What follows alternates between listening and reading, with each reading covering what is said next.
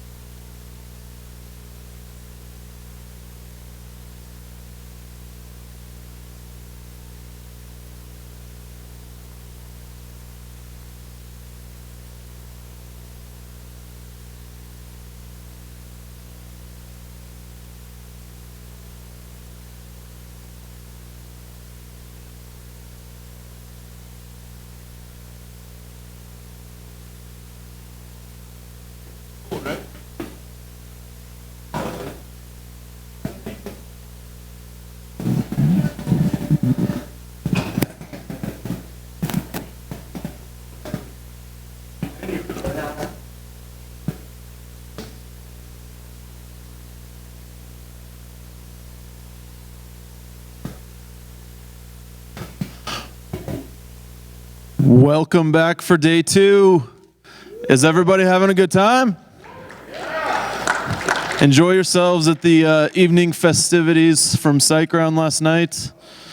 Pizza rolls, still feeling them today. All right, I'm glad to hear it. Amazingly enough, we get to do all of the awesome things we did yesterday again and in different fashion. And like I said yesterday, over and over again, I'm really excited. So a quick shout out to all of our sponsors: SiteGround, Jetpack, Pantheon, WooCommerce, Simplify Commerce, Microsoft Azure, WP Engine, Mandrill, Bluehost, Insight, Easy Digital Downloads, GoDaddy, Sadaro, crowd favorite Sakuri, and WP SiteCare. Let's give it up for them once more. I've seen a lot of you out there talking to them and taking their free stuff and having good conversations, which was, a bigger deal. But in fact, somebody posted a selfie last night. I don't know if y'all saw this. With the selfie stick, I might add, of the swag bomb, of all the stuff they got out in the lobby between. Oh, is this guy right here? Look on the LoopConf Twitter if you haven't seen that yet. Yeah, literally making swag angels from all the stuff he grabbed. So check that out. And then we have, I just lost my train of thought. Oh, for those of you who didn't hear yesterday morning, we actually do have an active selfie stick creative shot contest going on. Post your awesome photos. He doesn't want any competition. Post your photos to the LoopConf hashtag using those selfie sticks, and we've got a $250 Amazon gift card for the one that we like the most. So keep that in mind. We're going to get right to it. I'm happy to introduce Corey Ellis, who is going to be talking to us about responsifying all the things, not just some of them. So let's give a hand for Corey.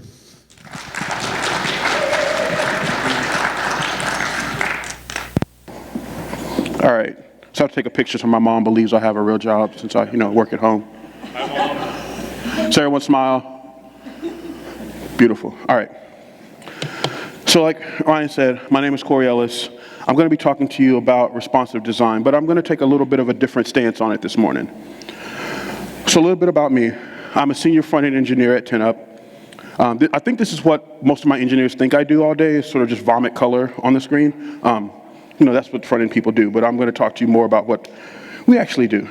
So also in the Twitterverse, you can find me at that hashtag. If you want me to explain what that means later, I can tell you. All right. So to give you a little context about what we're going to talk about, here are the 6 things we're going to touch on. We're going to talk about accessibility is responsive. Context and content is still king. Design for the small screen first. Design for the slow web.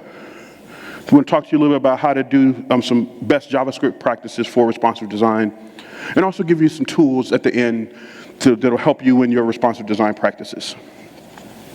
That sound cool for everybody? Yeah. Good. So, responsive web design. That's actually not what I'm going to talk about today. Because I want to change the narrative about what we think of as responsive design. What I'm actually going to talk to you about is responsible web design. Because to me, a responsive web is a responsible web. So, not responsive, but responsible. So first, like I said, accessibility is responsive. It's funny to me that we spend so much time worrying about IE8 users when 20%, give or take, of the world is blind. 20% of the world has hearing impairment. 20% of the world may have an issue where their hands shake, so using a mouse or a trackpad is a challenge for them. 20% of our world has some mental, physical impairment that makes what we do on the web challenging for them. But we spend so much time on the less than 1% of our users that are on IE8. And I know one of the speakers yesterday talked about empathetic code and empathetic web. This is the same principle, same concept. The idea of responsive design and responsible design means that you provide the best experience for the users trying to come visit your site, no matter how they want to use the site. If they want to navigate with their keyboard, you provide that experience. If they don't want to use a trackpad or can't use a trackpad or a mouse, you provide that experience. If they only can access your website from a mobile device because they live in a developing country, you provide that experience. Once again, a responsive web is an accessible web. Let's be frank. If you're in business, if your website is part of how you provide service and part of your business plan, your business model, you're losing money if your website is not accessible. Once again, that 20%, and the studies show that, especially when it comes to online shopping, so if your site is accessible and people are purchasing things through your website, all the studies show that websites that have responsive and responsible design, at least a 20% higher return in repeat customers because of that. Once again, that 20% of people who just have some mental or physical condition that makes using websites the way we build them now a bit challenging sometimes. Along those same lines, we all know or should know that the base mission of WordPress is to democratize publishing. That is why WordPress exists today. So I think it's part of our responsibility to extend that democratizing publishing. If people want to put their content out there in the world, it's our job as web designers and web developers to help make sure that anyone who wants to get to that content has that ability.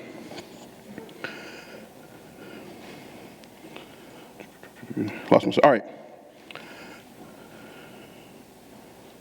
Cool. Just want to make sure I hit all my accessibility points I wanted to talk to you about this morning. Context, content is still king. As much as I have a very good friend who's from Austin with me who has this great website called Bacon Ipsum. Allows you to sort of use the whole filler text with words around bacon. I love it. He's a great friend. Stop using filler text when you're building your websites. Push your clients to give you real content.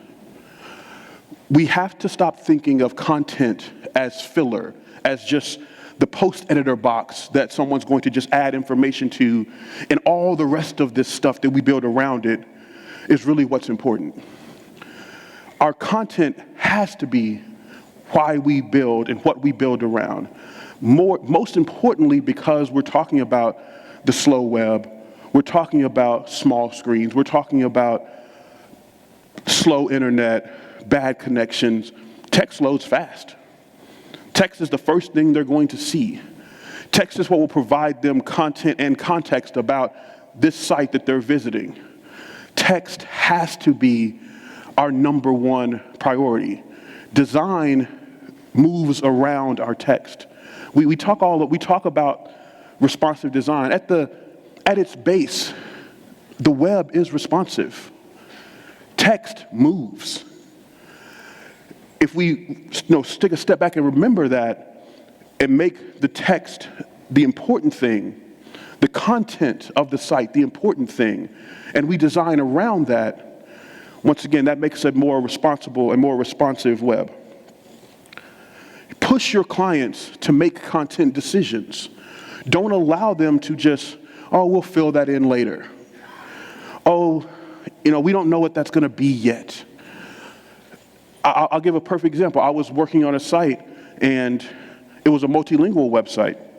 And the designer, God love him, if there was some horizontal space, he was going to use it. The menu itself, if your browser was less than 1,000 pixels wide, you couldn't see the full menu. He used every bit of vertical space. It was beautiful. But the challenge became that this site needed to be multilingual. French words tend to be longer than English words. Spanish words tend to be longer than English words. So as soon as we made this site multilingual, the design went to crap because we did not have the space for all this horizontal room that he used. Once again, design around your content, design around your words first, and your imagery second.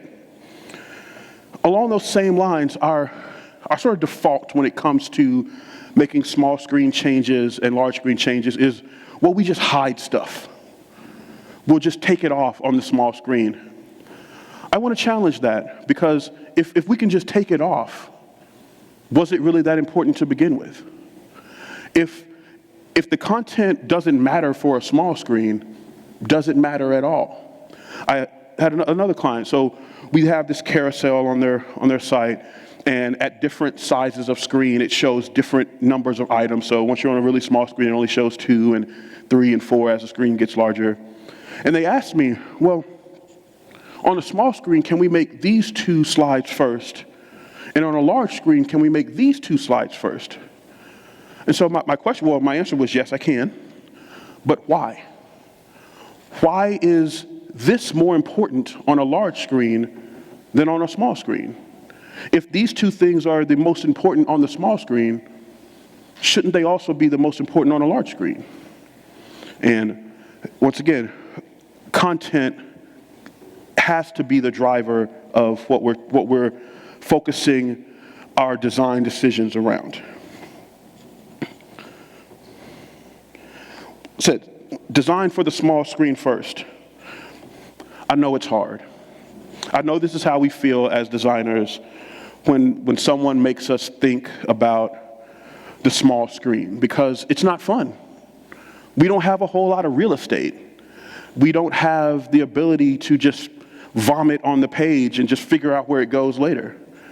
We have to be more intentional about our design choices. We have to, once again, put that content and context first and focus on things like text size. Think about, the way I try to put it to some of my designers who are just getting into the responsive design space, because I remind myself that I've really only been doing WordPress things full-time for a little short of 5 years. I've only built 2 non-responsive websites in those 5 years. So for my folks that have been doing static websites since, dinosaurs left poop for us, the idea of, starting with a small screen is a challenge for them. But so I remind them, we design for our small screen. We think of layout as progressive enhancement. We take our smallest possible screen, we figure out what's truly important.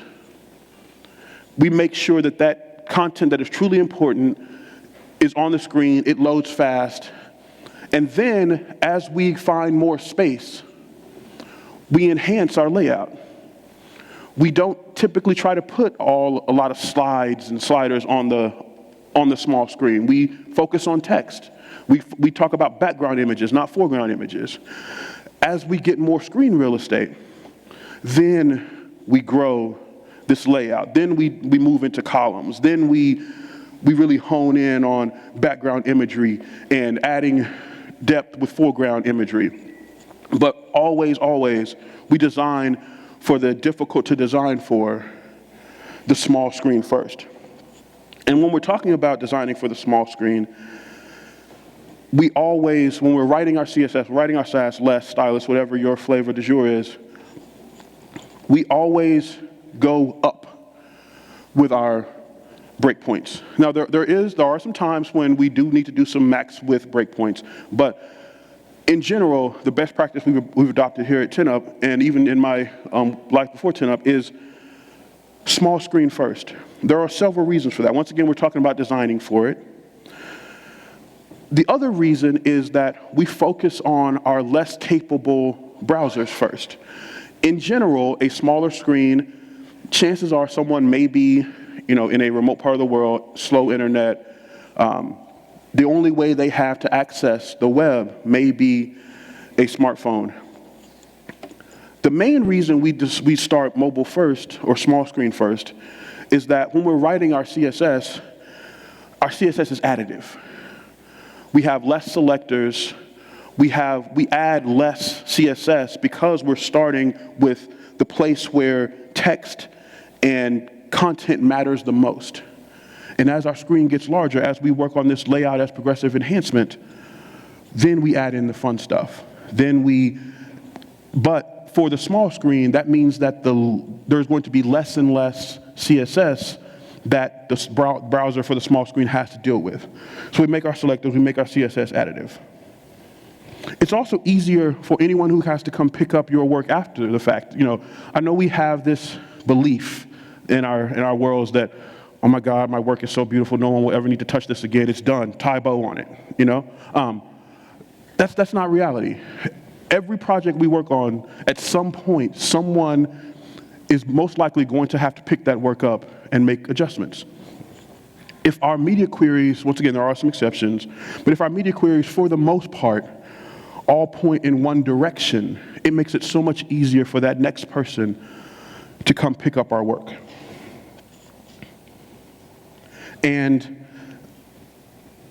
another thing when it comes to media queries that we also need to think about, when we're talking about media queries, 90% of our conversation is around width, which is usually a good indicator of sort of the device.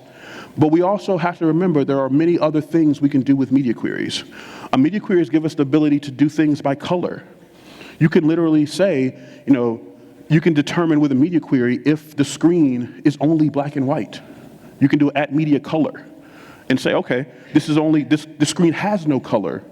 I can make some decisions based on that knowledge. We can do @media height.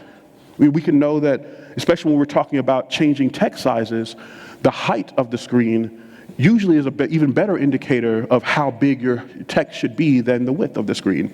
So just remember that there are other media query properties that we can use.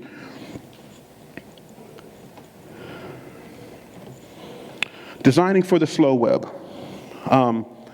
This is how we think the web works. We're that orange car right there. To us, that is the web. It moves fast. We're here in America with good, clean Wi-Fi most of the time. The web is fast for us. For most of the world, this is the web. It moves slow.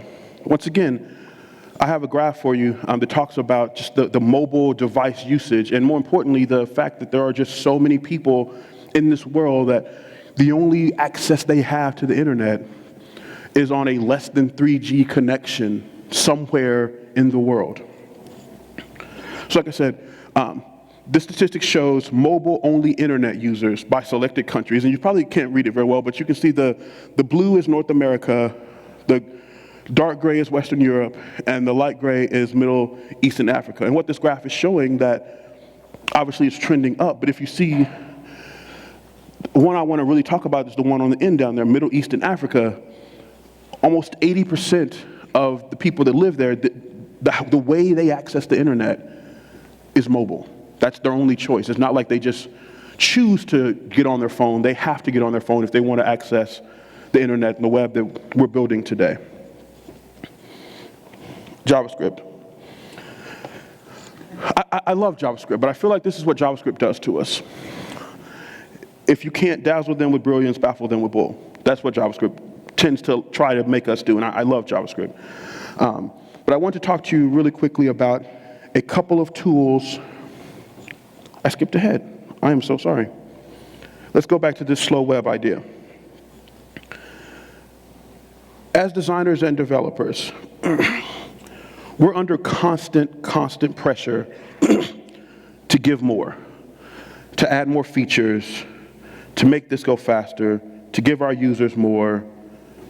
I would like to challenge us to take a step back and let's focus less on quantity and focus more on quality. Focus on less HTTP requests.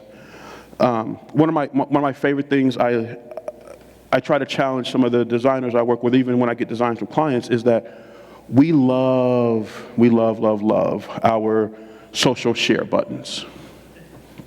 We do. We love them.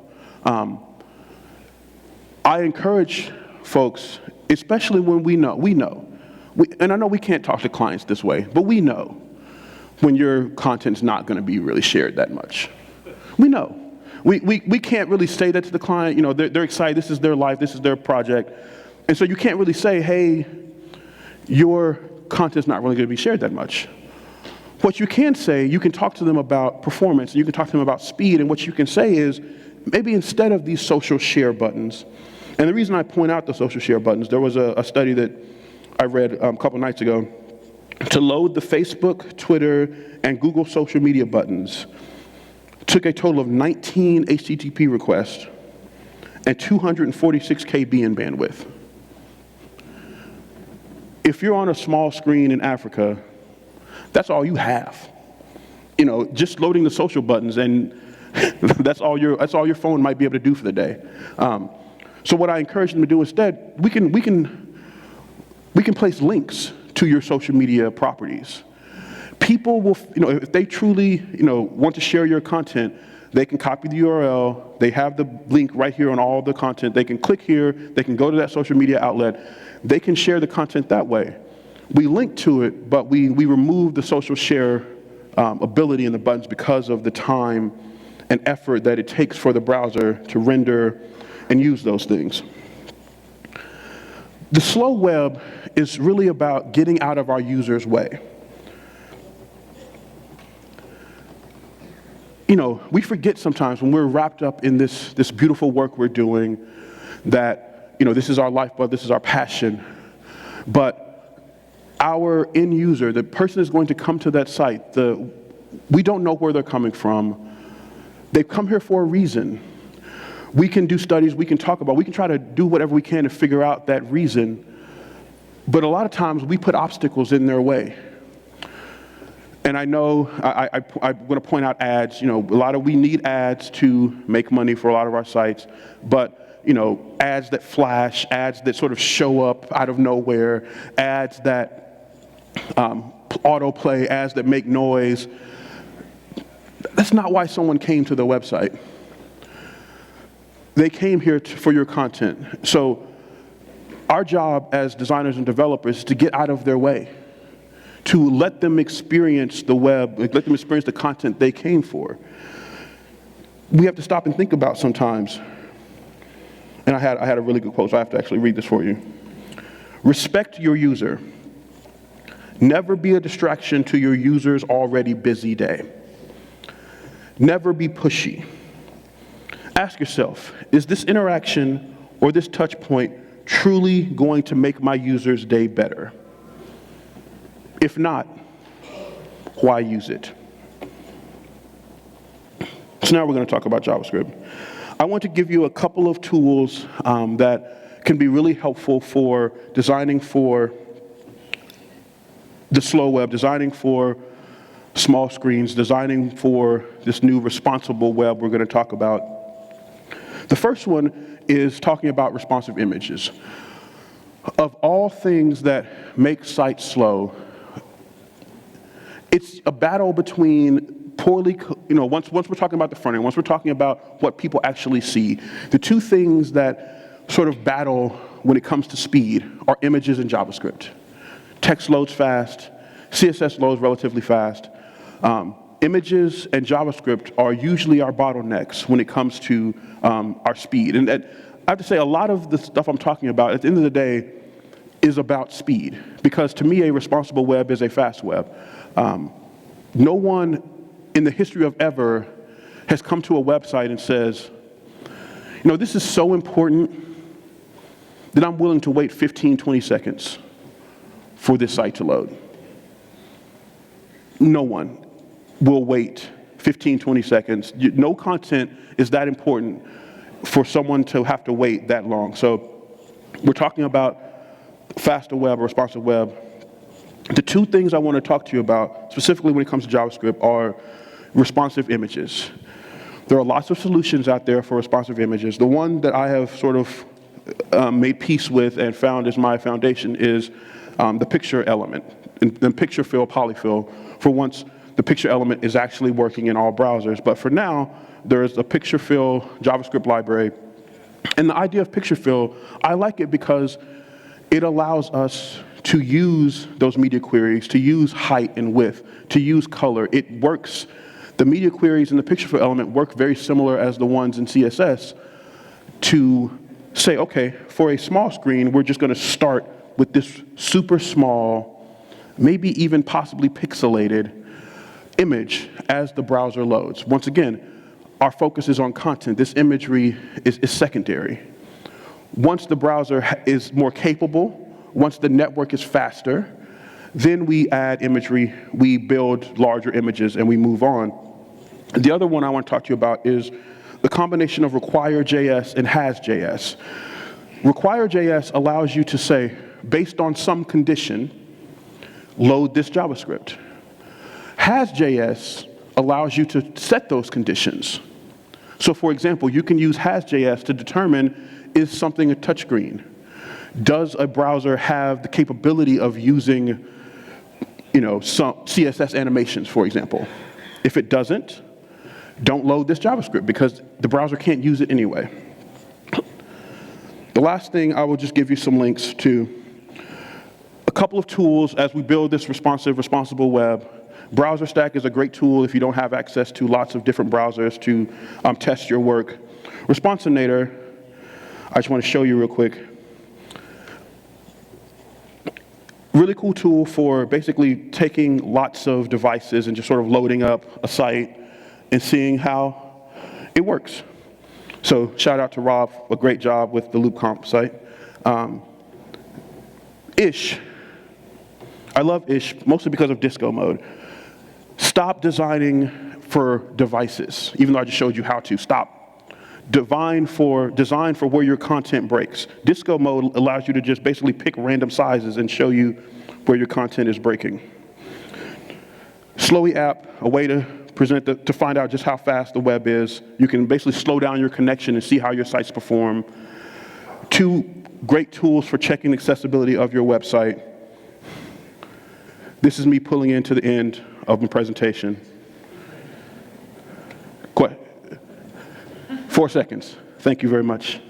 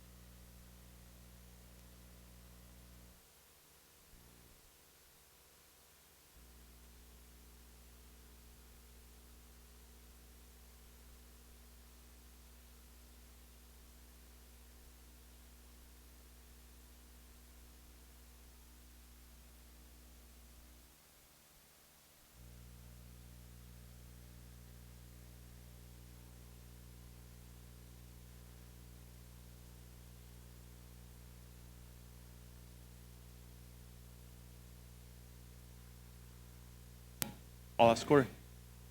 Yeah, I don't know for sure. if he makes them available. Yes. What's that?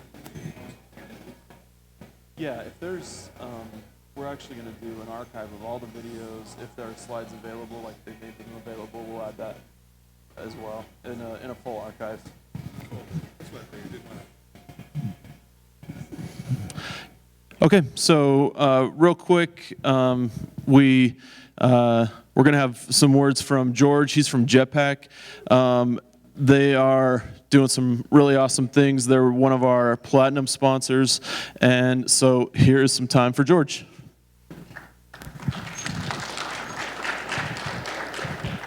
Hi. I suspect there's probably not too much that I actually have to say, so I'm not going to be taking up the 2 minutes. Just, hi, we're Jetpack. We like to drive the ecosystem forward, and all I can say is the #1 feature that we offer with all the features with everything bundled in Jetpack is that we support it, we maintain it, and that's support and maintenance that you don't have to do. So if something breaks in Jetpack, let us know. We'll be happy to work with you. If there's something you want to see in it, let us know. We'll see if we can roll something in, or at the very least add a filter, make it easier for you to do yourself. So, thanks. Have a good one.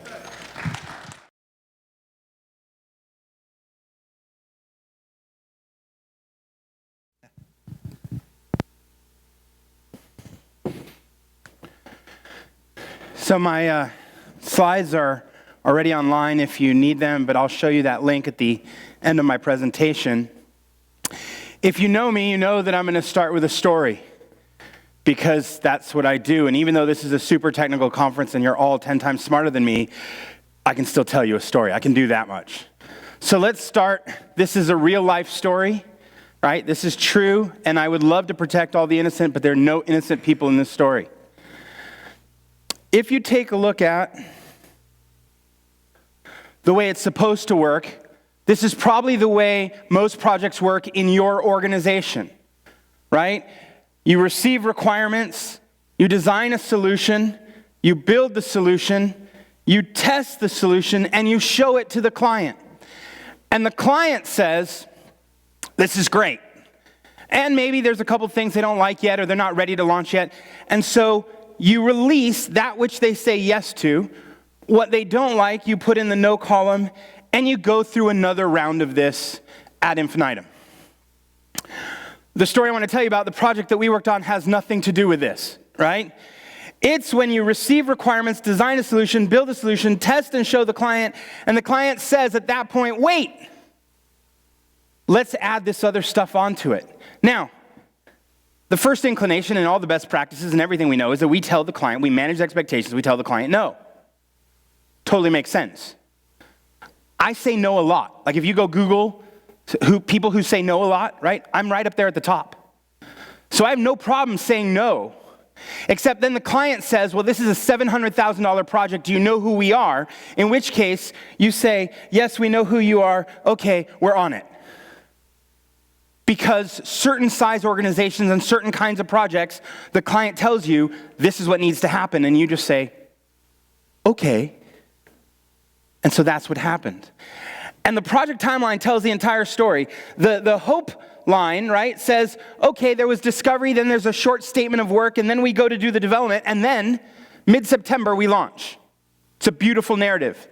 It bears no resemblance to reality, because what happened was that the statement of work and contracts took 2 months rather than a couple weeks. And then when development still started late, we started doing development. And then in mid-September, when we were supposed to launch, they say, oh, this main part of the site we want, we're going to introduce a new third party, another organization that's going to do some of this work, and we would love for you to integrate with their API. You go, okay, it's an API, right? I mean, instead of dropping in video with OEmbed, you're going to just make some calls. It's a REST API. This is going to be great. No problem. I can pull through the JSON and be fine. Except the API wasn't done. So you can imagine developers who are like, okay, well, hey, just give me the documentation for the API. They're like, yeah, we're working on that. We'll get that to you. Here's some sample code that should work. Should being the operative term. And so we enter the danger zone. If you don't know how to define the danger zone, here's my definition, or at least one definition. The portion of the project where all your profit disappears and you're wondering, how the hell did we get here? Because now you're spinning in cycles, co-creating with a client or co-creating with a partner, something that isn't complete. You're trying to call an API that doesn't exist, and you're trying to work it through. Now, some people say, well, that's just the client. The issue is the client. We need to deal with the fact that clients do this. But let me be very clear. Clients are idea generators. They're idea factories. This is what they do. They come up with ideas. The more time you give a client, the more ideas they will have. There's absolutely nothing wrong with that. Other people will say, no, the problem is the developers, right? Developers get anchored, they're told this is what we're gonna do, and so they get completely locked into, if this is what we said we were gonna do, then this is what we're gonna do, and any aberration or any departure from what we said we're gonna do, that's the problem. And you go, no, the problem isn't actually developers either, right? Here's the truth. It's neither. The problem is not the client, the problem is not the developer. Let me tell you a little specifics about this project. Now, this project isn't necessarily huge for all of you. I know some of you worked on very, very large projects, but there were over 4,000 commits and 12 people that were involved in the coding of this project. Now, at most, it was typically about 5 people at a time, but because it took 8 months, different people had to shuffle off into another project, other people had to come on board. And so what ends up happening is you have a lot of people who are making lots of little choices. And that brings us to the core of the problem. The core of the problem is our brain and our memory.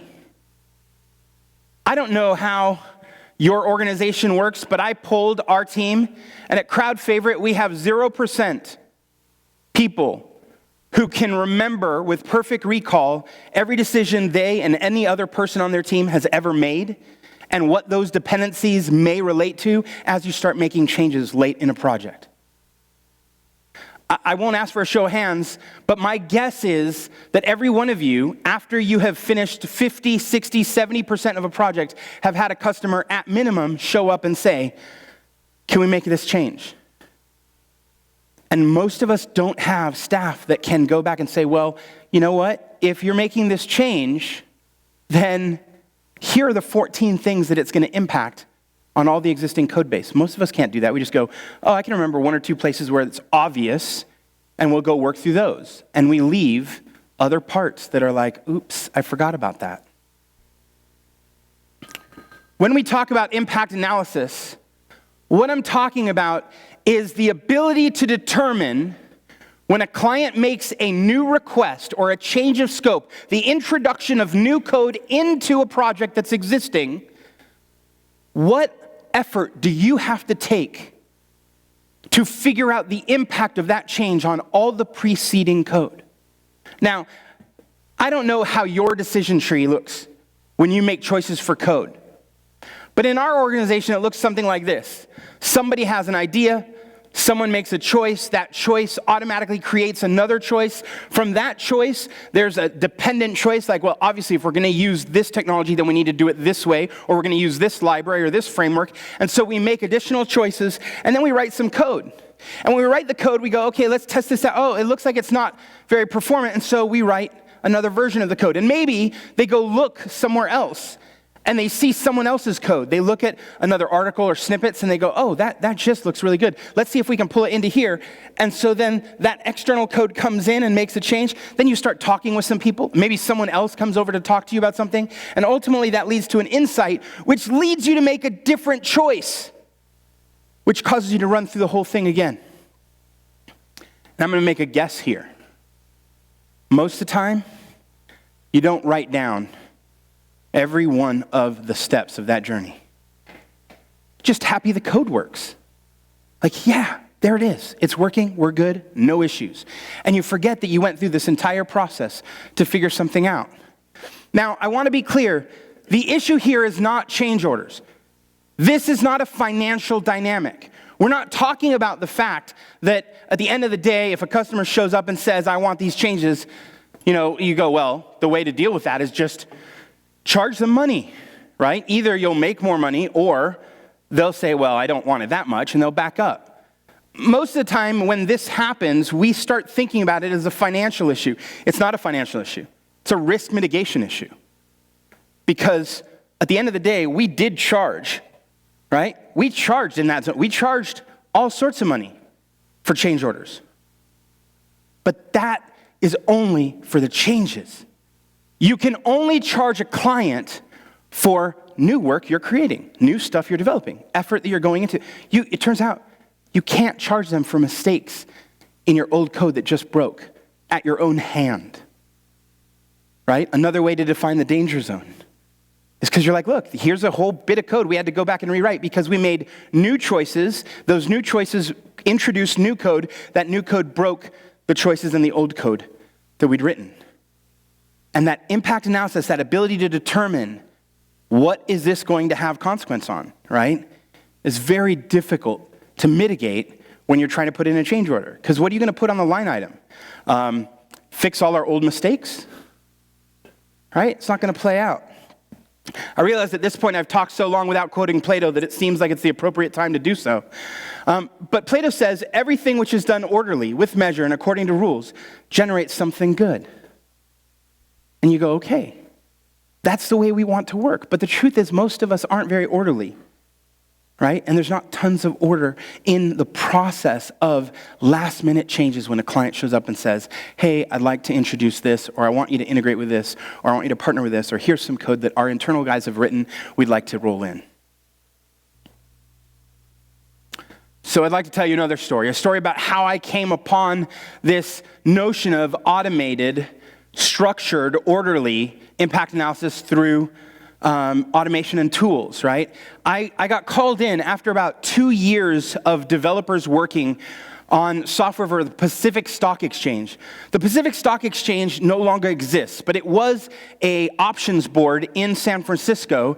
And if you've seen trading places, you remember the dynamic where people are on the floor and they're calling out offers and bids, and other people are making purchases, and they're doing this whole back and forth all personally in the pit, right? Well, by the time I got involved with this we were moving towards electronic boards, right? Where the transactions were all being done by engines that were processing a trade.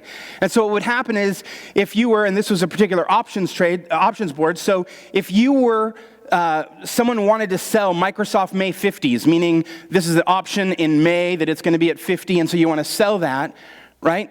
Normally, in the real life person, someone would raise their hand and say, I want to sell this, and then several people would show up and say, I want to buy it at that price, and you got to pick who you were going to sell to. And in this scenario, they're like, no, we want the system to figure out who's going to get the allocation, right? We'll divvy it up and we'll go from there. And so they had all these people working. It had been 2 years, and they were finally rolling out some beta testing, and they had performance problems. And they had serious performance problems. Now, this was in the old days where we did something called message-oriented middleware, or messaging as ways to send bits of data so that different modules of software that you would write would essentially either publish new information or subscribe to a particular channel to get that information and then be able to act from there. Those were the triggering events of the software platform. So I came and I just asked the question, well, how many total messages move through this system when someone wants to do a full transaction? And everybody's looking around at each other like, I don't know. Because nobody was looking at the bird's eye view. No one was looking at the full picture. Everybody was working on their own little module. I asked the second question, which is what happens when a message doesn't get all the way through? And they said, well, if it doesn't reach its destination, we send it out again. And so you can imagine what's happening as they're resending information because there's congestion. They're just creating more congestion, creating gridlock.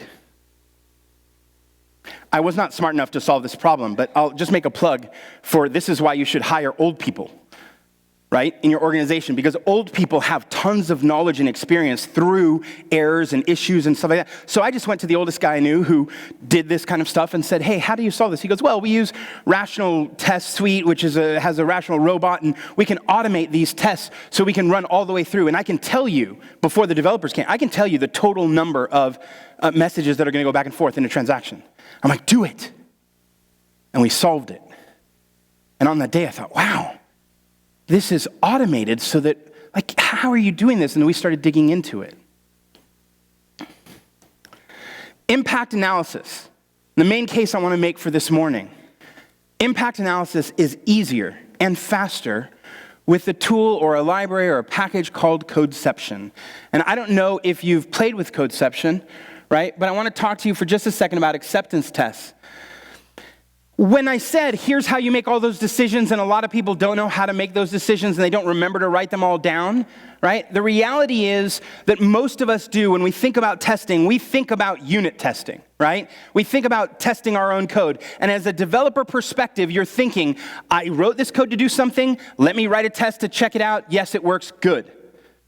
But I'm talking about testing from a different perspective. I'm talking about looking at the entire transaction from the perspective of a customer so that you understand their expectations and the expectation logic that goes into it. And how do you create tests like that? Well, those are acceptance tests, right? So a test, when it's written, will look like this. As a, whatever role you're in, right? I want to do some feature so that, and you articulate a benefit. Right? This is how you would write it. When we go to program an acceptance test, it's more like you give it a title and you say, given this context, when this event happens, this is the outcome I'm looking for. This is what I'm looking to test. Right? For us, here's a sample. I promised I'd put code in my slides. So here is an example. It's a very simple test.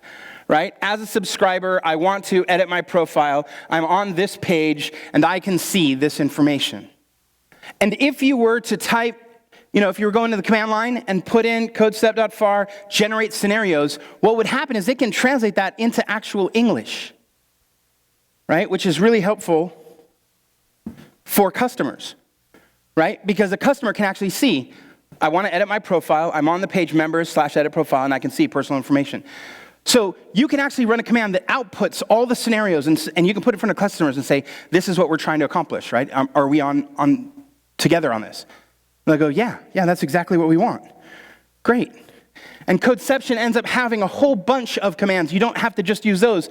I want to, I'm on this page, I look forward to, I can see a link. For every C, there's a can't see, so you can check, hey, I can't see this link yet, or I can't do this.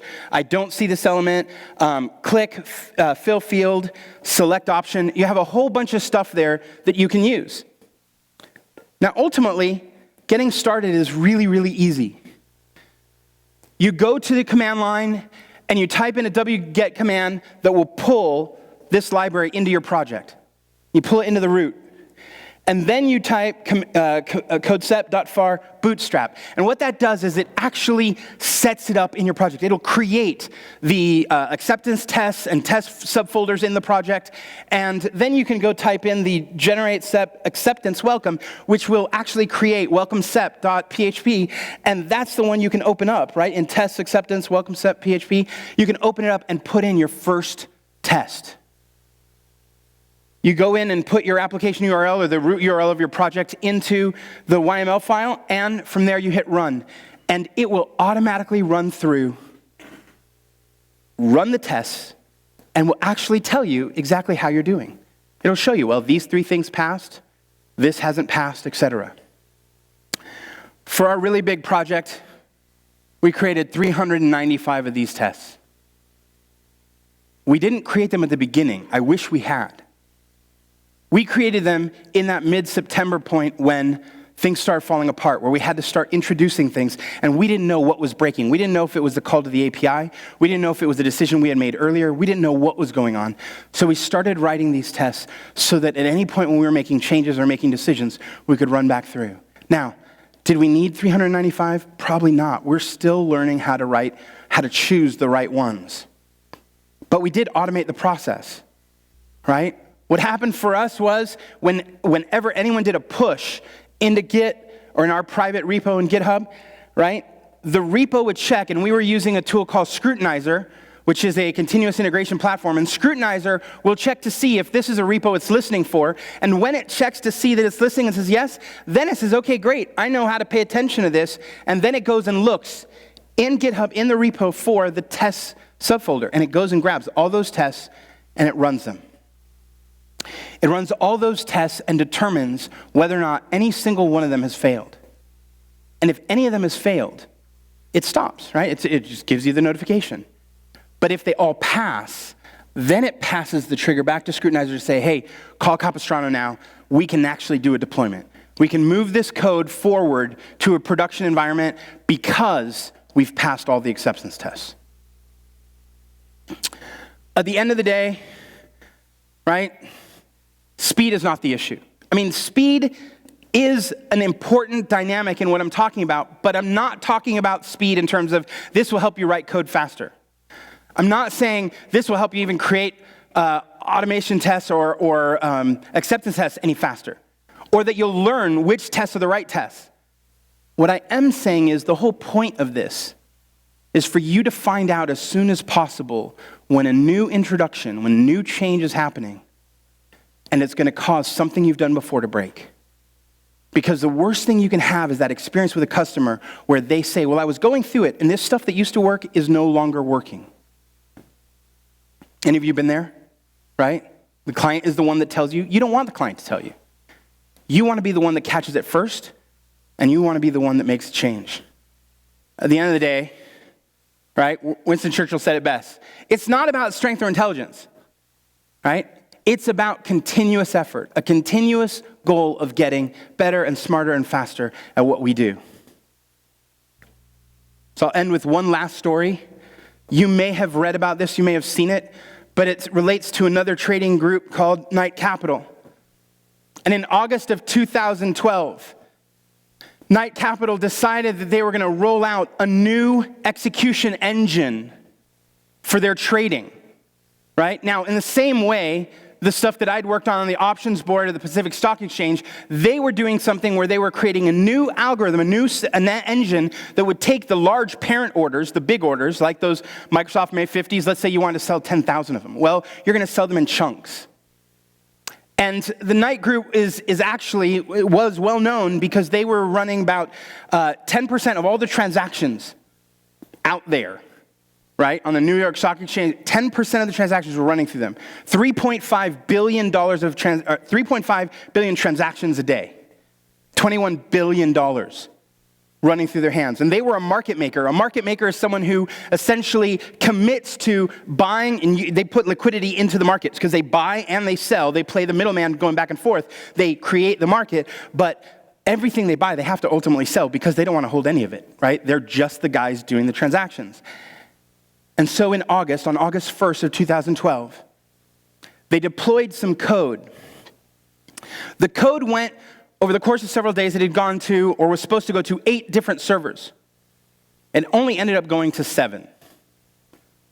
And so in the cases of the 7 servers, when a parent transaction would come in, it would get decomposed into a whole bunch of smaller child transactions, which would get sent from the engine out, and they'd go place orders. On that day, they made $3.5 billion worth of longs, right? Long-term purchases, and $3.1 billion of short. Now, they had $365 million in their account. And I don't know about you, but for me, I think with $365 million, that can pretty much solve every problem. Almost. Because it turned out, on that 8th computer, they had activated old code that was sitting in the platform that hadn't been used. They'd activated it. They had no restrictions or management around it, so it started buying wildly.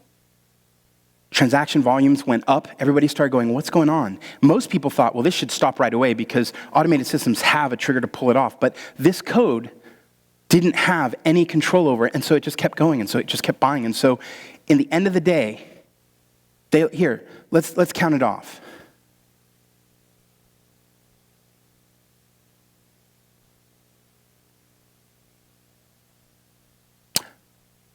Most of you are annoyed by silence, especially when someone's presenting. But you should really be annoyed. We just burned $5 million. They were burning $10 million a minute. You go, that's insane. And you go, yeah. But let me make another guess today. None of us wants our name to be in an SEC filing. That deployment was manual. The guy who blew it just blew it because he just didn't do it on the 8th box. We do our deployments in an automated fashion, and more importantly, we do them by making sure we run them through acceptance tests first. Not just our unit tests, not just our internal stuff, but the ability for us to know that from an end user perspective, we're making sure that we've done the right stuff. And to that end, none of us want to be in that place where they lost $440 million in 45 minutes. Remember, they only had 365 in liquid assets. So they ended up having to go get the next day, literally the next day, an infusion of capital which ended up causing them to sell their company. They are no longer the largest and 10% player of all the markets with 17% market share. The Knight Capital Group learned the hard way that you can make software decisions that can really hurt your bottom line. There's a whole bunch of resources at Codeception, and also one of the guys on staff, a crowd favorite, Brian Richards, also you may know him from WP Sessions, has created a little video on it. You can find these resources and the slides themselves all at SlideShare under my CF Lemma account. Thank you very much.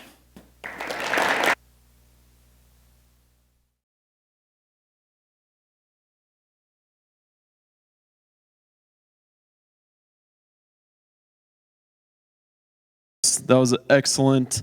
Quick 5-minute break. If you need to grab a beverage or something. The next talk, Nikolai Bachiski is going to talk to us about React and Flux in WordPress, which is some pretty crazy and cutting edge stuff. So we're excited for that.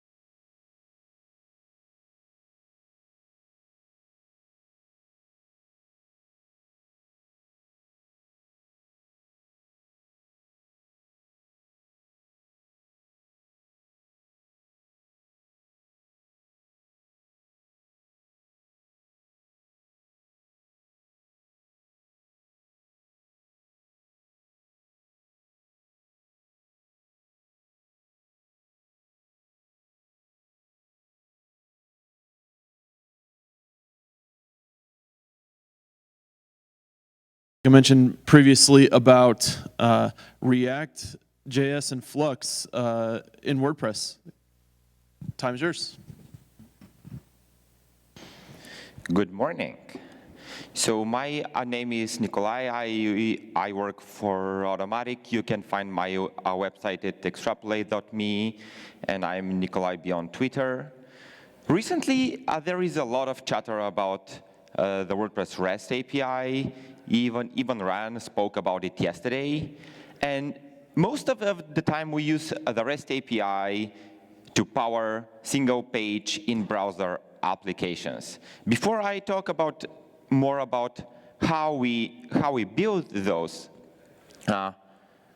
let me just spend a minute about why would we want to build a single-page applications. So there are two main reasons.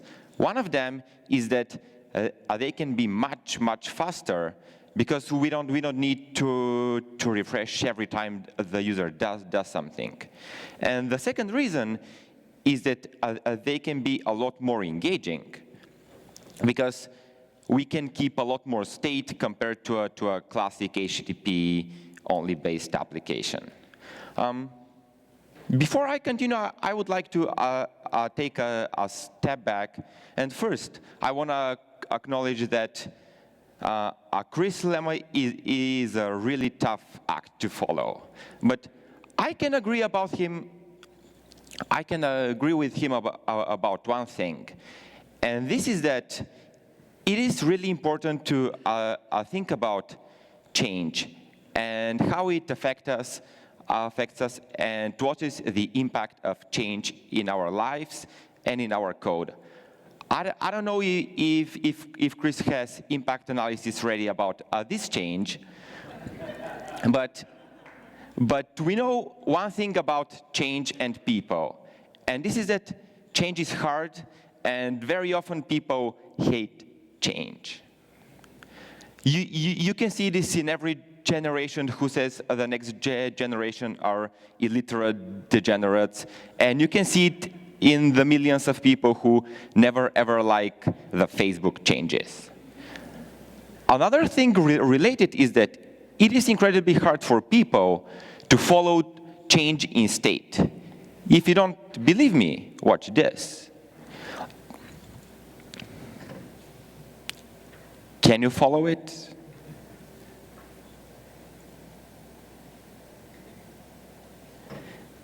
Following changes is hard. People so much prefer a comfortable place where nothing changes much, everything is static, everything is cozy. And actually, this is exactly what is the difference between a classic web application and a single-page app. Dealing with change. In a classic app, whenever something changes, let's say we want to create a new post or update a new post. What happens is that we press a button and the whole page refreshes, right? So every single time in a classic app we do a change, we basically throw away everything and re-render everything from scratch. In a single-page app, unfortunately, we do not have the luxury of starting from scratch. We need to somehow account for the change. And even if it's something incredibly simple, I'm sure all of you have written a button which shows and hides something. And even for something as simple as this, dealing with change can be hard because there are a lot of different possible states to remember and to act on. And the main thing I'm going to talk about today is React, whose main purpose is actually dealing with change. React was built by some cool guys at Facebook, and it is an open source UI library. It is not a framework. It is just a simple open source UI library. In the core of React is building components. Each component mostly consists of a simple class with a render function which returns a bunch of HTML. as you might notice, this this doesn't really look like JavaScript code, right? And in fact, there is a compile step which makes this code into just plain JavaScript objects. Is there a chance we can change the screen a bit?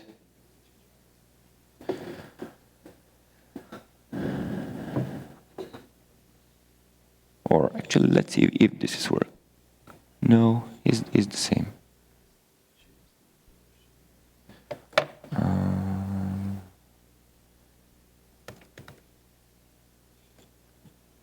Okay, just a second.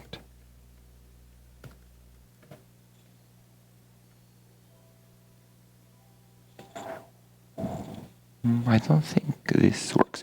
Actually,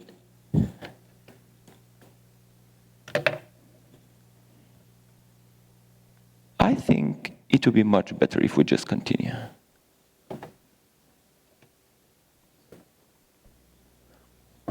Okay, this compiles to just plain JavaScript object, and the language is called JSX. It's actually pretty cool because designers can work with it really easy. The next thing is that it is incredibly easy for us to nest components. As you can see here, in addition to the p tag, we have a post meta something, which is not really an HTML tag. But the coolest thing is that post meta is nothing more than just a reference to a JavaScript variable. And in our case, it is just another React component.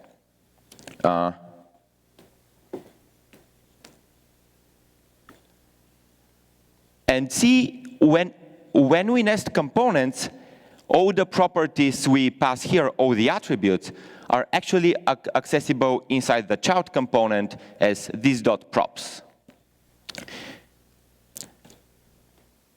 Whoa. Oops. Also, each component can have its own internal UI state. For example, in our case, a post meta component can probably have some state saying whether the extra meta stuff is hidden or not. And we can access it via this .state. And anytime we want to change something, we can call set a state which lets React know that the state changed. The coolest thing, however, is that anytime either the props change from a parent or the state changes, React automatically re-renders the component for us. It automatically changes the DOM elements and the HTML, and we don't have to do it by hand. So these are components, and let me tell you a few more things, and we can have an avatar one. So they very, very quickly become the building blocks of our application. Instead of having divs with just classes, we can just have the main building blocks of our application look like tags. For example, here we can have a master bar, a navigation, which you can't really see. And each one of them can in turn include the HTML itself, based on the props. Something incredibly cool is that there is a Chrome extension with which you can just go to a website that uses React, and it allows you to browse all of the components there. You can just go either to some of the new pages of WordPress.com, or for example to Messenger.com, which is the new Facebook thing built entirely with React, and just see what kind of components they have. And it can be a lot of fun.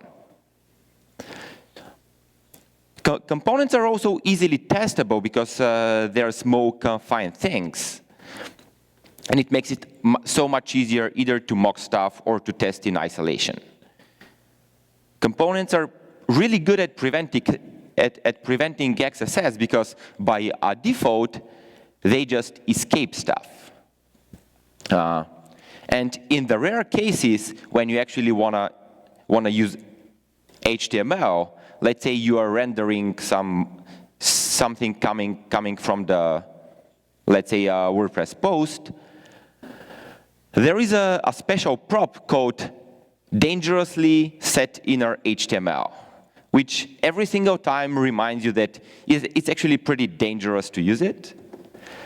And this works wonders. People just avoid it whenever possible. Also, React components are not templates. They're not using some very simple but underpowered templating languages. We can just use the whole power of JavaScript instead of reinventing the wheel with weird syntax, which doesn't really allow us to do everything we want to do. Components are reusable. Let's say we want to have an avatar everywhere in our app.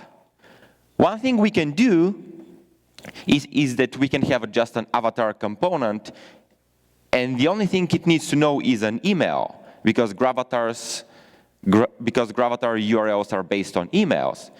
And everywhere in our app, we can just use avatar, email, and this will be enough. And it will take care of all of the image URLs. It will take care of any wrapper diffs. And in general, it makes it really easy to avoid boilerplate. Even more, if we decide that this avatar needs to show a profile page on hover, we can actually add the JavaScript needed inside the same component. So that this way we need to change only one thing. We need to only change the avatar component, and every single place we use it gets all of this functionality for free. But wait, there is this incredibly common best practice that tell us that we should keep logic and markup separate, right? We have learned this from the start of us being web developers. Logic lives here, markup lives very, very often in a separate file, right? And of course, separation of concern is good. It's even great. But I have a few questions for you. How often have you needed an event handler without the very specific DOM elements it is bound to?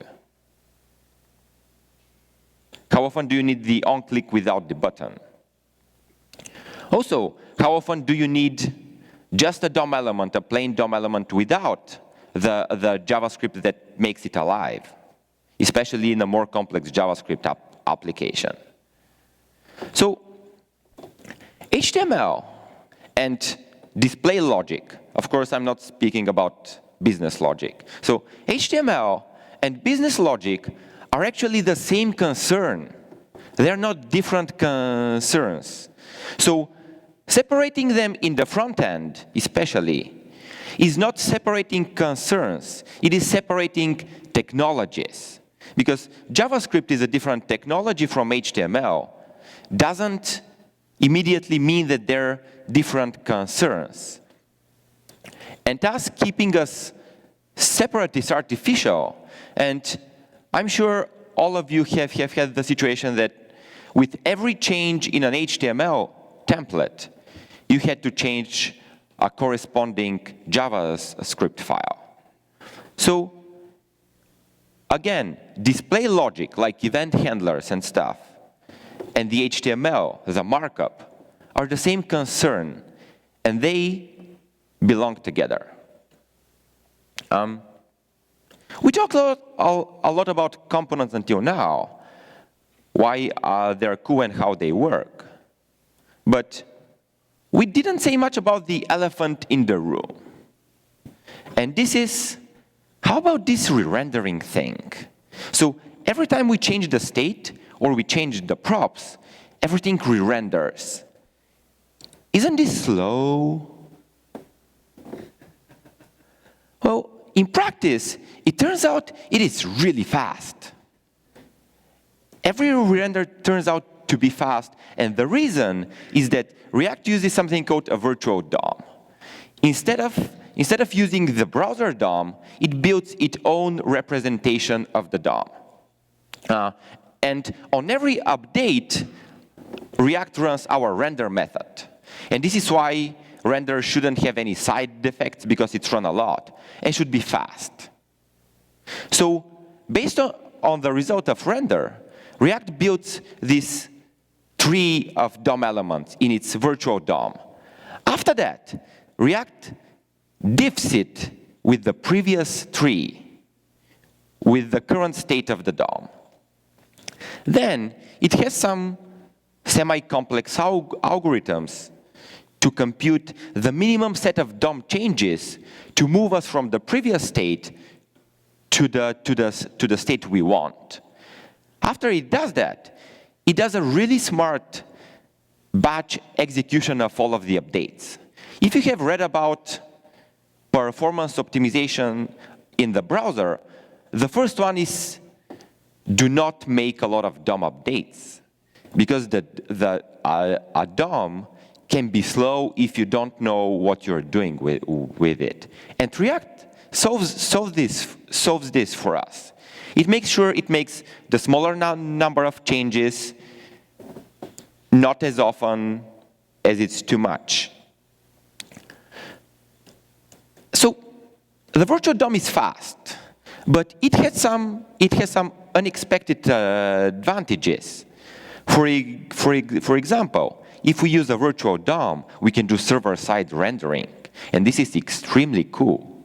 Because you can have an isomorphic application, you can have all of the SEO you want while still having a fast, responsive, and an engaging application. Also, you may choose not to render this virtual DOM onto the browser DOM.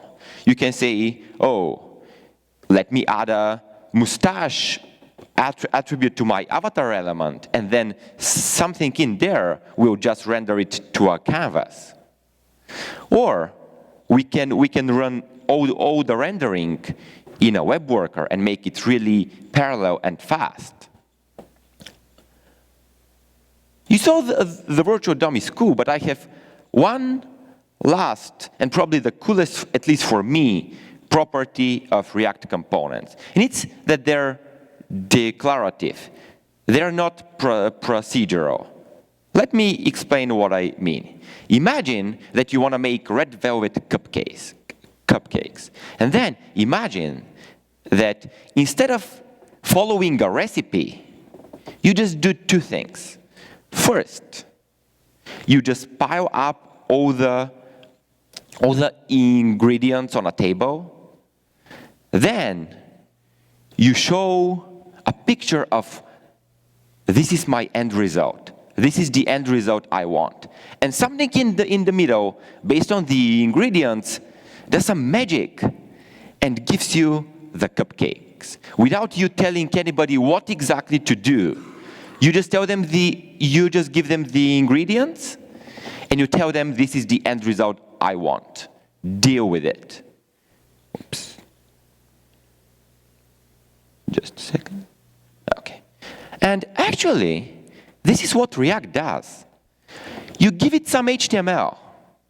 You give it all the states in the HTML. This is your final HTML.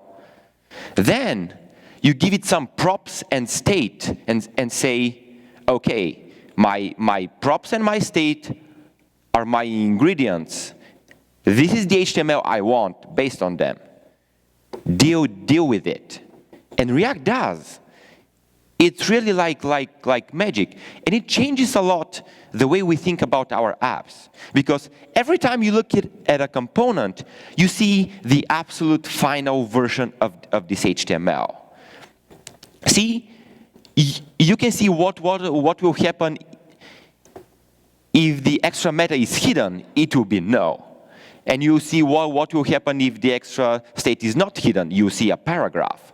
Well, in a normal jQuery-based application where you manipulate the DOM by yourself, you usually start with a very small set of HTML, and then something else, something which lives far away, adds to it or removes from it. And reasoning about what exactly changed my HTML or why is the HTML in this weird state, these are questions which are incredibly hard to answer in a normal application, while with something using React, it's pretty easy. And this is a huge change. We have been using it a lot for WordPress.com, and it had allowed us to add a lot of contributors to the project without the project very quickly becoming a huge mess. Of course, it's not all cherry blossoms. It's not all infinite spring. Again, React only gives us those small UI components. They're extremely cool, but we need to find a way to tie them together. We need to find a way for them to work together. And I really hope that there is a way which will not add so much weight to the process. And again, coming from Facebook, there is a thing called Flux. Flux is a pattern which lets you structure a bit larger application. It is based on a single direction data flow, which again helps us with dealing with change, but in the larger context of our app. Flux is not a framework, it's just a pattern. There isn't like a reference implementation. It is something like an architecture blueprint, and you can do whatever you want with it. I won't talk any more about Flux, but if you're building a bigger JavaScript application, just find me after that and let's chat. So finally, I would like to do a very short summary of the things we saw today. First, let's build components and not just templates. Having the display logic and the HTML is pretty great. Also, let's not touch the DOM by ourselves, because very often it's fast and unintuitive. Let's just let React re-render stuff. Oh.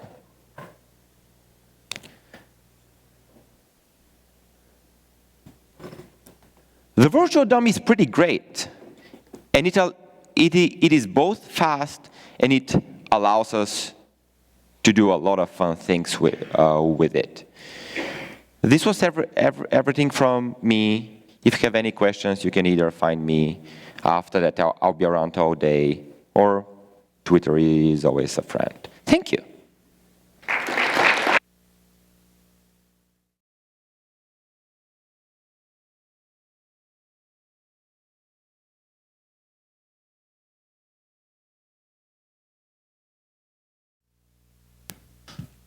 Thank you so much, Nikolai. That is some cutting edge stuff, really interesting use cases about React for React.js and integrating it with WordPress. So thank you so much for that. 5 minutes, we'll have Stefan from Automatic, and he's going to be talking to us about debugging bugs with the debugger. So we'll be back with that.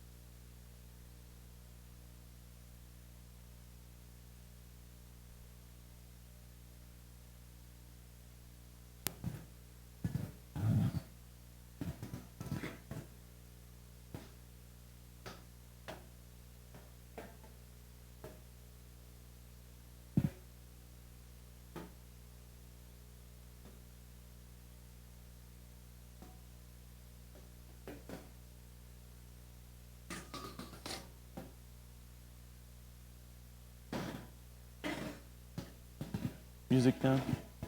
The music.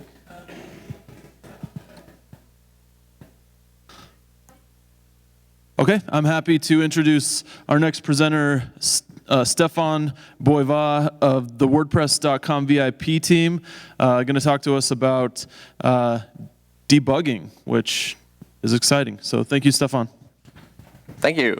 Yes, debugging is extremely exciting, except when you have a bug in production, which makes it less exciting. First, a show of hands. Who here knows about debuggers?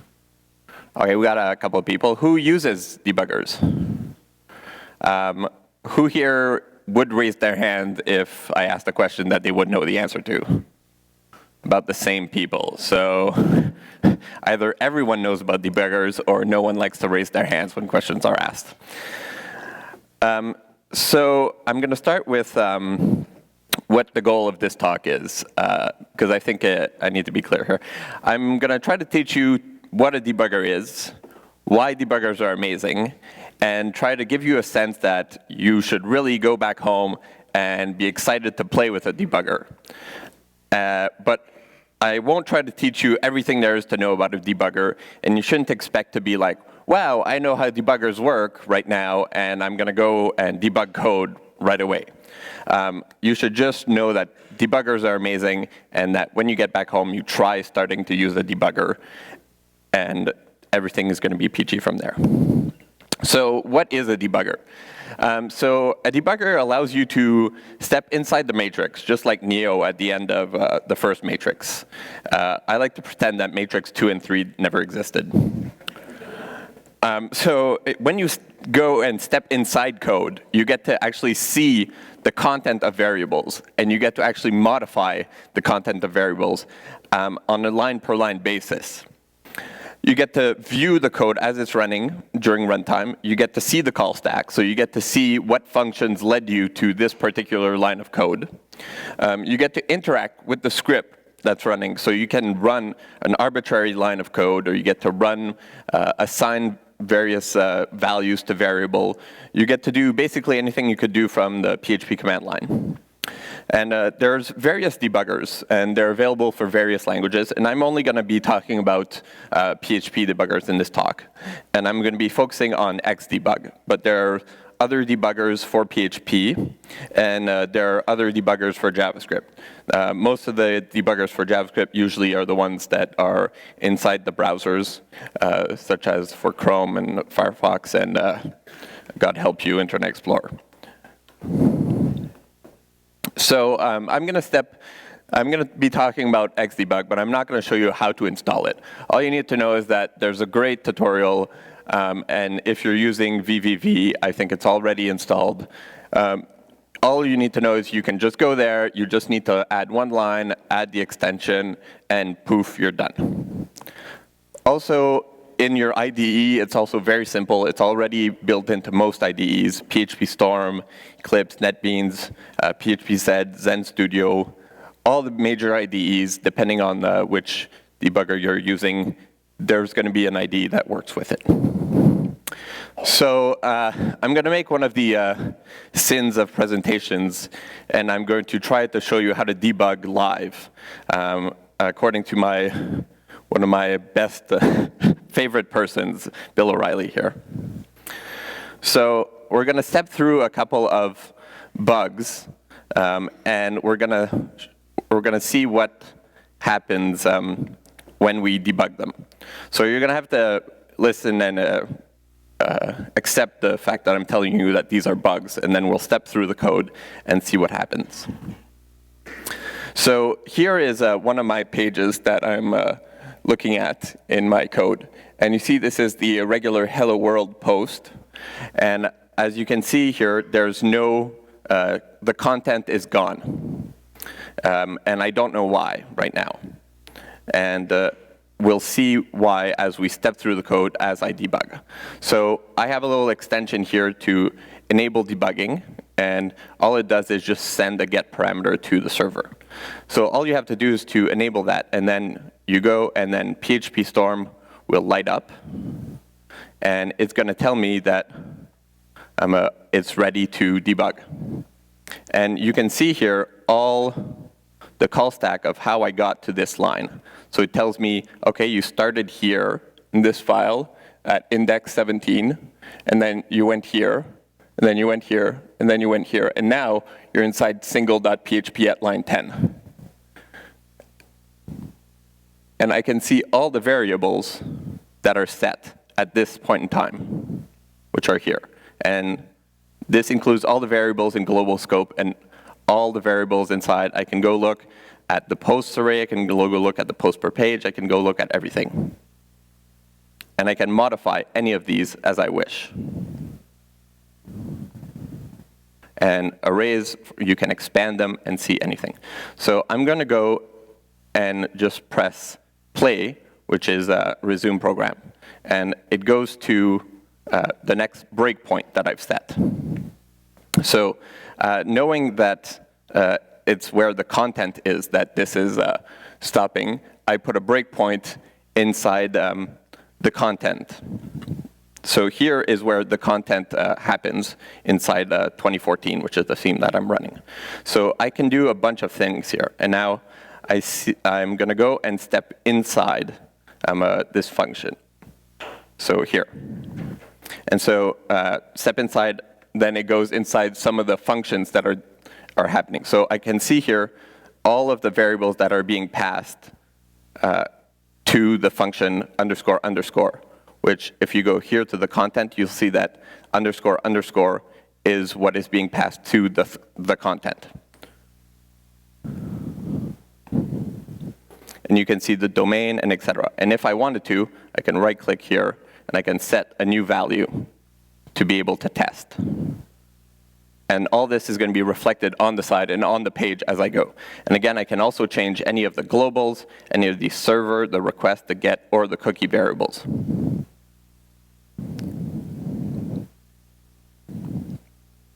So here we go. We have the content, and it's going to go do and get the content. And I can see here that this is what is set from get the content. And so at this point in the code, I know that the content is set from the database. So everything is working from the database. I can click on view here, and I can see that all the content is here. And if I wanted to, I could change it by pressing edit.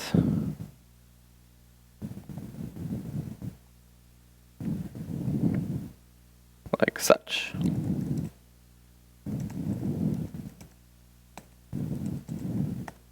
Okay. Now, you'll see here in line, it's a bit hard to tell, but with PHP Storm, you can see the value of the variables that are being used on that line in line. So I don't even need to go in here. I can see in line the value of the variables being used. So it's extremely useful. So I'll go like this. And then there's this funny function in my functions.php that is being used here. And it's a filter that, lo and behold, I added. And it's called replace WordCamp with LoopConf. So, so, for example, let's say that I was that I took this presentation from one that I made at WordCamp, and I wanted to replace all the instances of WordCamp in the content that I was doing and replace it by LoopConf. Now, here I look and I scan through the content, and if I find an instance of WordCamp and it's not equal false, I'll replace it with LoopConf. So, okay, that sounds very logical. Okay, and you can see here the value of the content. Okay, and so I'll go like, okay, this looks great. I'm going to step over, and I'm going to go and step into. And now we'll see that we're inside the apply filter. And so I'm applying the filter for the content. And you can see I can hover over variables, and it's going to tell me the value of variables. So I'm in the filter for the content. Now, if we look here, and I go and see at what the value is, the value being what is going to be returned to my filter, it currently doesn't work, and that's because it's null. And so if we go back here and we start to look at my code, you'll see that I actually didn't return the content if there was no instance of WordCamp. So as we can see, I can see that, oh, at this point in the code is where I stopped returning the content, and the content was blank. So if I wanted to, I could just keep debugging and pressing play, or I can stop and just be like, oh, this is where my bug is. And lo and behold, I have code that is commented out just below, so that I don't even need to try to code on the fly.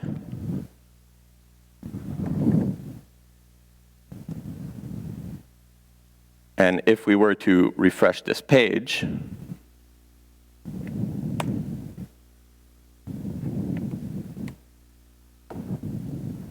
now we have the content.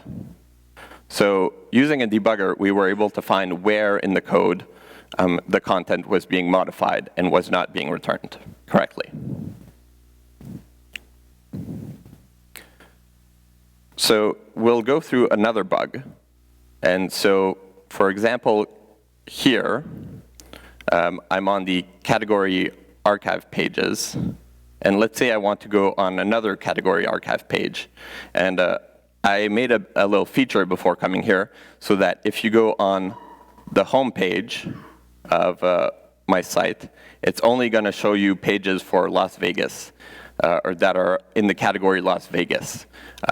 Because I'm being clever and I'm using a geolocation plugin, and I'm making sure that if you're in Las Vegas, you only see the pages for Las Vegas. But there's a small little problem, and that is that when you go to the Calgary category, for example, it actually just shows you all the Las Vegas pages as well. And if I want to go in Montreal, it doesn't show you anything. If you want to go in other places, it shows you the Las Vegas categories. So there's obviously something deeply broken here. So if, let's say, we were to go and debug and set the debugger to listen, and we click on the Calgary page,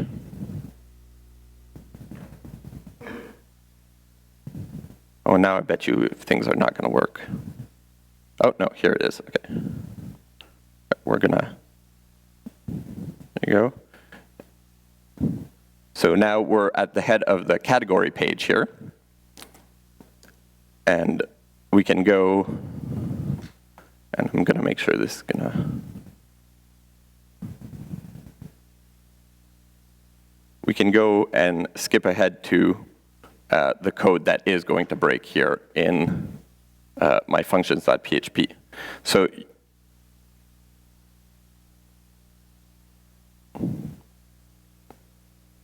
this is, again, the content where I put a breakpoint.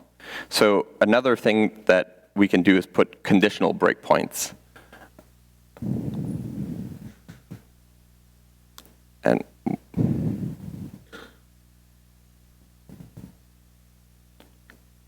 And that didn't work, and this is why people should never do live code demos.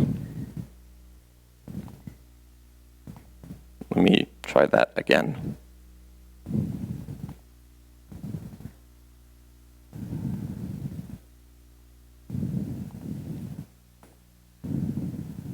Okay, there we go. So the code here is stopped at this if Las Vegas equals GeoCity.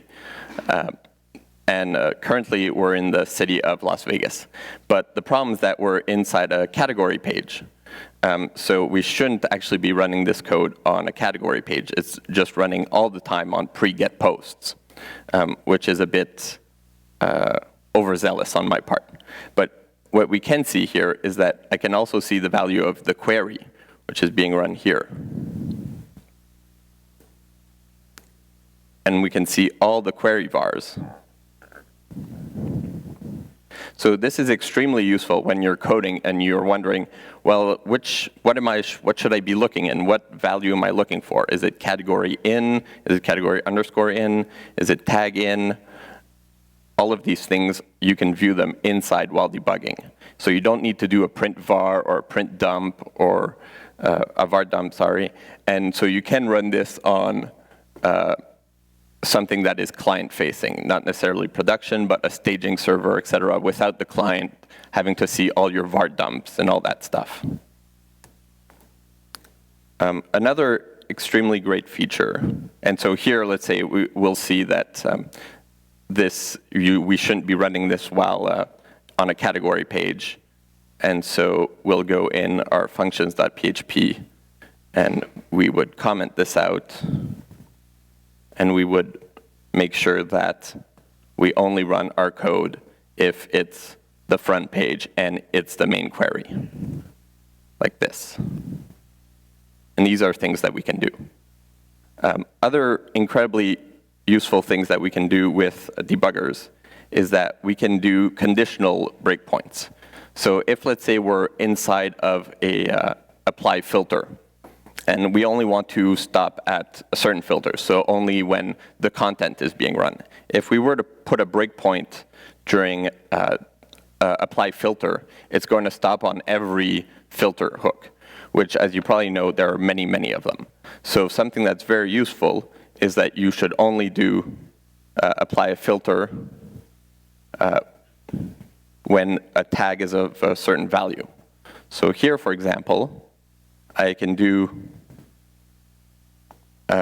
tag equal the content, and then it's only going to run this filter when the filter tag is equal to the content.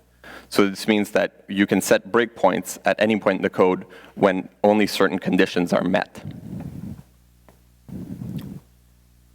You can also enable and disable breakpoints. You can also mark certain variables as watches. So sometimes you don't want all of the variables to be watched. So let's say we were to restart this again. And we don't want all the variables to be watched. We can add a variable, a specific variable here, and we can only need to watch this specific variable. This is very useful when you're in the global scope, for example, which we're often in the global scope when we're using WordPress, and there are too many variables to keep track of. So, as I mentioned, I hope that you can see how useful debuggers are, and I will love to help you set up your own debugger, use debuggers, and come and ask me any questions you have about debuggers, and come tweet at me if you have any questions about debuggers. Also, as a side note, Automatic is always hiring, and you should feel free to apply. Thank you very much.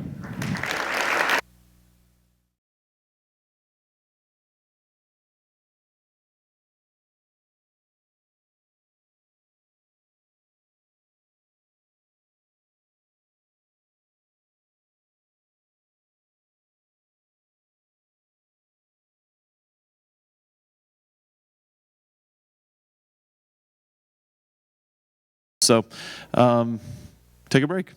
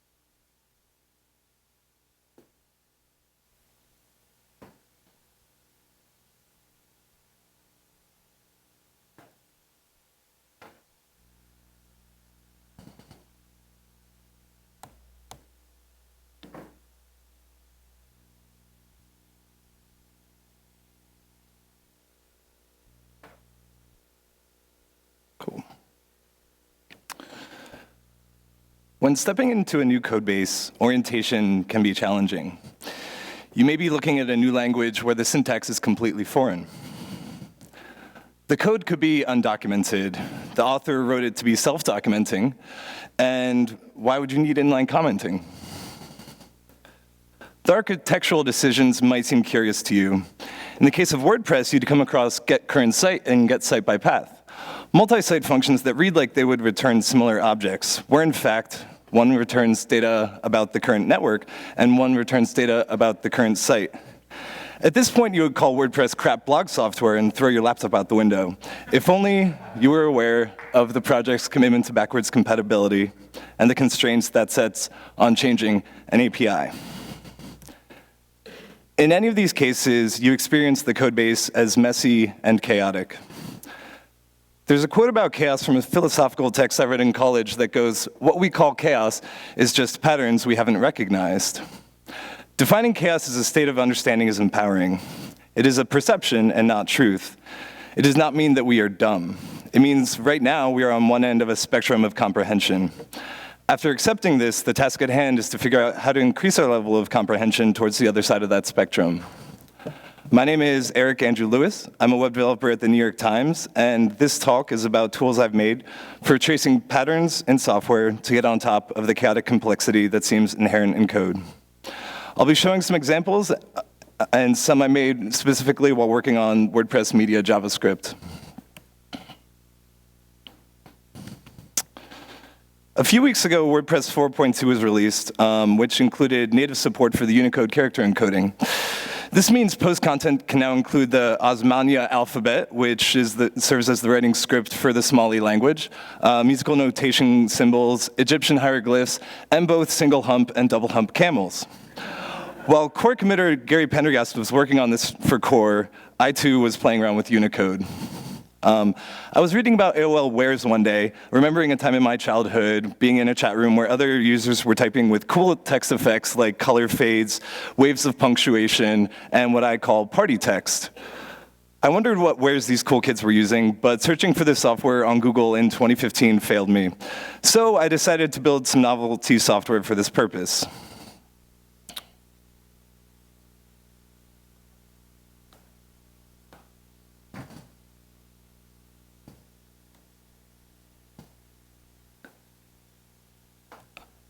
Enter cool text converter. You get a chunk of text, and it will translate it into one of a few dialects of Leet speak. The latest release, version 0.4, titled Get Happy, came out this last Monday, which dots your text with smiley faces. Other dialects include upside down and backwards text, and a dialect that fans of Lord of the Rings might appreciate. Soon after, I built Unicode HackerBench, which is a low-level counterpart to Cool Text Converter. You have access to every character in Unicode through a paginated interface, starting with ASCII and going on into emoji, mahjong tiles, and combining diacritical marks. Many of the dialects in Cool Text Converter are based on combining diacritical marks to the text you input. We can show how Cool Text Converter is doing this with Unicode HackerBench. We can take the character I and dot it with the acute accent to get the character I accented, which is a common character in languages like Spanish. We can create this is what's called a composed character. We can replicate smiley face text by dotting these diacritical marks on top of each other, which is the nature of combining diacritical marks.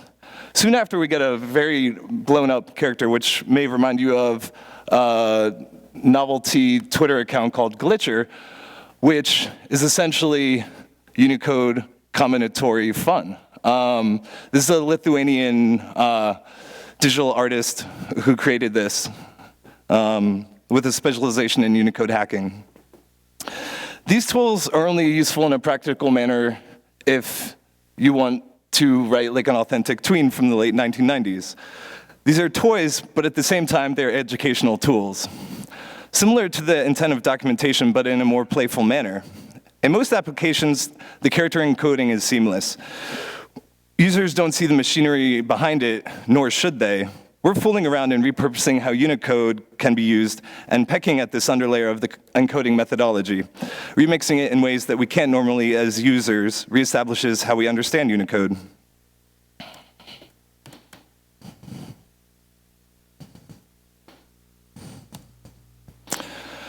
During the WordPress 3.8 release cycle, a fresh push was made to build features for core as plugins before considering them for inclusion.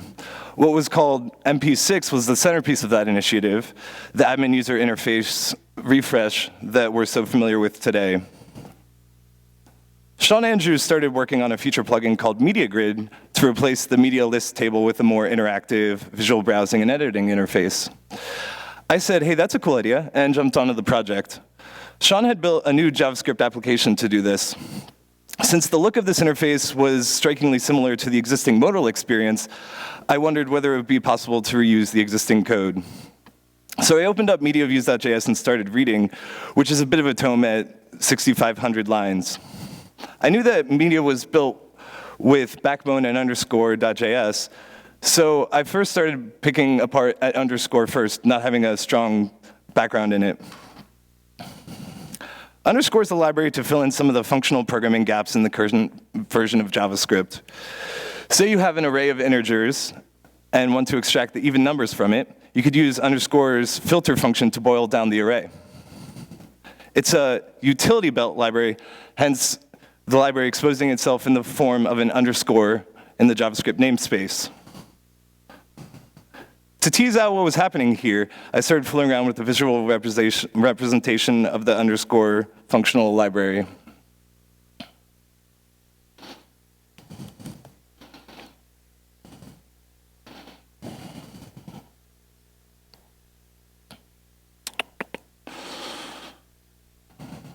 I took a bunch of underscores functions and expressed their processes visually, which is a refreshing break from the text-driven documentation on the website.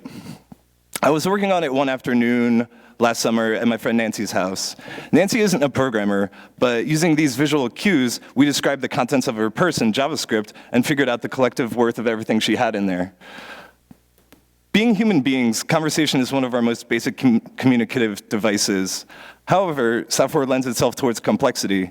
It can be hard to keep it all in your head in a conversation.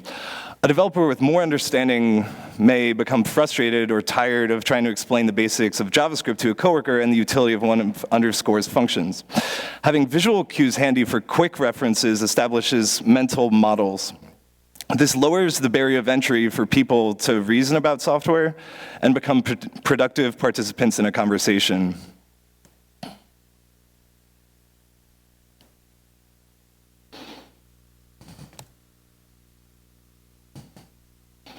With underscore manageable in a visual guide, how does Backbone fit into the WordPress media stack?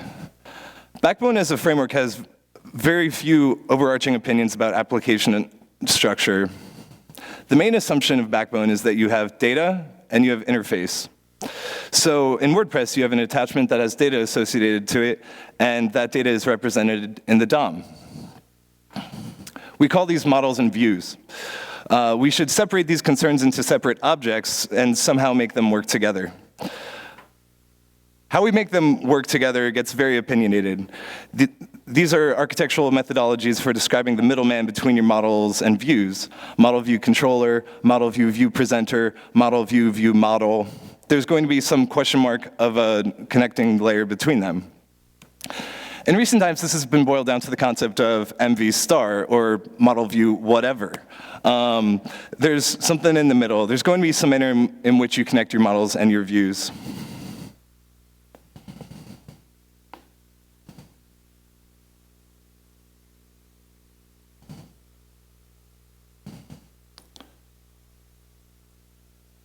So all of these elements exist in WordPress media. In order to understand these parts and what they are, I created a module guide for media.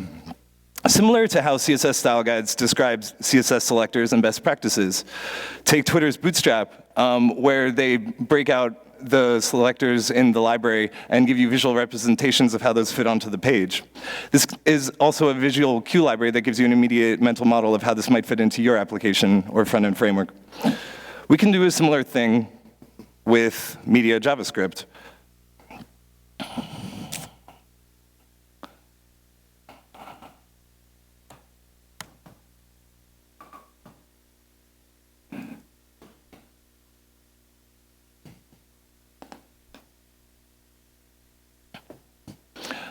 So I made a plugin that actually sits inside your WordPress admin that goes over the sections of the WordPress JavaScript API that may be relevant to tasks at hand. The typical use case for interacting with media is to have a user select an attachment and then do something productive with that attachment. In WordPress, a user's avatar is linked to their gravatar.com account, which is a service that Automatic provides. Say you wanted to give that control to your users in maybe the user profile page. You could add a button here, and then clicking that button might open the media modal, select it, and then do what you need to shove your data back into your DOM. This can be performed with wp.media, which is a purposefully generic facade layer of the API, because most developers don't want or need to know about the nitty-gritty lower levels.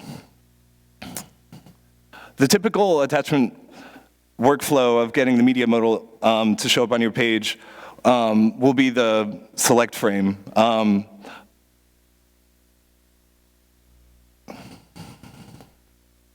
Here you'll find verbose documentation on how this object breaks down among the JavaScript properties of it and the corresponding methods. Below is a live example in boilerplate that powers it. So say you have this button on your user profile page to select an avatar, and the user can come in here, upload their avatar, and then set it as their avatar and come back to the profile page. The boilerplate below is overly verbose to expose many of the properties you probably won't need to customize, but good so you don't have to go fishing to figure out how exactly to use it, along with other JavaScript events that you can attach to it. Attachment fields to edit is another common use case for interacting with media. I linked to the codex page here because it's more strictly to the point of what you need to do to interact with it. What attachment fields to edit does is offers you the capability to add more fields to the attachment details pane in the media modal. This can be achieved by simply adding a filter, describing the field that you want to add, and then the JavaScript API on the front end will just automatically render you UI. Of course, on the back end, you'll also have to save that data when the request comes in through Ajax. I grepped the plugins repo recently for instances of wp.media to see what people were using it for. Surprisingly, or maybe not surprisingly, given how many plugins there are, about 500 plugins are using wp.media in some way. About 9 out of 10 of the plugins I looked at use this basic wp.media select workflow. Getting lower level than that is possible depending on how you want to integrate with the media modal. But these two integration points of wp.media and attachment fields to edit should cover most of your use cases. Something else I made that's more of a curiosity piece is an inheritance chart of all the objects in WordPress media. You will see that most of these are views and a few models to represent attachments and queries behind the scenes. And I did this just to get an idea of how the inheritance model is working. This was before we had verbose JS doc inside of the JavaScript files to list out these inheritance structures. Further than that, I would suggest taking a look at some of the documentation I worked on with Gregory Cornelius from Automatic about the larger architectural components at play in media.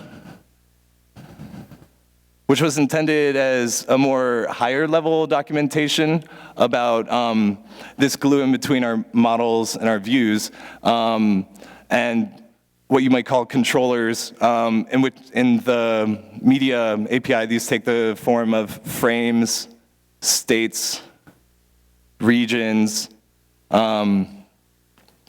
which describe more the basic structural architecture of how this is all connected.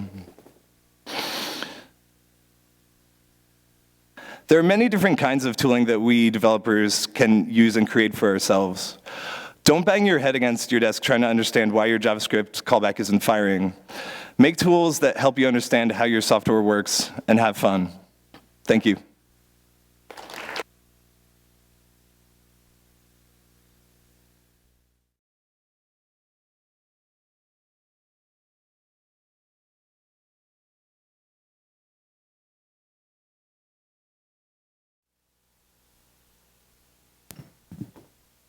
Thanks so much, Eric. That was excellent. We're going to have about 5 minutes, and then we're going to hear from one of our sponsors, Pantheon, and then we're going to hear from Andrew Norcross.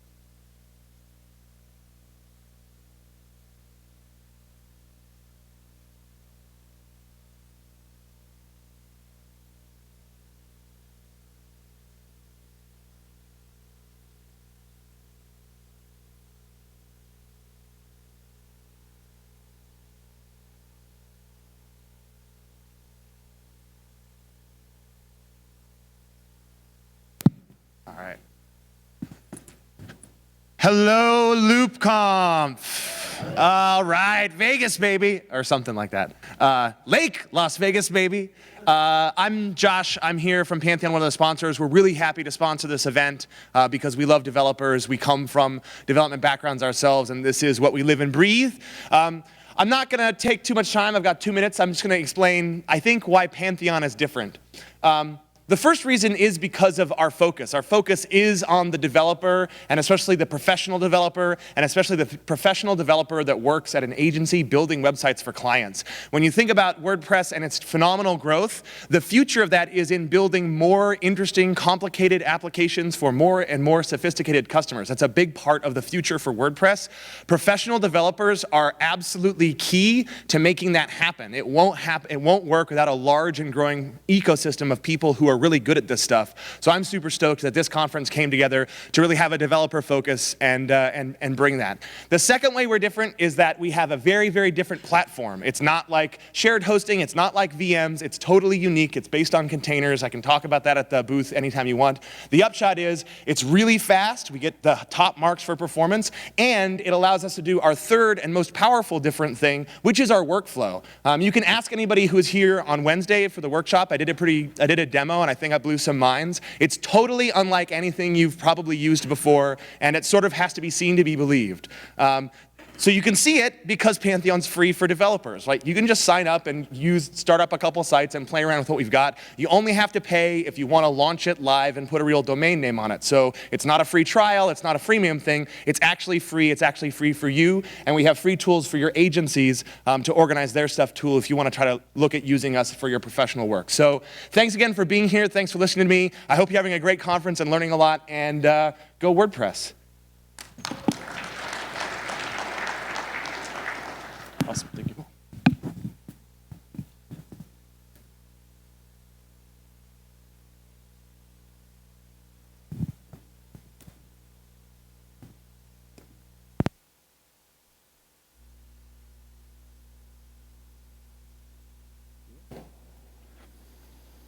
Y'all can hear me okay? Oh shit, that's loud. So I take it everybody can hear me.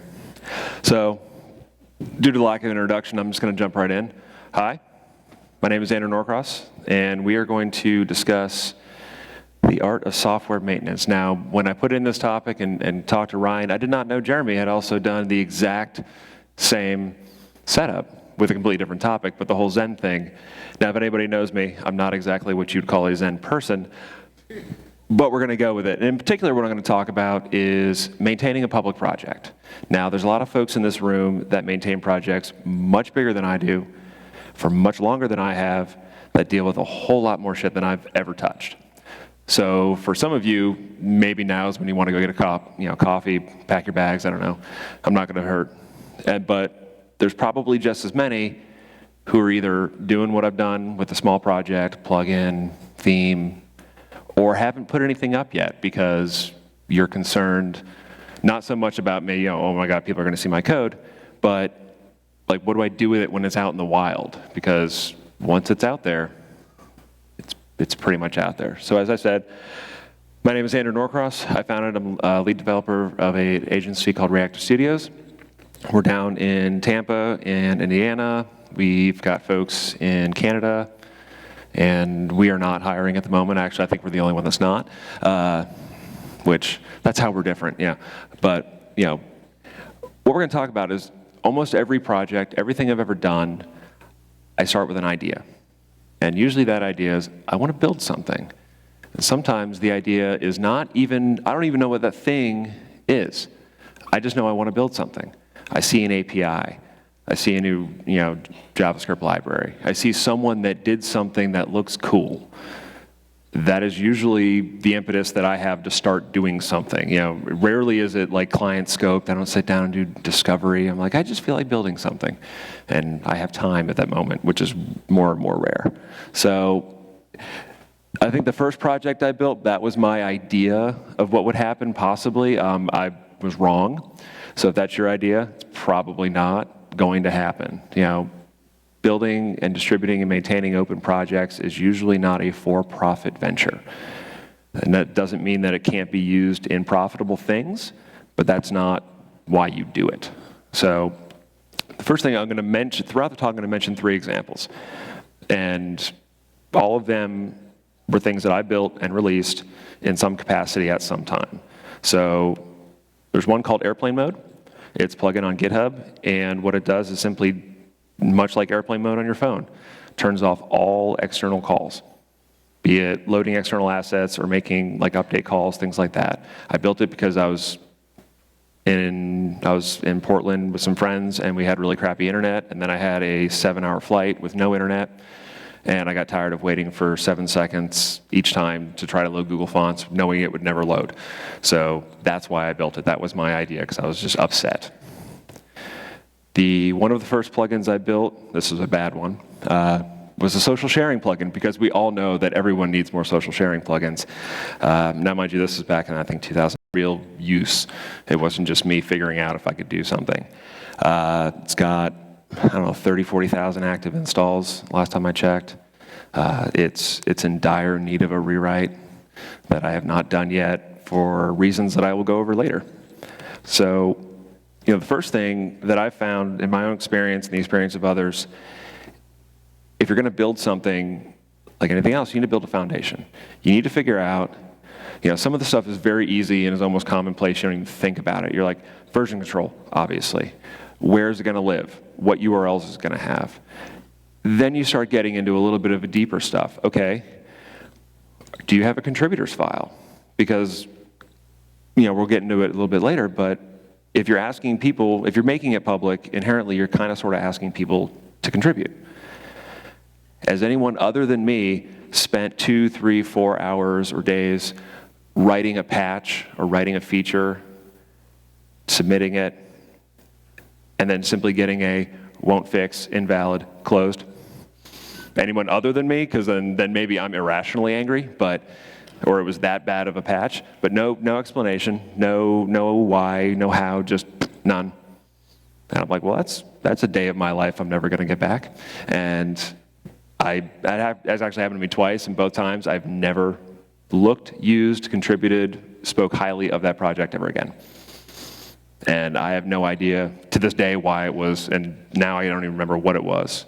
So when you're setting up this foundation, what you're doing is you're laying a groundwork. You're setting out how this thing is going to go. That doesn't mean that you're saying this is what everything is going to happen from now until the end of time.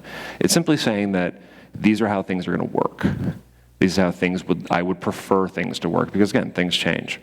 So the second part with that is a lot more important, and I've been on both sides of this, I'm sure many of you have, where there's a feature request or someone is building something out that simply does not match what you want this project, plugin, whatever to do.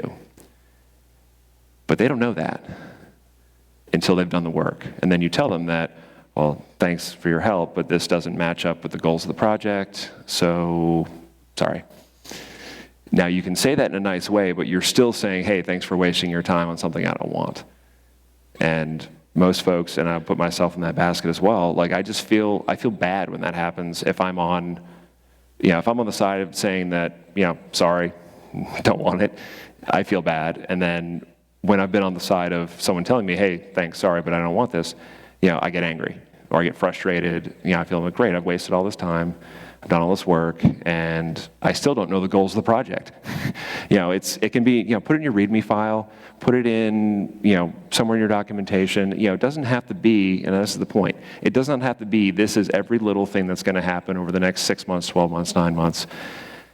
It's just going to be, this is where we want it to go. This is our, it's goals. It can be something as boring in corporate speak as a mission statement, but what it does need to say is that, it gives people the idea, okay, if this is where you're going, I can contribute. Because I know for myself, especially with, dealing with core, there are things that I feel that I'm pretty good at, and there's things that I know that I'm terrible at. And, by having that roadmap of, if it's a large project, having even roadmaps of individual features, if it's a smaller, project, having a roadmap of just the whole project, then people who feel that they can contribute and they can read and say, okay, I can help with this. I can help get there. If not, then your people are, that could be one of the reasons why nobody is contributing to your project, because nobody knows what the heck you want. So unless it's a bug patch, there could be people using your project that can build the thing that you want to build onto that project, and they have no idea that you even want it. So, setting up that roadmap, it can be loose, it can be, vague and kind of high level, but without it, nobody knows where it's going, nobody knows what to do. So, I was going back and forth on whether to start with code, and I'm not writing any code, I'm not showing any code per se, but I'm going to start with code before I start with users, because there's actually a whole lot more to talk about with users than there is code, which is usually the case. If anyone's done this for any length of time, you understand that the code is really not that big of a part of it. So for myself, I remember, speaking about that project, the FAQ manager, which is, again, it still works. Despite my best efforts, it's still working. Early on, I would get people that wanted feature requests. Sure, I can do that. Build it, throw it in, update it. I now have this load of technical debt that I'm not sure how I'm going to unwind without breaking things, and I'm going to get, again, a little more into that later. But and it's also got like an options page with options that, frankly, 99% of people are never going to touch, ever. And frankly, if I would have just added some hooks and filters, when someone asked for that, like, oh, I want to make the fade out longer. Sure, here's the filter. Here's how you can do that. Or it's like, oh, after this event fires, I want to send it to an API. Here's the after action hook. Here's the do action. Go right ahead.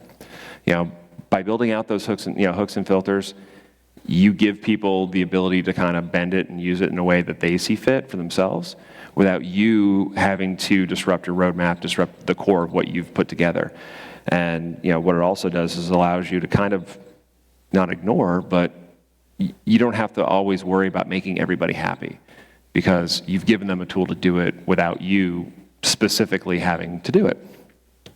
The idea of refactoring, and again, my own experience is you do it exactly at the point that it needs to be done.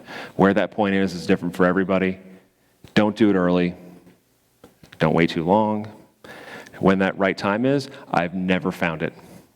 Unfortunately, I do not know the exact point in a project when it is the right time to refactor. It's usually when things start breaking on their own without you touching them. And I've had, I can probably not the only one here that has had things that just simply start breaking. WordPress hasn't updated, your code hasn't updated, and yet things start breaking that used to work. That's usually, and then when you open up, like Safan was talking about the debugging, you've written it in a manner that you can't really do unit tests, and you're throwing errors of things that seemingly never existed before. That's usually a good point. I've got another plugin for the URLs shortener that about 6 months ago I just looked at them like this, it needs it. So I spent like 2 days to refactor the whole thing, wrote a bunch of documentation, pushed it up, dealt with like 3 weeks of bugs, because people had just accommodated their workflow to my shitty code. So then when I gave them the proper code, it broke.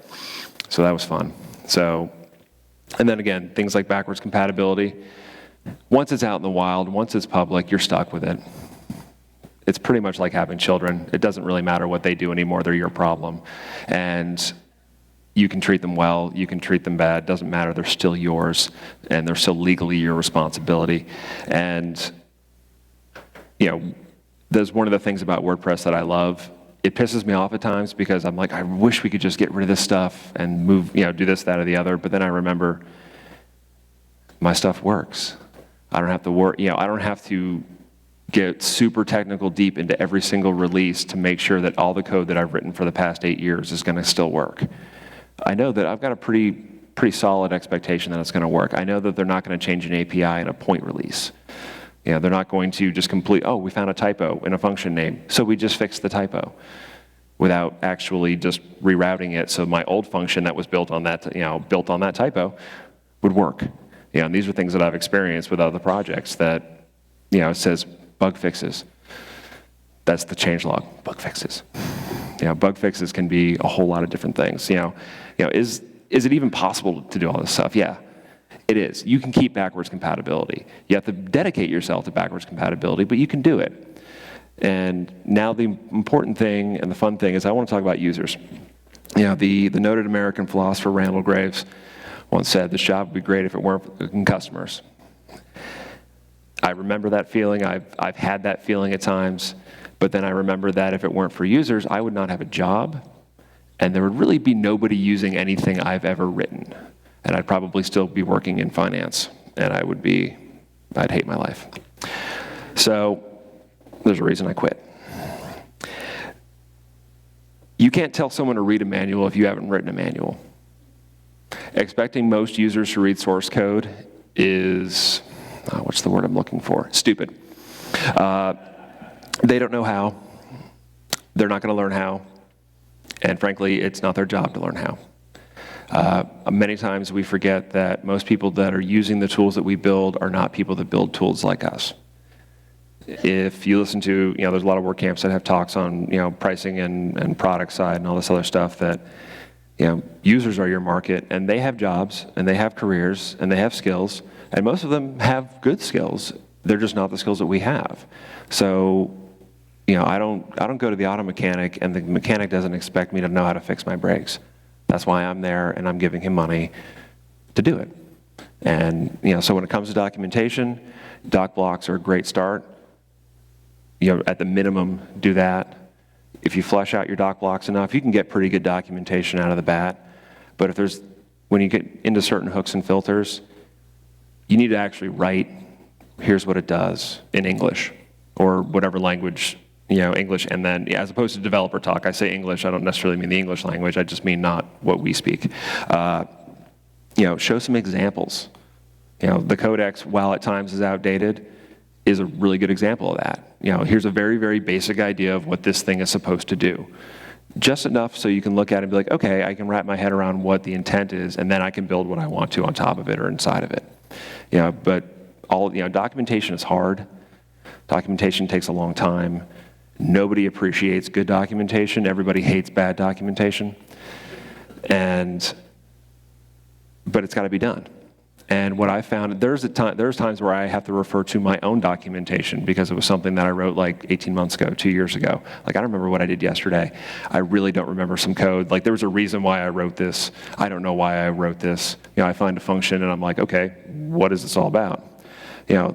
Getting back to the idea of requests, they certainly are not equal. You will get feature requests that are just dumb, for lack of a better term. They are just dumb. Or they don't fit the project, or they're just simply not something that you want to do.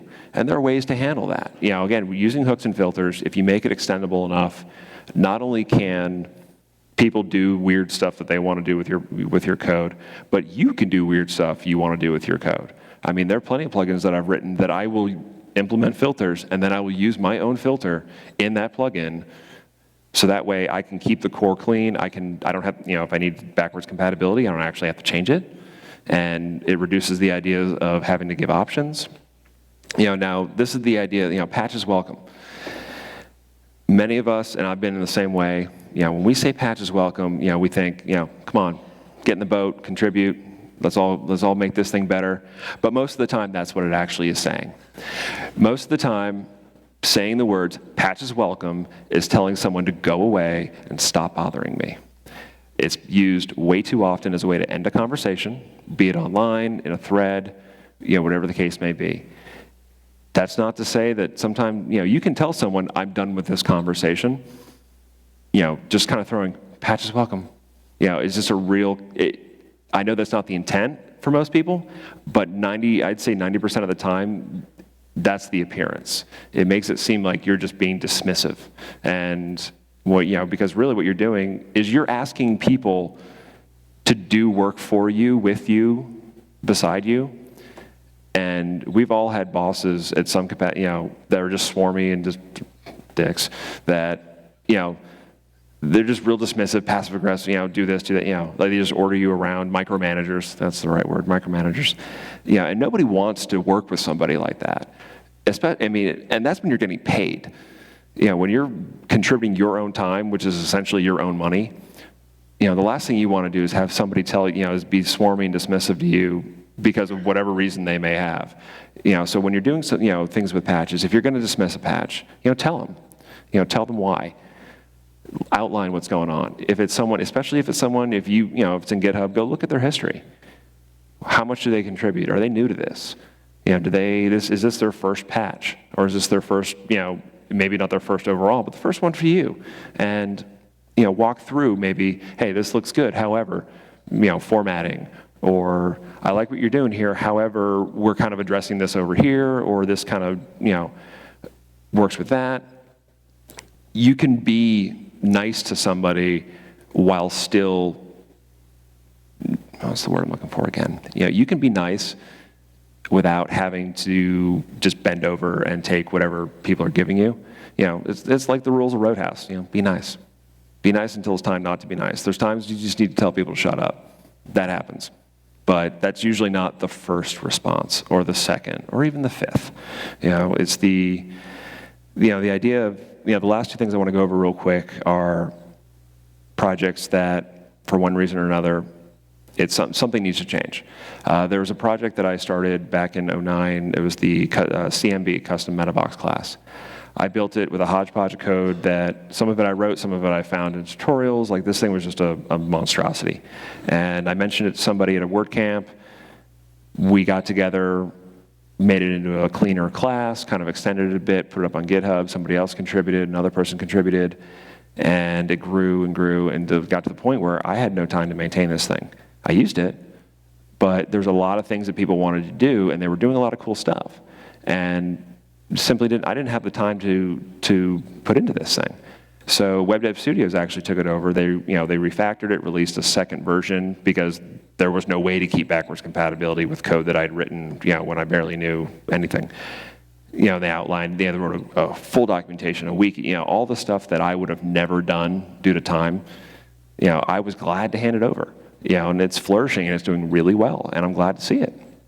Then, sometimes there's just let it go. There's certain projects, like that social sharing, that just doesn't need to exist anymore. There are plenty of social sharing plugins. There's, I think, 50, 70,000 out there, give or take. 4 of them are probably good. And frankly, most of them slow down your site anyway. But the whole point is, I did not need to be maintaining another social sharing plugin. I built something once for Google Maps, these tours things that they built. They don't even support them anymore. I don't need to maintain a plugin that is literally impossible to use now. I don't know why people would, but again, you see people that are just holding on to projects that just go. Let it, merge it into somebody else. If somebody wants to take it over, let them take it over. I've got like 35 plugins in the repository. God knows how much code on GitHub. I cannot maintain all of it. If someone's actually putting in the work and they're finding it useful enough that they want to spend their time on it, put your ego aside and be like, yeah, take it. Let them go. Let it go. Let them have it. And you'd be surprised, what people, because they've got that passion to work on something that you did when you started it. Because there's, very little code that I release that I hate the moment I release it. There's a lot of code that I hate a year after I release it, but definitely not at the time that I release it. So I forgot to make that start on its own. It would have been a lot better if I did that. So I just wanted to say thank you and enjoy the rest of the conference.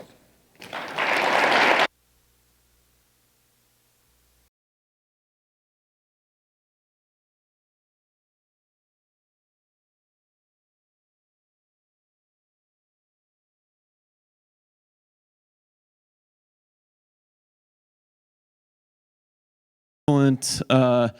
Man, really enjoyed everything about starting a project, maintaining it all the way through. At 11:30, we have WordPress lead developer Andrew Nason, who is going to come and talk to us about how to deal with a critical software bug. So that'll be 7 minutes, 8 minutes, something like that. Hang out, have fun.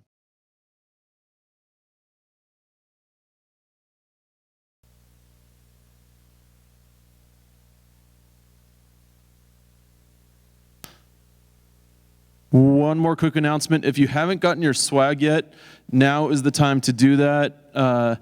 At noon, it's officially unavailable. So yeah, if you want to do that, go run and do that right now.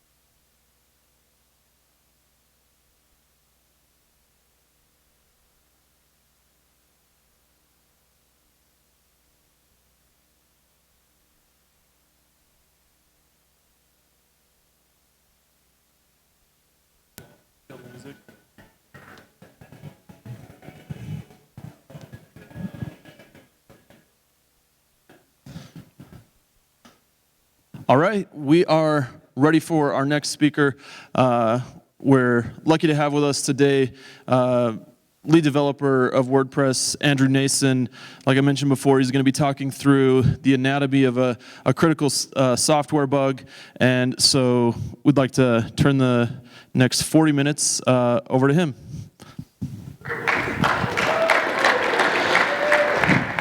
Thank you very much. This has been a really great conference so far, right? Yeah. You guys have to wake up a little bit, and then you can get lunch after this, I promise. Like, honestly, it'll happen. It'll be there. But you got to, like, be awake. My name is Andy Nason. I'm one of the lead developers for WordPress. I've been contributing to the project for about 5 years. I've also led a number of releases. I've led WordPress 3.5, 3.7, 3.9.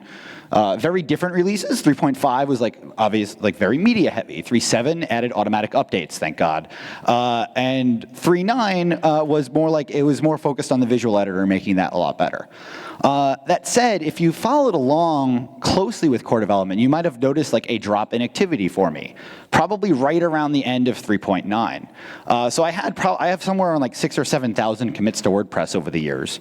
Only I think Ryan Boren, one of the original lead developers, has more than that. But what happened is, towards the end of WordPress 3.9 last March or so, Jetpack had this really crazy vulnerability, and we had to suddenly coordinate and manage automatic updates for plugins for the very first time. Now, if you follow along the community, you see that, hey, we've actually done this a few more times in the last few months, so we've written up a lot more about it. But nonetheless, this issue existed, and so Mike Schroeder, who is my co-lead for 3.9, ended up taking over the release, and I locked myself in a closet for 3 weeks working on this other thing. At which point, after 3.9, I ended up pivoting away from core a little bit out of necessity to focus on WordPress.org and security. I've been working with the security team for some time, but nonetheless, we had a lot of things going on that we needed to be very careful about. So my time, despite essentially leading a lot of the day-to-day of a major, very popular open source project, actually took place in private. There was not a whole lot of public activity. So what I want to do today is perhaps share with you some of that activity that has happened over the previous few years. So my time now, of course, is very limited. I'm currently not full-time on the project. For most of you know that in January, I took a leave from working for Matt Mullenweg, the WordPress founder, to work full-time at the U.S. Digital Service at the White House. We have a very broad mandate from the very top to really just transform how government works and fix a lot of things and all these really bad problems, whether it's healthcare.gov or Veterans Affairs or the very broken immigration system. I think what we do is pretty amazing and it's a lot of fun. However, I love saying this too. This talk is completely in my personal capacity as lead developer of WordPress. It is not representative of the views of the administration, the White House, Executive Office of the President, et cetera, et cetera. And I want to say that in particular because while the title of the talk is Anatomy of a Critical Software Bug, we're actually going to be talking about the most critical version, which would be Anatomy of a Critical Security Bug. I was a little afraid as to whether I would actually use this talk title. This was on the website for an hour last week, and then it changed over to software. And the reason was because the thing I was going to be talking about was released on Wednesday, and I needed to make sure it'd be released first before then coming here. I will say that this is being live streamed, which is something I was actually hesitant about because of the topic. Of course, it's being recorded. I'm sure many of you are on Twitter. You're going to have to pay attention to this, because if you miss a slide, you're going to have no idea what I'm talking about, just to warn you. So I'm going to tell you a little bit of a story, and I want to apologize and thank 3 people. Nikolai is here. You heard from him earlier. Also, Mike Adams and Gary Pendergast. These are 3 core developers for WordPress, and they have been suffering through these problems for the previous 2 years with me. So a lot of the words that you'll see here were not necessarily written by me, but in many cases by them. Now, there's a lot of vulnerabilities that you've heard of course, like cross-site scripting, CSRF, SQL injection. I find these to be really, really boring. It's easy to fix them. It's easy to work around them. There's some cooler ones that are actually really interesting. XML entity injection, SSRF, server-side request forgery. Mike Adams actually gave a talk at WordCamp San Francisco a few years ago talking about some of these. Really great talk. I find these interesting, but I'm not going to talk about those either. I both like and, of course, hate those vulnerabilities that are like incredibly complex, the complicated ones, the ones that make you think and make you wonder if you can actually fix it. Of course, that is never a good feeling to have. Is this bug even fixable? It's especially not good when it's a security issue. Now, a lot of times what ends up happening when you're dealing with anything related to building software is this kind of like polar opposite spectrum of like security and usability. The most secure piece of software is probably one that doesn't exist. The most usable piece of software is probably one that does not have passwords or users or really anything, and just anyone can log in. How do you kind of find that balance? And so with the WordPress project, as an example, we are backwards compatible. And we treat that as a piece of our usability. We don't let it hold us back on features. We do break things when we need to, but it's really important. And then how do you actually make that balance when you're going between a normal bug or an edge case or whatever it is, and then going to a security fix? Because now you might have to break something, and you might have to break something in a very, very bad way. So this particular vulnerability actually dates back quite a long ways in terms of the backwards compatibility thing. In fact, it dates to 2001. Before WordPress existed, when it was B2, they used MySQL, like a lot of other things out there. And the one thing that they never did is they never turned on MySQL strict mode.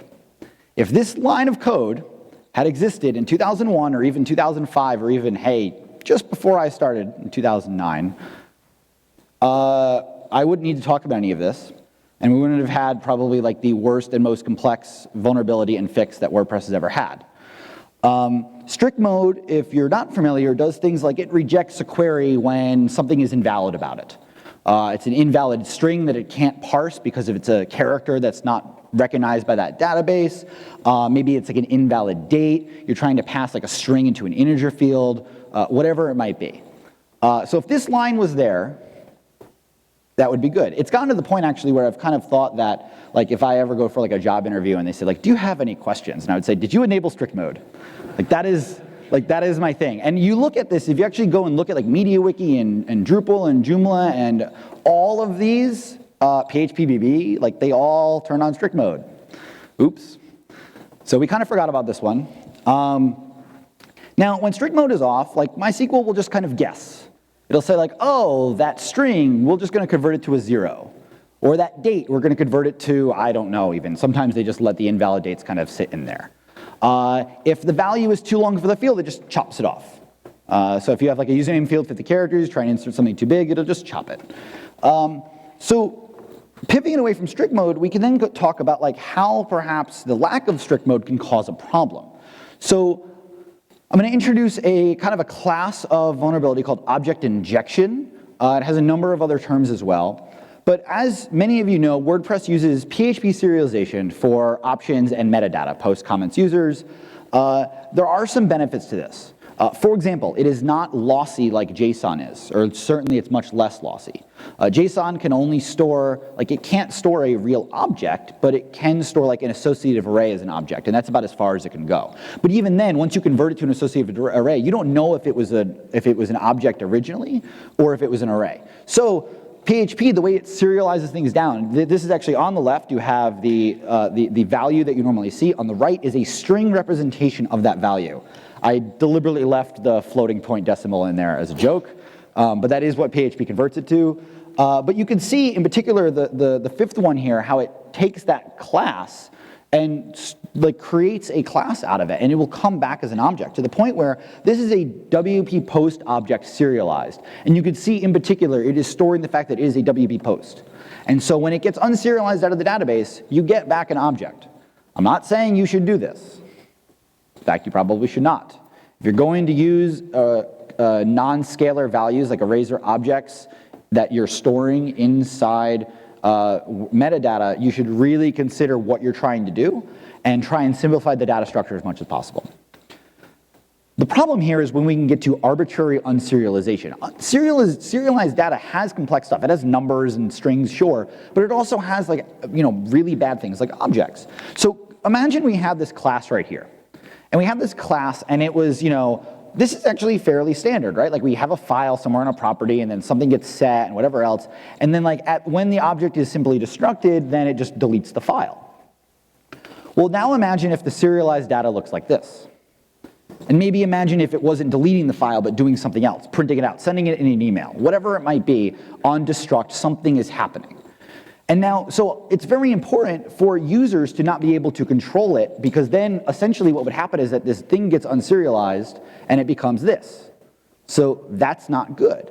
Now, as I mentioned, add option, update option, all of these functions serialize automatically, and it does this in a few different ways. First, it says if it needs to be serialized, if it's a non-scalar value, if it's an array or an object, then we serialize it. And if the data already looks serialized, serialize it again. There has been a comment, we almost broke this at one point, there's been a comment here for years.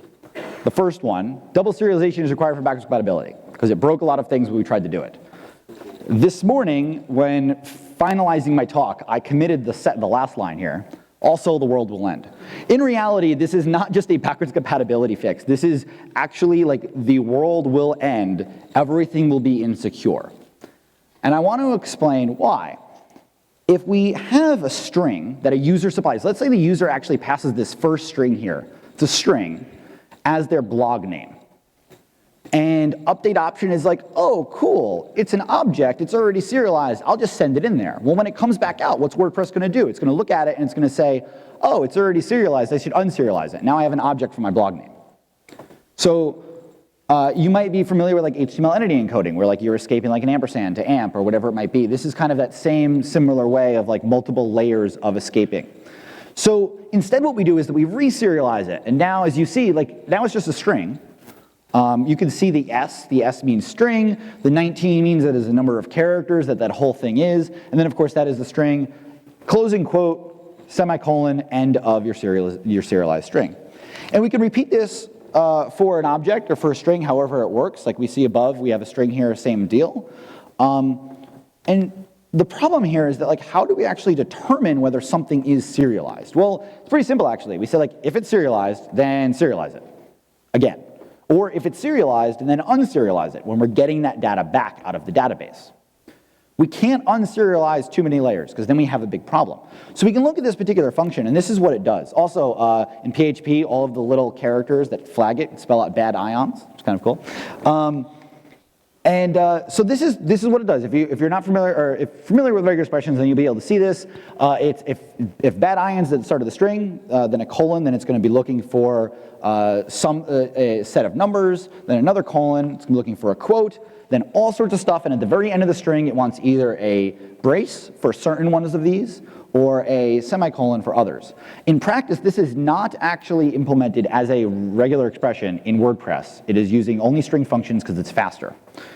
But basically, we can break it down to this, right? This is what it is, starts with, ends with. So why does this actually matter? Well, you might notice on the left the trigram for heaven, otherwise known as the hamburger icon at this point, the hamburger. And on the right, I actually don't remember what this one is called, but it's not just that there are 3 lines and 4 lines here. It's actually that the one on the left is a 3-byte multi-byte sequence, which you can see here at the bottom. The one on the right is a 4-byte multi-byte sequence.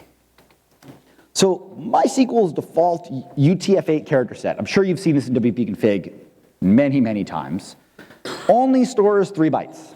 It will not store the 4th byte. It made up its own custom little character set string called UTF-8 MB4 that then will allow you to store all of this byte.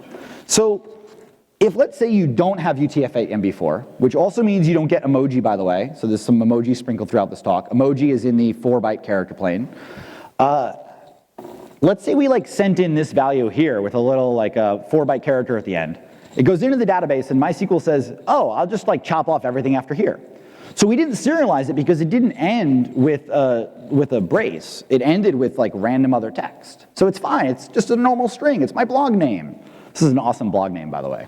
Now here's the problem, of course, it comes back out, it unserializes it, oh no, we have an object, right? And so basically now we have this. That is a bad, bad thing. So as you note, in this case, the nice thing about this vulnerability is that it requires a vulnerable object to actually exploit. But of course, we get to this point where otherwise we're dealing with arbitrary code execution based on really whatever exists on here. So we looked at a few different options, like how do we solve this problem? Well, we thought about this, we're like, oh, we can like pre-flight them. We can actually take this value, and based on the table we were trying to insert it into and the field we were trying to insert it into, take this value and like query the table and figure out what its character set is.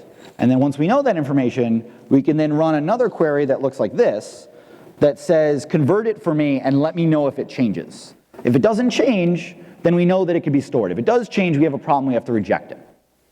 So we're basically like implementing, our own little like pre-flight checks directly in core. So, and there's a lot of complications here. In fact, when we were looking at all this stuff, we would look at how other database drop-ins react, whether it's like the one in W3 Total Cache or like a PDO library or even a SQLite implementation if you wanted that sort of thing. But then also something like HyperDB, which has to send queries to different data centers. So we were like, how could we trick HyperDB to know that there's a table here to send it to? So that's a comment, and then it says, oh, WP post meta, that's in this data center over here. I'll go run this query over here. It's really just to trick stupid software, right? So the problem, of course, is that like this right here, this is what, like 15, 20 lines. This is like our very first proof of concept when we were like, how could this work, right? This evolved into like a few hundred lines of code, because then we started to catch all these edge cases, and then we started thinking about all this, and we're like, oh man, how are we gonna really solve this problem? And of course, like this overhead here, right? Every single time we wanted to insert something that is serialized into the database, we would then be doing a query to get like character set information, and then doing another query to convert it. So every query, add 2 more. That is not good. That is more overhead for a system that, without at least caching in place, is already running a decent amount of queries on a page. And so we started sitting down and we were trying to figure out like, how else can we possibly solve this? And so we looked at this and we actually sat down at WordCamp San Francisco and said, well, we could try MySQL strict mode, which would solve all of our problems with 1 line of code. It would also break everything. So can't really do that. 2, we were wondering, what if we could like loosen up is serialized a little bit? What if, when it tried to determine whether it needed to serialize something, we just don't actually anchor it to the end of the string? And so, as you can see here, all that is removed from these sample regular expressions is like, do not anchor it. Just at some point in the string, look for this semicolon or for this brace. And yay, no pre-flighting. Problem solved, talk over. It was not nearly crazy. It was like 15 lines of code despite having written 2,000 of them between the tests and all the pre-flight stuff that we had done in the previous time when we were working on this. Then we got another email. After this was released in WordPress 3.6.1 2 years ago. We got another email later on that said multi-byte comment injection. I was like, uh-oh, that doesn't sound good. So, a really great guy, Cedric van Bachhaven was the reporter. We worked with him for a while on this. And he said 3 things. He said, this attack relies on truncating everything after a 4-byte character, at which point all of us have deja vu immediately, and we're like, oh, this is going to be fun. And then it's, oh, but don't worry, when MB4 is used, this attack won't work. We have been talking about adding MB4 to core for a while to get emoji support. So emoji and security were related. There you go. And then it said it depends on the theme. And I was like, why does it depend on the theme? So we start looking at this, and he gives us this actual proof of concept, which is this. You can kind of see where this is going, maybe. This gets inserted in the database. This is a comment. The quotation tag is allowed as an element in a comment. It goes in. MySQL cuts it off. Goodbye. That's now the entire comment. Now we have an open HTML tag. And then another comment goes in and it says that. Now, Casey's looks at both of these and they're like, oh, that's fine. First one isn't even HTML. The second one is just some text. Combined, though, these single quoted attributes can just span multiple elements, close at a later date, in a future comment, even. And you can see where this could be a problem, where someone could, let's say, post a comment that is like actually a really good comment, and then it gets approved, and then depending on the settings in your discussion settings, all future comments by that person is automatically approved. So if you're a good enough spammer, we have a problem. And the problem is that because this was involving 2 different comments, this wasn't even easy to detect with like a Kismet. Because a lot of these times when we talk to the Kismet folks, and we're like, hey, like we have this thing, is there a way that we can possibly mitigate this while we're still working on a fix? We looked at this and we're like, maybe not. So we're realizing, why is this working? And I cut out some of the HTML here, but the reason why this worked is because there weren't other elements in the way that had single quotes. And so we're like, oh, it's on the theme. Great. So I downloaded all 200-something WordPress.com themes. They exist in a public SVN repo, which is kind of cool. And then wrote like these few lines of code. This is actually not the code I wrote. I was just playing around with this yesterday. I wrote something else then that was probably longer and more complicated. And like on every page refresh, it would switch to the next theme in the list. And so I sat there refreshing the page and seeing if it like sent up an alert box. Refreshing the page, seeing if it sent up an alert box. And I came up with like, oh, only like 10 out of 250 themes were affected. That's not that bad. And this is, mind you, like the first night that we received this. We just received this report, and we're just like, oh, like I'm just gonna play with this. And this is, probably 2 a.m. in the morning. I'm not really thinking about it. And then I'm realizing, oh, the themes that aren't working, that don't have this vulnerability, it's because in core, the comment reply link uses a single quote. Thank God. And like prevents this from working. But there are other ways around that as well. Gravatar, like get avatar, that function in WordPress, returns everything as single quotes. It was preventing a vulnerability for us. But the problem is that this was not dependent on the theme. This was dependent on like just generally what the settings were of the site, the positioning of the reply links, how the comment walker was actually designed for that theme, everything. And then we were realizing, okay, this is not just the comment and then the following comment. This is any 2 fields in the database. Everything is affected. The post title and the post content. I don't know, the user description and also like some other link to something, right? Like the link to their website or whatever it might be. So I don't know, WordPress has 11 database tables plus the multi-site stuff. 11 database tables, something like 150 fields, maybe more than that. Every single one of them affected. This would have been really nice in 2001. So we can't do it because the sky will fall and like everything will break. And not just like plugins will break. Core extensively relies on like non-strict mode functionality. But we must do it because the sky will fall. Yay. So, we're kind of crazy, so let's just implement strict mode in PHP. So, we like started playing around with this idea of like, what if in WPDB prepare, which is where most arguments go through, we just like strip out all of the 4-byte characters.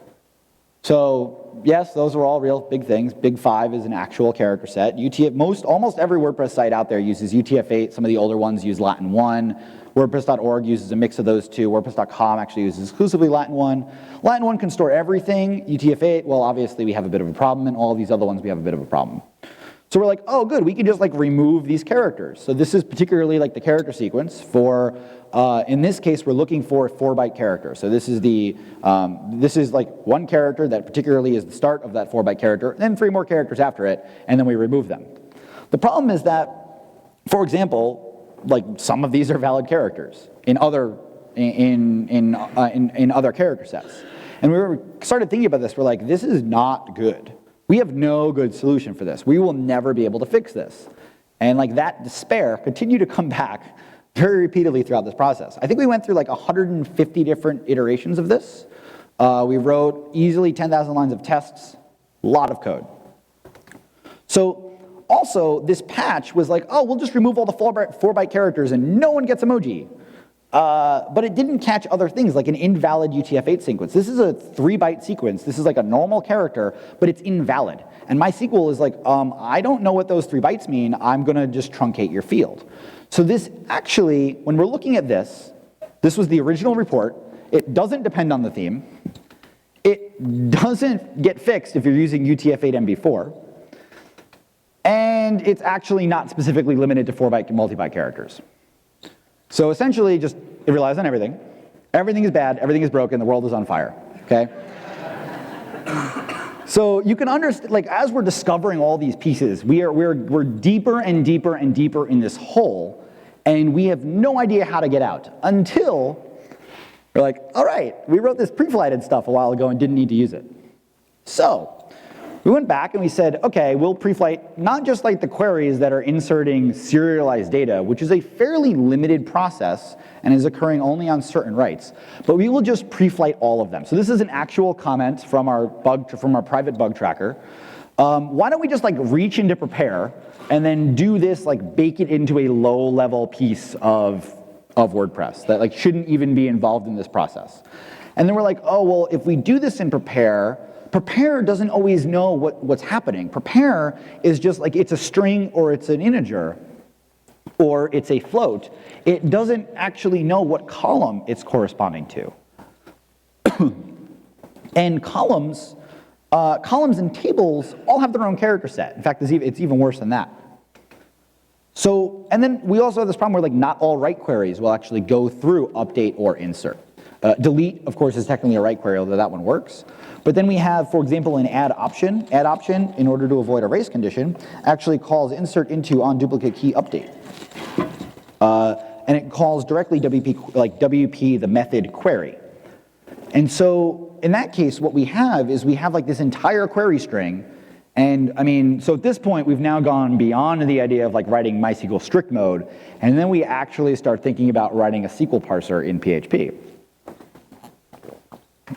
We checked out the libraries. They were all appropriately insane. And we're like, yeah, no, this will work fine. Sure. No, very bad idea. We have some level of tolerance, and that was way beyond it. So we're like, okay, what if we like pre-flight the query string? Because what we can do is we can just run the entire query string against this database and say, like, does it get truncated? Not the individual values, but the whole thing. And if some of it gets truncated, we know, oh, this query is wrong, so we can reject it. So we just actually do this, like select convert. This is an actual query, by the way. Convert is just a function. You don't need a from on this or anything like that. Select convert incident into WP post using UTF-8, see how it comes back. And the problem, of course, is that we have this issue where there are a lot of different character sets that are being used, and we don't know what is going on in a particular query. So we reach back into HyperDB. HyperDB, again, is this multi-data center, multi-database, multi-environment, whatever you want it to be, for like charting out WordPress databases, particularly multi-site. We're like, oh yeah, sure. So what we'll do is we won't write like an entire SQL parser. What we'll do instead is we will just like extract the table name and then query that table and then figure out what the character sets are for the fields. This is really easy. It's just a few regular expressions, not that bad. To get, like, this is from HyperDB that now WordPress has, yay. Get table from query, it's a property on WPDB, look it up. Not now, pay attention first. So the problem is that a table's character set, now Gary Pendergast worked at Oracle and MySQL for like 5 years. We had a number of other people here who have a decent amount of experience in this. When I started this whole process a few years ago, I knew nothing about character sets because they're very confusing. Now I know everything about character sets, which also is really confusing and kind of sucks. But a table's character set in MySQL is only the default for a new field. So if you the alter table add column, that's when you're going to use that table character set. Otherwise, it doesn't matter. So we went back to realizing, oh crap, we need all of the individual fields because in a single table, you might have like 2 different fields with 2 different character sets. One might be UTF-8, one might be Latin 1, something along those lines. And we're like, oh, this will never happen, of course. And then we check WordPress.org and we have it happen. So WordPress.org isn't exactly a shining example of a WordPress installation, but nonetheless, we had a table that had this mixed bag of character sets. And we're like, oh, crap. So each field can have its own character set. That is not all. There are a lot of different character sets and collation properties in MySQL. The client, PHP, is setting a character set. The actual connection has its own character set. The server, the database, the table, the column, everything has its own character set and also collation. A lot of stuff going on here, a lot of ways that this can go wrong, and we're actually reading like PHP C code and MySQL code to understand which one we need to be converting at which time, and whether if we have a discrepancy, how do we solve this? Now, for the most part, this corresponds to a fairly small number of sites. Most of them are UTF-8. That one we can handle. hypothetically. Latin 1 takes absolutely everything, so that's fine. But then we start realizing like we need to go back to per column. So we're wondering, we're like, oh, well, for like insert and update, we can just go back to the per column checking, and then in query, we can go back to checking the entire thing just in case, like as the fallback. At which point the reply was, why? But we had to, and like basically it was the difference between a scalpel and a sledgehammer. So all the code that we had previously written, we like ripped it out, re-abstracted it, because now we have to have tables and columns and character sets and fields passed to different levels of this API. This is all, mind you, inside the WordPress database layer. So the WordPress database layer was like 2,100 lines of code. It is now more than 3,000 lines of code. That is more than 50% increase, and that was in a security release. Are we crazy? Absolutely. We're incredibly crazy. Now, the nice thing about this is that when we were doing this, what we ended up doing is we told everyone it was for emoji. Surprise. So we told everyone it was for emoji, which means that the code for the security release was actually in trunk for a while, since January, I believe, before we released this a few weeks ago. No one had any idea what it did, because it was like 1,000 lines at the database abstraction layer to just remove invalid characters. No one like, it was really tough for us to understand, how else we could pick this apart. But it was like it's so opaque because it's over here, and then it's a cross-site scripting vulnerability over here as a result of someone not turning on strict mode in 2001. Yay! So we snuck this in under the guise of emoji. So like emoji support in 4.2. All a ruse. It exists. It's in WordPress 4.2, but it was entirely for security. We spent like a year on this for security, or 2 years really, in terms of all the history going into all this. So I will say we have a lot of really smart and capable people on the WordPress security team. You should reach out. If all of this, you're like nodding the entire time and you all this, and you're like, heck yeah, I love complex stuff that is impossible to solve, that needs to be solved, otherwise the internet goes up in flames, you should like let me know and join us. I only warn you once, and then otherwise you get to fix all the things. But the security team does a lot of other things. In fact, we don't just focus on like the random esoteric stuff that only affects WordPress because of a non-decision made in 2001. There are a lot of other things that we're working on. For example, we have to deal with, let's say, like forced updates for plugins. We've done this a number of times now. We've done this over the last few months. We've written pretty extensively about this and how it actually works and why we do this. And what we end up doing is that we coordinate this entire process with researchers and across plugins, and in some cases even across themes. On Wednesday, so a whopping 2 days ago, there was an XSS vulnerability in Genericons. Now, as I've said previously, XSS is boring. However, Genericons bundled in 2015, which means it's on only every WordPress site out there, minus like the 10 that deleted it. And so we have this like cross-site scripting vulnerability everywhere. And so what we did is we coordinated with all these theme and plugin authors, and we said, hey, we're going to update your stuff, just to warn you. And so we updated all those things, and then when WordPress 4.2.2 came out, what it ended up doing is it crawled the entire WP content directory and deleted all of the files it can find that were vulnerable. It didn't delete, the stuff that's supposed to be there. And this way we could like guard actively against these sites. This was not a bug in core. Core was not affected. We could have just pushed like a forced plugin update for these other plugins, but that's not what we wanted to do. We wanted to, as much as possible across the board, solve all the problems. Sometimes that is really tough to do to the point where it is impossible, but when we're looking at these problems, and this was a low-level issue at the database layer, but ultimately, like, there were a lot of other pieces here that, like, we have done, for example, server-side request forgery protection over the few years, where we now have WP safe remote get, which you should use instead of the WP remote get because it is safe. It doesn't allow you to attack your router and things like that. So we do a lot of stuff on the security team, not just the crazy things like this, not just the things that affect WordPress, but also just generally the things that impact the web. We're at a particular scale. W3 Techs, as of last night, is 23.9% of the internet is running WordPress. 60% plus of all sites that run a CMS. That is a lot of sites, and it's a lot of responsibility. So we can come back to this, MySQL strict mode. The primary issue is zero dates. This is the primary thing. WordPress, you probably have seen this before, when it's a draft, it's storing a 0 date, 000, 000, etc. This isn't allowed in MySQL.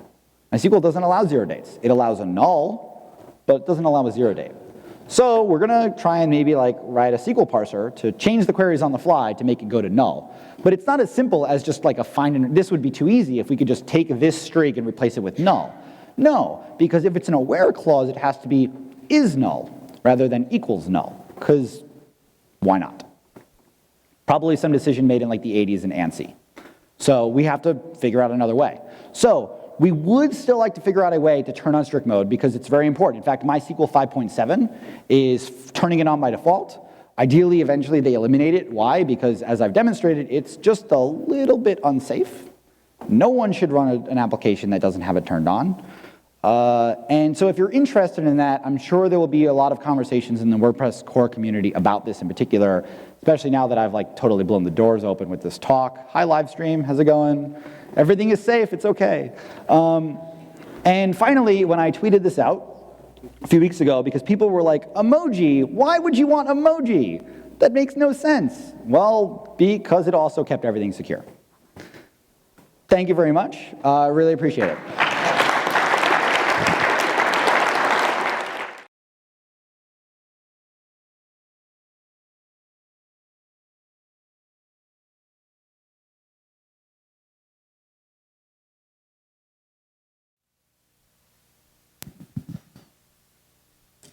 Every mind is officially blown. Thanks so much, Nathan, for coming and for sharing that time and sharing all that never before discussed stuff here at LoopConf. That's pretty incredible. It's time to take a break and have some lunch, I guess. Same setup as yesterday, just back in the Baraka room.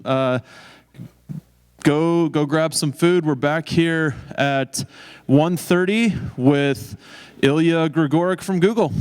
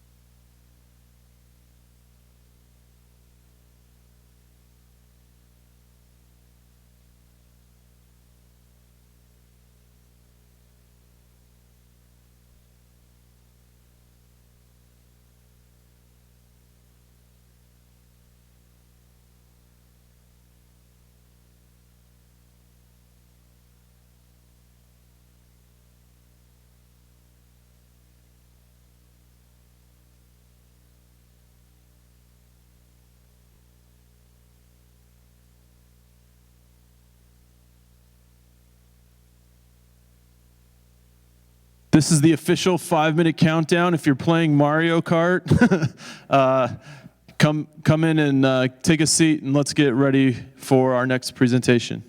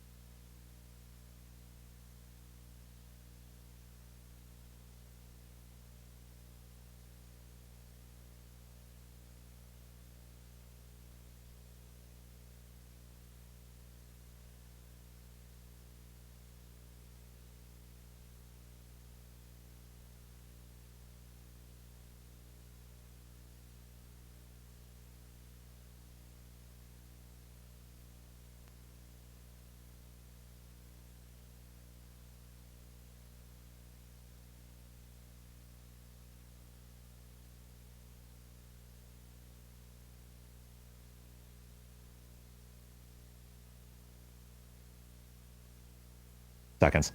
That's significantly better than most devices on the market, but it's still quite a bit of lag, even at these slow speeds. Now, if we move that down yet again to 10 milliseconds, you can see it's dramatically better. In each of these steps, the user preference is very clear that it just gets better and better. But if you look closely, you can see it's not really staying on the finger. It's kind of rubber band.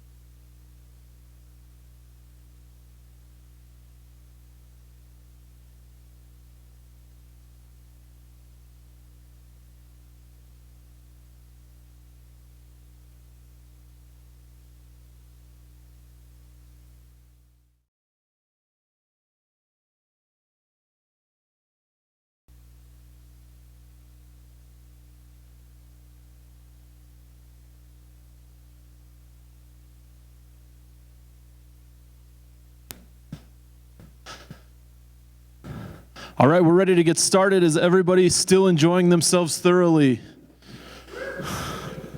Good. This is the point during a two-day conference when we start to drag a little bit. So this talk was definitely positioned intentionally.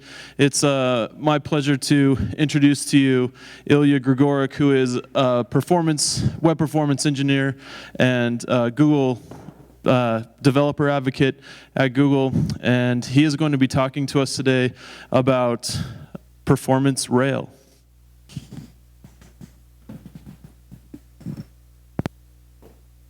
Awesome. All right. As Ryan mentioned, thank you for the introduction.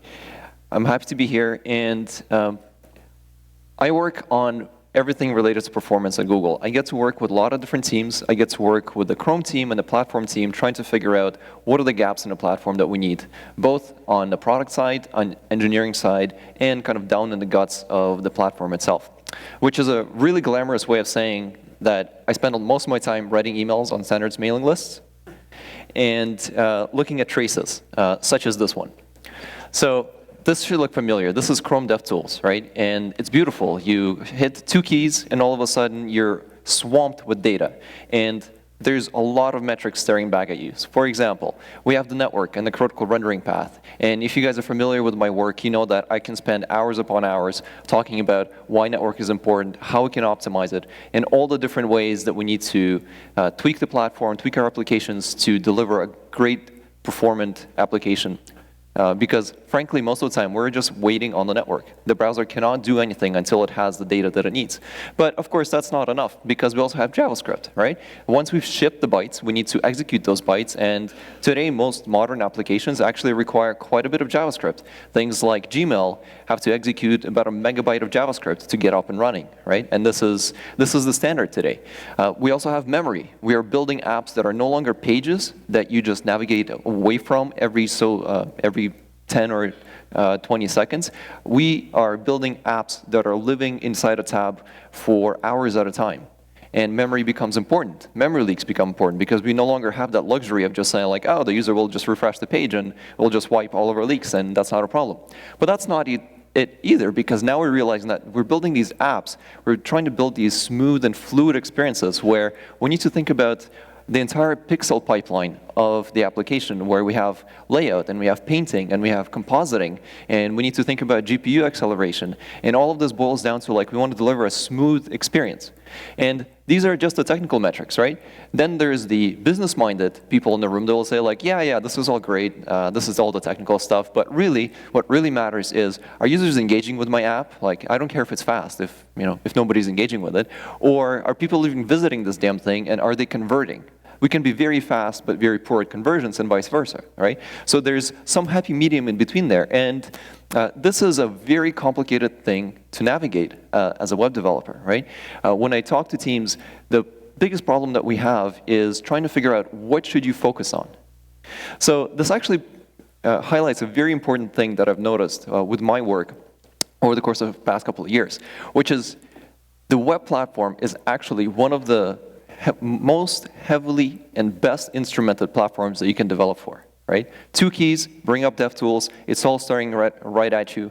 You can do all kinds of stuff, you can get all kinds of metrics, but the problem this creates is that there are too many metrics. And the question becomes, what do you care about, right? Like, when there's so many things to care about, nothing is important, right? If I claim that everything's important, you have no idea what to focus on. I can talk to you about network for hours upon hours. Somebody else from my team will get up and say, no, rendering is totally the thing you should be focusing on. And some other person will get up and say, like, okay, let's talk about the JavaScript optimization tips, right? And here's how to minimize your garbage collection time. So how do you navigate this forest? So let's go back to the beginning, right? Like, what is performance? There are many different definitions of performance. I happen to like this one because it points to something here which is success, right? Performance is seen in terms of how successfully something, our goal, was achieved. The natural question to that is, of course, how do we measure success, right? And this is the kind of conversation that I have to have every time I sit down with a new project or a new team, and we say, okay, well, what is success? Like, how do we define success and performance for your particular application? And the first thing that gets thrown back at me is typically this very intuitive and very simple and correct model, which is, well, we know that success is a function of performance, and intuitively it makes sense that the more performance we add into our application, the faster it goes, the more success we'll have, right? Like everybody's happy, so we'll just make it faster. And it's all good. Well, yeah, that's a good start, right? And we have plenty of case studies and metrics that in fact show that that is the case. But once we iterate through kind of this conversation a few more times, we actually realize that there are actually multiple cliffs or waypoints along this curve, which are very meaningful for most applications. And I'm not putting any X or Y values here, right? This is not a scientific diagram, except that it very well captures the type of conversation that I end up having. We end up identifying places like there's a state when the app is just too slow, right? And even if you make it faster, say you have an application where the response time is 5 seconds, and you just made it 4 seconds. That is, in fact, a huge improvement in your performance. But when you ask the user, they probably won't even notice. Because to them, it was too slow, and it's still too damn slow, and frankly, they don't actually care. And at that point, your application is not performing, and the user quits, right? Because either they have another application that they can go to, or they just abandon the task entirely. So that's kind of like the minimum. Like, we need to get beyond that. Then there's the bearable experience, right? Like, it works, or frankly, a lot of times, the user is forced to use your application. I have no recourse, right? Like, my company told me that I have to use this app, and yeah, it takes 15 seconds to compute this thing, but what can I do, right? And that is a terrible place to be. But I think a lot of our applications are right in that space where they're just bearable. They're not great. Your users are not singing praises to their friends about this awesome new thing that they just found that is solving all their problems. Then finally, there is that spot of like user delight, where the users are happy, the app feels like it's satisfying what they're looking for without getting in the way, right? They never have to think about the app is just responding intuitively to what they're trying to do. And then finally, we get to a point in a conversation where we say, well, if we get there, if your response time now is 200 milliseconds, and you cut it down to 50 milliseconds, and that's going to take 2 weeks of engineering time, is that a conversation worth having? Maybe it is, right? It depends on your application. But it's really contextual, and there is some sort of diminishing returns that you eventually hit. So really, what this ends up looking like is some sort of nonlinear curve, right? Where at the beginning, it's just you put in more effort, and you have to put in a lot more effort to get to a place where it's just bearable. At that point, it becomes maybe satisfactory, and after a certain point, you're just into diminishing returns. And the question that we end up having to figure out is like, what is that centerpiece, right? Is it different for every different application, or can we actually find some principles from which we can derive all the rest? And it turns out, surprisingly, that at least for the web applications and the kinds of things that we build here, these metrics, or that middle, is fairly constant. And this is for two particular reasons. As engineers, we are focused on the silicon processors, right? It's the metrics, it's the milliseconds, the megabytes, and all the rest, which we can measure, and that gets executed on the silicon. Those are the things we care about. What we often forget is that there's actually another processor on the other side, which is the wetware stuck right here, that is interpreting whatever you're pushing at it, right? So you're painting pixels, you're emitting sounds, and our brain has to process it. And it turns out that our brain actually has quite a few interesting quirks and characteristics that that interpret and influence how our performance is actually perceived. So we have sound, light, touch. Thankfully, we don't have any APIs for interacting with our olfactory senses, I think. Although it'd be kind of interesting to think how that would work. Like, would the browser emit a bad smell if you have a slow app or something? But anyway, what this really points to is you have the wetware, which is the user, right? You have the silicon, which is the thing that your app is running on. And it is a combination of those two things that feed into what we call perceived performance, right? The app can be slow in the technical sense, but it can be perceived to be fast by the user in the right context, and vice versa. And that, in fact, is what we call user experience, right? It's the connection between these two. And here's a fun example that I like to share. It's an anecdote, but I think it illustrates the point. Back in the day, Blogger, when they first migrated to the Google platform, the engineers spent a lot of time to get everything right. And they actually got it to a point where creating the blog, like you would fill out the form, like all the names and all the rest, you click the button, and it would return instantly. Like it was just like an instant feedback. And engineers were happy, we shipped it, everything was great, except then we started looking at the logs and we realized that a lot of users, for some reason, were hitting the back button, I guess checking what they filled in, only to hit the same button again. Like they weren't changing. It wasn't a mistake in what they filled in. They just click back and then resubmit the same damn thing. And after scratching their heads for a while and talking and doing some user interviews, we realized that for a lot of users, they actually thought it was broken because it was so fast, right? Like somehow intuitively, our brains, at least at that point in time, thought that creating a blog is kind of like a big thing, I guess. And because of that, such a quick response time couldn't have possibly have been correct. So nothing a gratuitous spinner can fix. Like the actual fix on the engineering side was to literally add a spinner for 200 milliseconds, which then submitted and created a blog. So nothing changed, but all of a sudden the users were happy.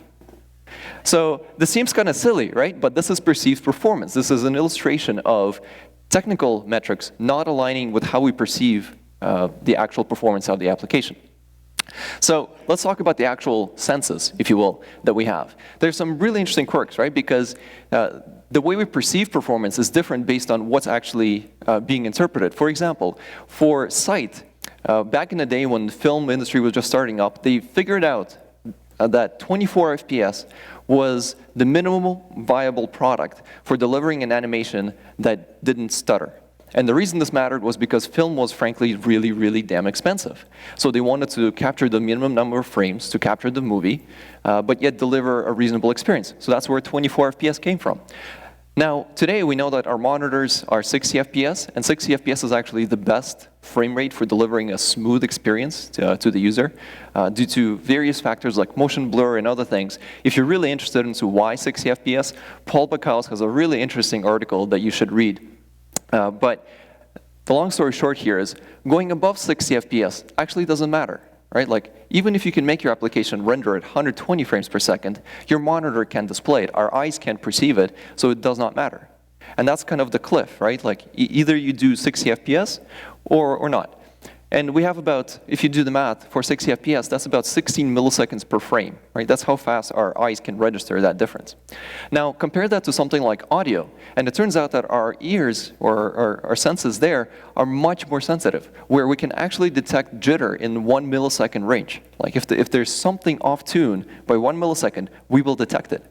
Which is why all the voice applications, think telephones and all the rest, VoIP, are so sensitive to latency. This is why they use different protocols, this is why they have different technical requirements.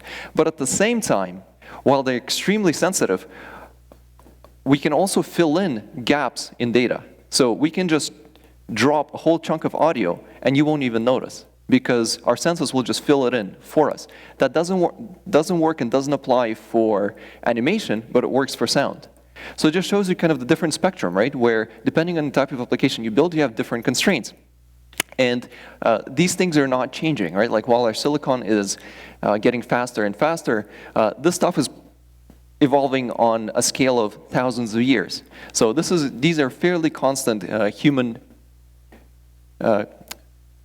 factors. Then we also have things like perception reaction times. So this is a question of task-oriented completion. If I give you an input, or if I give you a cue, how fast do you respond to it? Now, this time actually varies based on the task, the circumstances, and all the rest. But there's been a number of UX studies that have tried to capture this specifically in the context of web applications and just applications in general. And these are fairly consistent numbers that we see from coming back to us. So anything below 100 milliseconds, the user just perceives as instant, right? You click a button, you get instant feedback. It feels like the thing is just, it's instant. 100 to 300 milliseconds, users actually start to report that like, the button kind of felt sticky, if that makes any sense, right? Something happened there. After about 1 second, there's that interesting threshold where the user may have lost track. Like enough time has passed from expressing the intent to not getting any feedback that they are now thinking about other things, right? I click the submit button, you're not responding, and I'm like, oh yeah, I got to send an email to Joe, and I got to follow up with Chris, and all this other stuff, right? And you may have lost a user. And of course, anything above that, yeah, you have to provide feedback to keep them engaged. So coming back to our actual and original question, like what is performance and what do we talk about and what do we care about when we talk about performance? I think for us, it's the success in meeting the wetware's perception, reaction, expectations, right? How well do we match the expectations of the user and what do we expect out of it? So that's a long-winded way of saying focus on the user and everything else will follow, which is something that we all know and we all talk about, but perhaps have not considered concretely in terms of performance metrics. And this is where we spent a lot of time on the Chrome team trying to figure out, like, there's so many projects that we can work on. There's so many metrics that we already provide. How do we create a cohesive story and a plan such that we can say, like, well, with only finite number of resources, we can't focus on this part of the rendering stack. What are the things that we need to prioritize? And it turns out that after going through this exercise, we arrived at these 4 principles: response, animation, idle, and load, which happen to go into the Rail performance model, if you will. So let's talk about each one of these. First one is load, and this is one that I personally have been the closest to for a very long time. And we know that in order to keep users' engagement, we need to respond within 1 second or less than 1 second. And turns out this is actually a very complicated thing to accomplish, because when you think about all the pieces that need to come together to render a page, everything from delivering HTML to parsing it, to getting the CSS, parsing that, creating the render tree, doing layout, actually painting the darn thing on the screen. This is quite a bit of work, and there's a lot that you need to think about.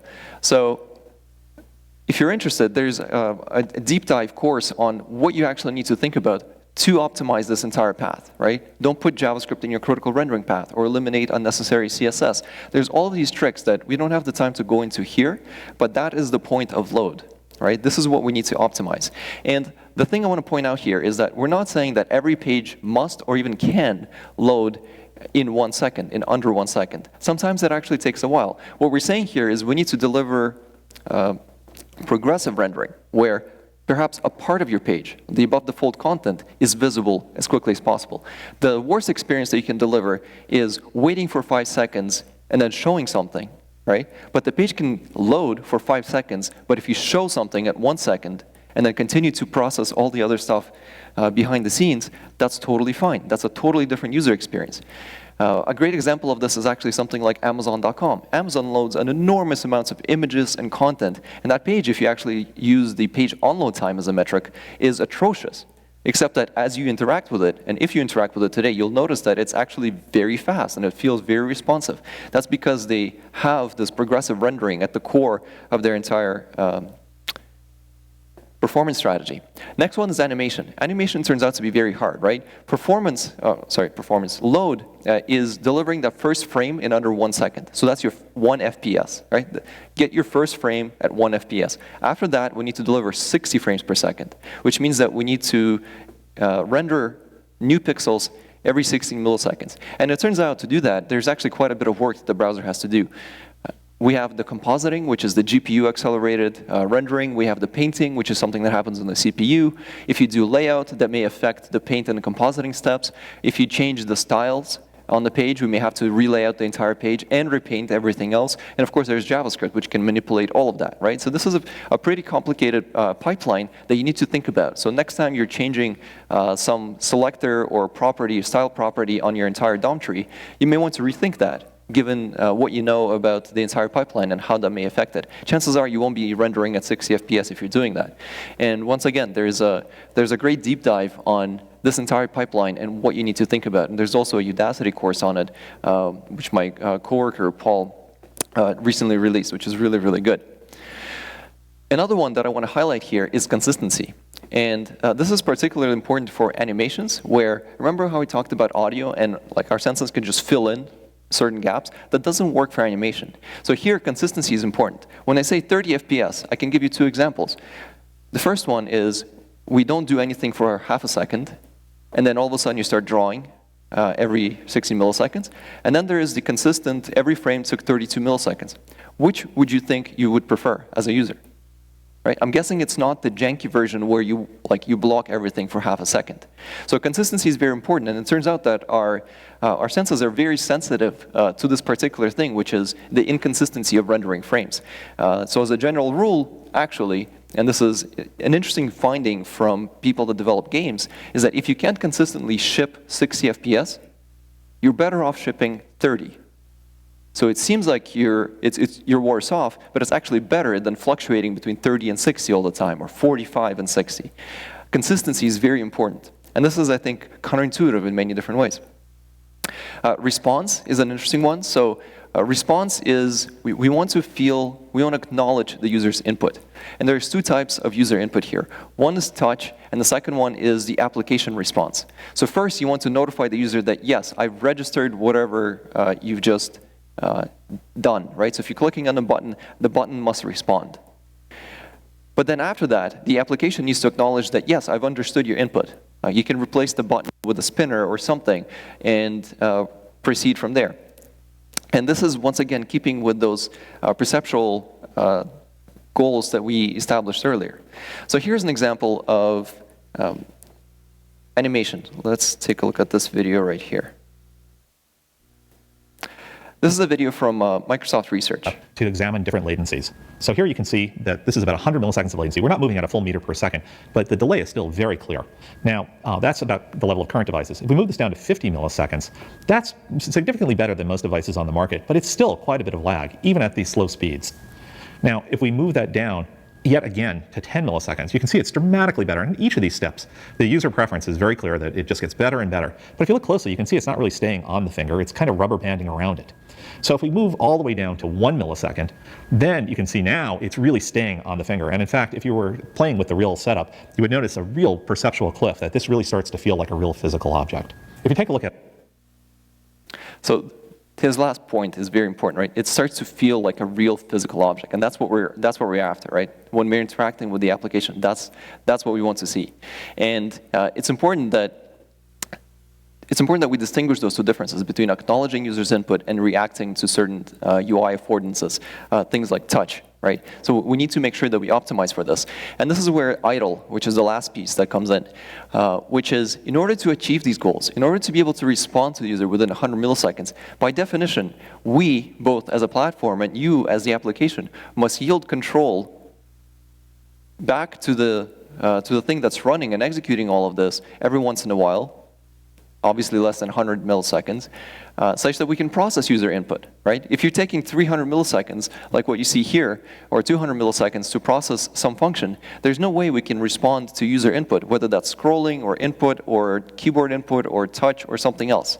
So because of this, we're actually looking for ways to surface new metrics for measuring idle time in your application. Now, this also happens to have other benefits, like if you maximize your idle time, you happen to be maximizing for energy consumption and radio consumption and all the rest. So there's other things that are important, but actually the reason we came to this is just this, it's the responsiveness, right? And everything else kind of falls out of it.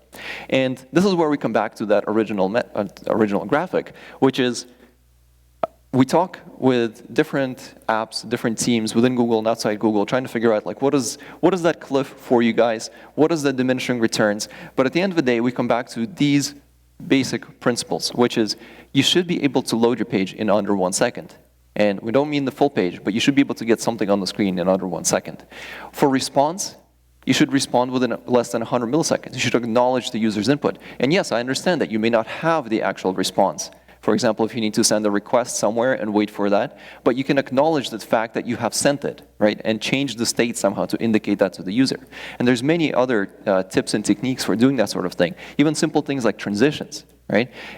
We've all seen transitions that are used too frequently, and it just becomes a nuisance. But used carefully, transitions can actually hide hundreds of milliseconds of latency. And this is very, very critical. And then finally, idle, maximizing idle time.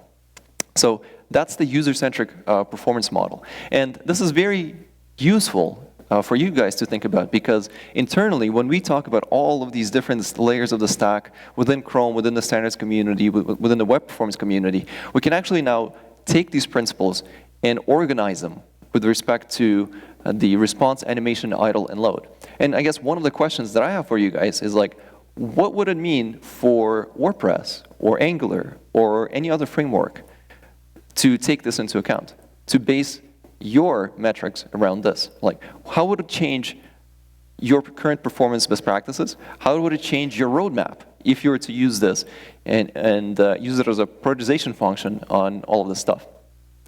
And I put this here. This is the Platform Success Model Explainer. This is the exercise that we, as a Chrome team, went through earlier this year, trying to understand how do we prioritize all of our work. And this is an interesting document, of course, if you're interested in the internals of, like, how does Chrome think about performance? How does Blink think about performance? I encourage you guys to read it. But even more so, even if you're not interested in the deep guts and internals of the platform itself, I encourage you to read it because I think it will influence how you think about performance for your own applications and your performance strategy as a whole. So with that, I encourage you guys to check out some of the slides. I know this has been very high level, but I think this is important because coming back to why we did this at Chrome is because it helps us to reorganize our own thinking and our own efforts for what are the things that matter. So you should expect to see this kind of stuff bubble up both on the platform because we will be working on new APIs. For example, I talked about idle time. But there's no, if you're an application and you want to push some non-critical work into the idle time, how do you even know it's even idle? Maybe there's a missing API. And we are, in fact, working on something like that today, or at least we have a proposal for that. So these are very important bits. And check out the courses, the link courses, and the content there. And thank you. I'll be around if you guys have any questions.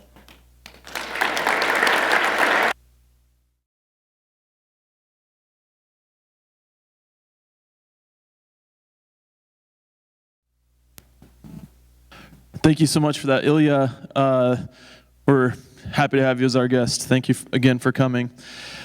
We do have a whole bunch of extra t-shirts. We're not exactly sure how that happened, but if you would like another t-shirt, we have a whole bunch bundled right up here in the front.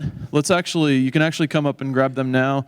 They're not going to be sorted by size. We're going to hand you a t-shirt. If it doesn't fit, you can either strut like it does, or you can trade it with a neighbor who has a matching one. But yeah, if you'd like an extra conference t-shirt, we've got them over here in the corner. Yeah, David, you can strut.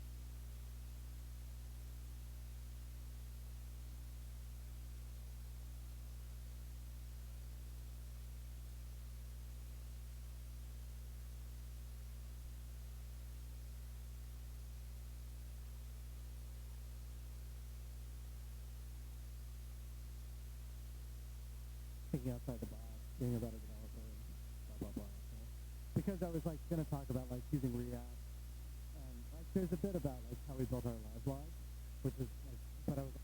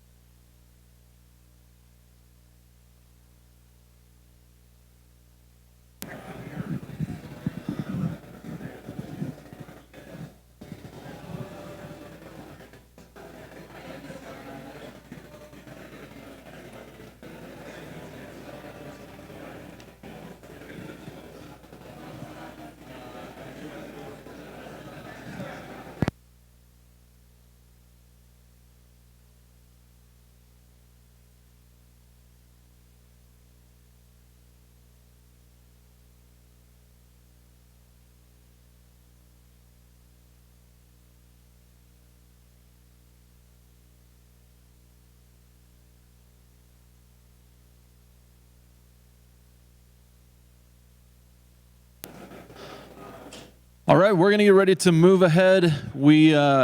Our next speaker coming to the stage is Jake Spurlock. Jake is an engineer at Wired. He's going to be talking to us today about building JavaScript apps with WordPress. So the time is yours, Jake. Thanks. Awesome. Hi. Stop, please. No, keep going. A little more. Yay! All right. Oh, I love all of you. Yeah, so my name's Jake Spurlock. I want to talk about building JavaScript apps with the WordPress JSON API. And I'm really excited about this because my whole talk was basically done already because Ryan McHugh did such a great talk about the JSON API yesterday, and then Nikolai did such a great talk about React today. So I thought about just sitting down and not saying anything, but I might have a thought or two to add, but some other great talks have already said some great things about that too. Like I said, my name is Jake Spurlock. Why is Jake on Twitter? Why is Jake on GitHub? Why is Jake on Facebook? Why is Jake? Nobody knows. So hi, welcome, glad to be here. I work for Wired Magazine. Wired is a tech publication that's been around since like 1993, I think. They were bought by Condé Nast. We're part of a big media conglomerate, but we like to pretend that we're still kind of hip and independent in San Francisco, while the rest of the mother is in a big, tall building in New York. So like I said, I wanted to talk a little bit about the WordPress JSON API, and when I pitched this talk, it was literally 6 months ago. And 6 months ago is a long time in internet time, right? Like, that's a long time. And so when I pitched this talk, I wanted to come and talk about using Express, which is a JavaScript framework for building websites. It handles routing, it handles different things like that. It's a really easy way to build JavaScript, specifically Node.js apps, using Node. And then I wanted to talk about how to couple that with the JSON API to build a Node-based WordPress website. So Node on the front end, WordPress is on the admin side for like managing content. Node, for those that don't know, Node is basically, so you have in Chrome the V8 JavaScript engine. That's what handles processing all of the JavaScript inside of Chrome. They abstracted that out of the browser, and they said we could use this other places like on server side. So you can execute server-side code in JavaScript, and that's what Node.js is trying to do. And so I was trying to find a fun image for this, and somebody apparently at O'Reilly wrote a book called What is Node? So anyways, if you want to know more, check out O'Reilly.com. But so wait, what? Why are we building JavaScript front ends for Facebook, for WordPress? Doesn't WordPress do all of that front end stuff? And the answer is yes, it does. It totally works. Like Ilya said in his talk, WordPress can be kind of slow sometimes. To load a single page in WordPress, you're having to boot up and bootstrap a whole bunch of different stuff. All of this legacy code. You want to render yoursite.com, you're going to have to boot up and go through a ton of code just to render a page.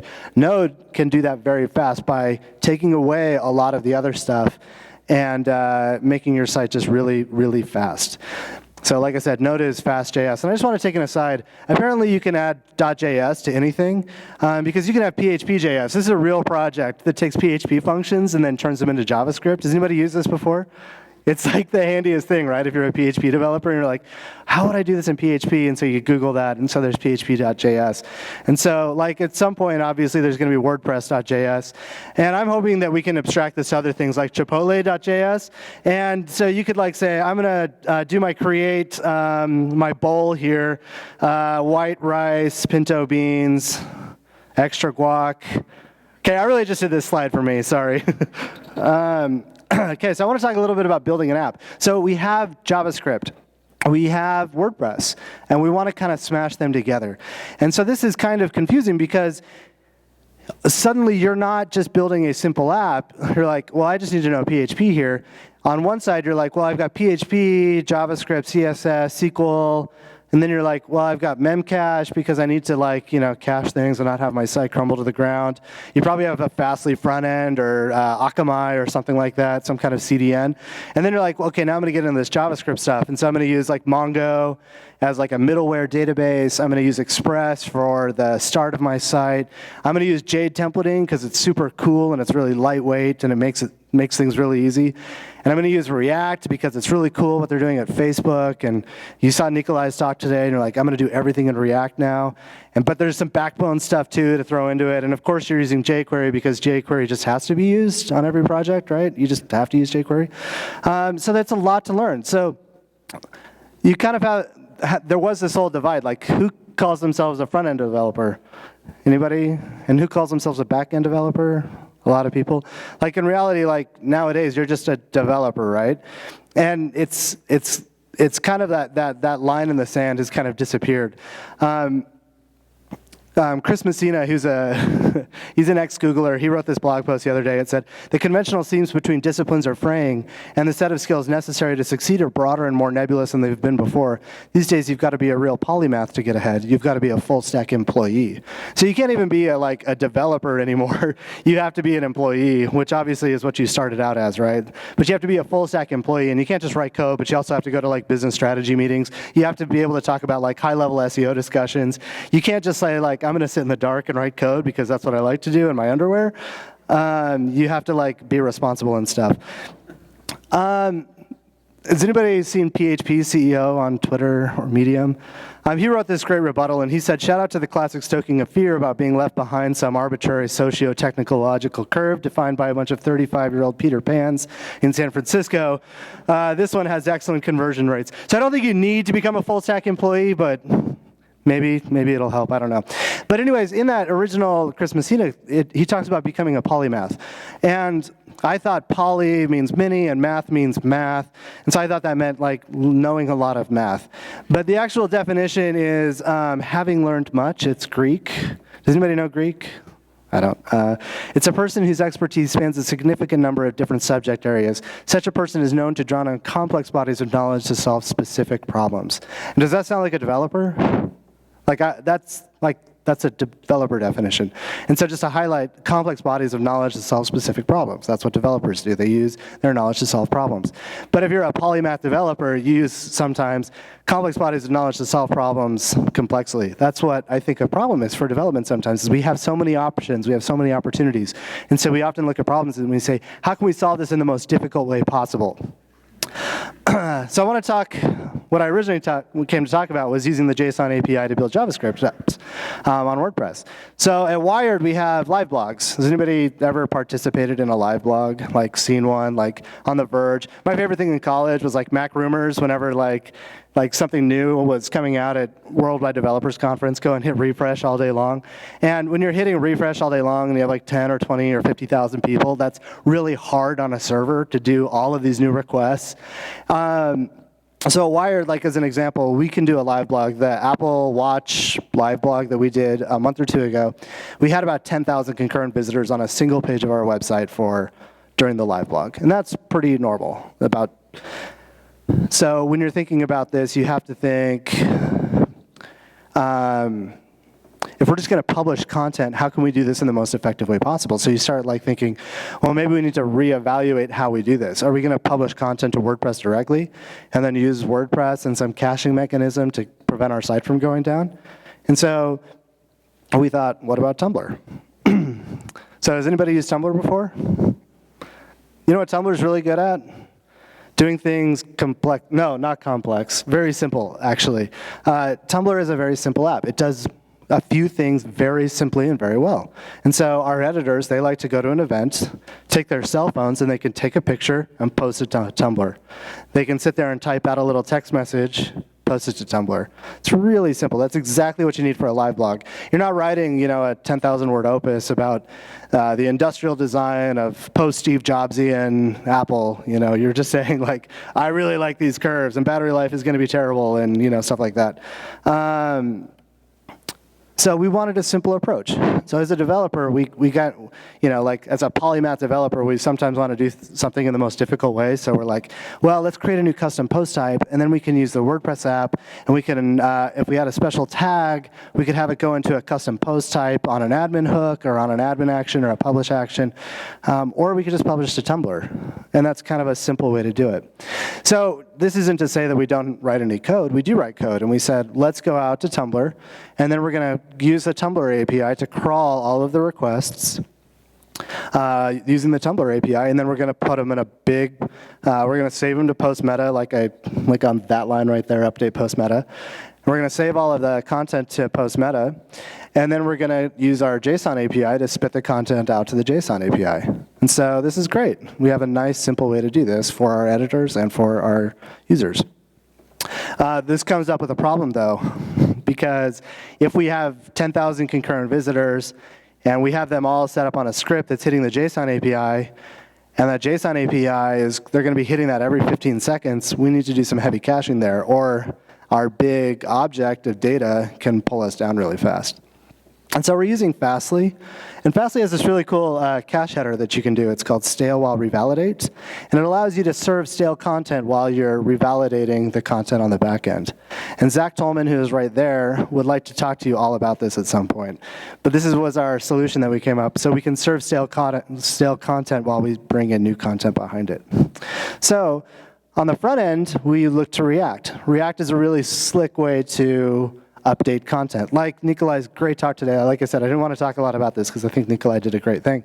But the highlight that I want to talk about is React being stateful. This is from the front page of React, and it says, in addition to taking input data, like a response from a JSON API, a component can maintain internal state data. When a component state data changes, like your request to the JSON API and it comes back differently, the rendered markup will be updated by re-invoking render, which is a default function that's built into React. And so all we have to do is set up a little loop to fetch the content from the JSON API and then publish the content to the page. And then as we sit there and fetch it back and forth, as soon as it changes, it will re-render the results on the page, and we have a live blog. So is this simple? I mean, kind of, yeah. We took this like complex idea of like needing to have a live blog, we needed to have it cached, we needed to be able to do all of these different things, but we broke it down into a couple of different things, and it ended up just being nice and simple.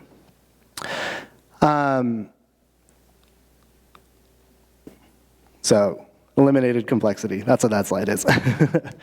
Some of the talks have talked about imposter syndrome, and I think that that's kind of interesting because as a WordPress developer, I don't see myself really as a JavaScript developer. Like, I feel like there's a wall put up and it says like, you can know PHP and you can work on PHP, but you're not a JavaScript developer. There's a special domain and there's a special conference for JavaScript developers. Like, you're a WordPress developer, right?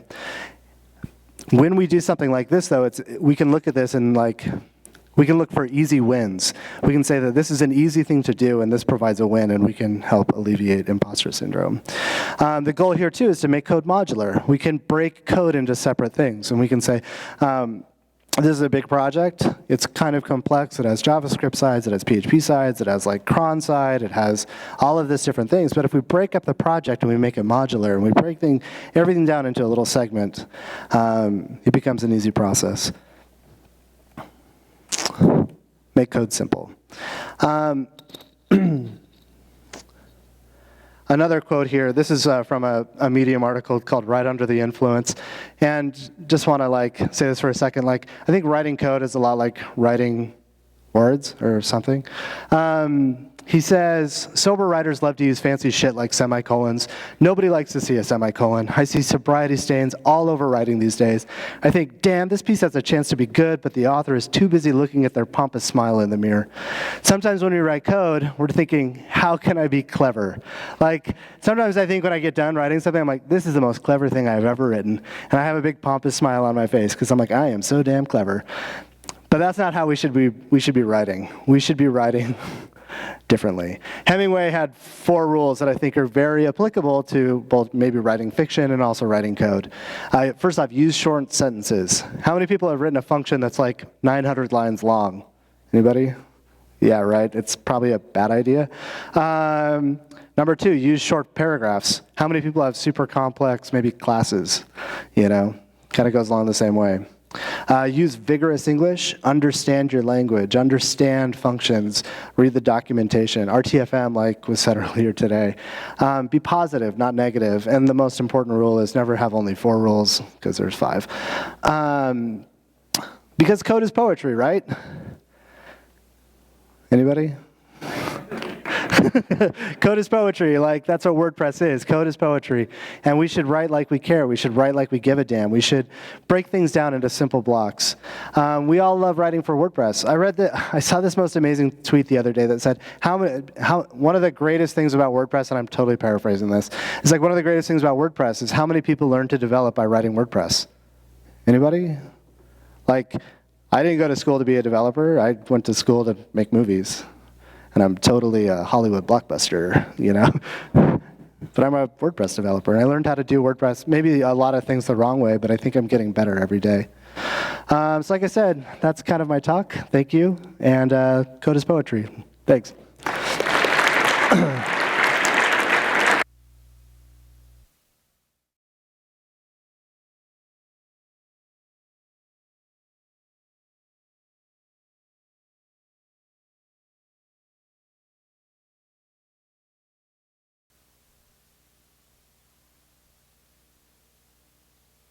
I waited sufficient amounts of time that time. Thanks again, Jake. We're going to start again at 2:30, so you do have time for a quick restroom or beverage break or whatever it is you need to do, go grab some last-minute swag from the vendors. When we get back, we are going to have Brandon Dove, who's going to be talking from Pixel Jar. So.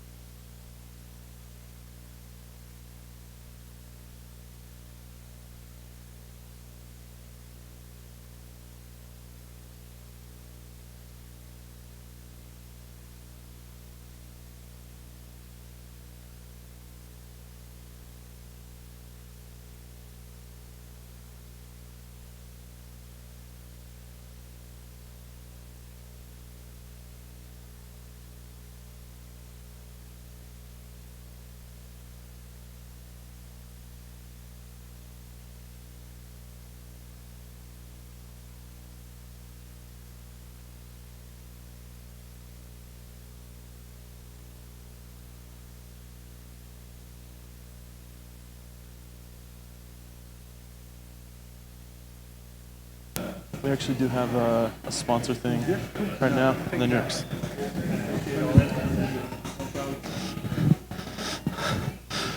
Okay, so before Brandon comes up, we have Sadiq from Simplify Commerce, one of our very generous sponsors. He's going to tell you a little bit about what they're doing with payments and WordPress e-commerce.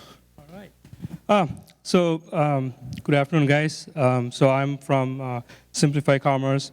So we partner with WooCommerce for this event on sponsorship. So just to let you guys know, WooCommerce, Simplify Commerce is part of the WooCommerce core. So you could just, it's already installed if you had installed WooCommerce. So it's just a simple selection from your payment provider. So for those who have not who's not familiar with Simplify Commerce, it's a payment gateway. We are very developer-focused, developer-friendly platform. So we have SDKs for 9 different platforms, ranging from Node.js, iOS, Android, and we recently added support for iOS, Apple Pay also.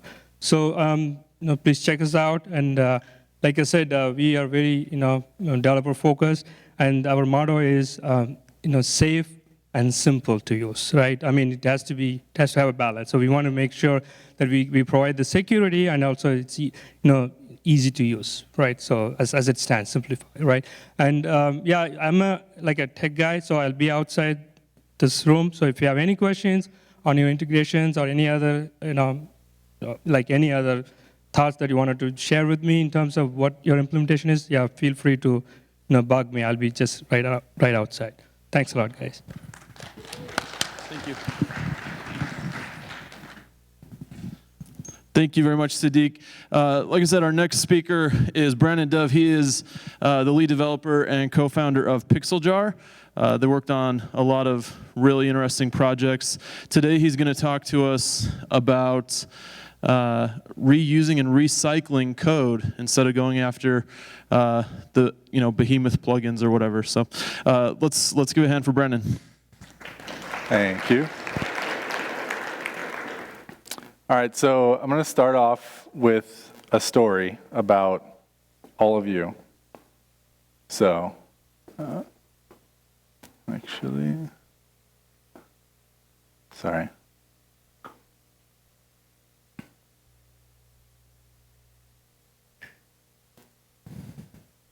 Okay, well, that's going to have to work. Okay, so my story, what the?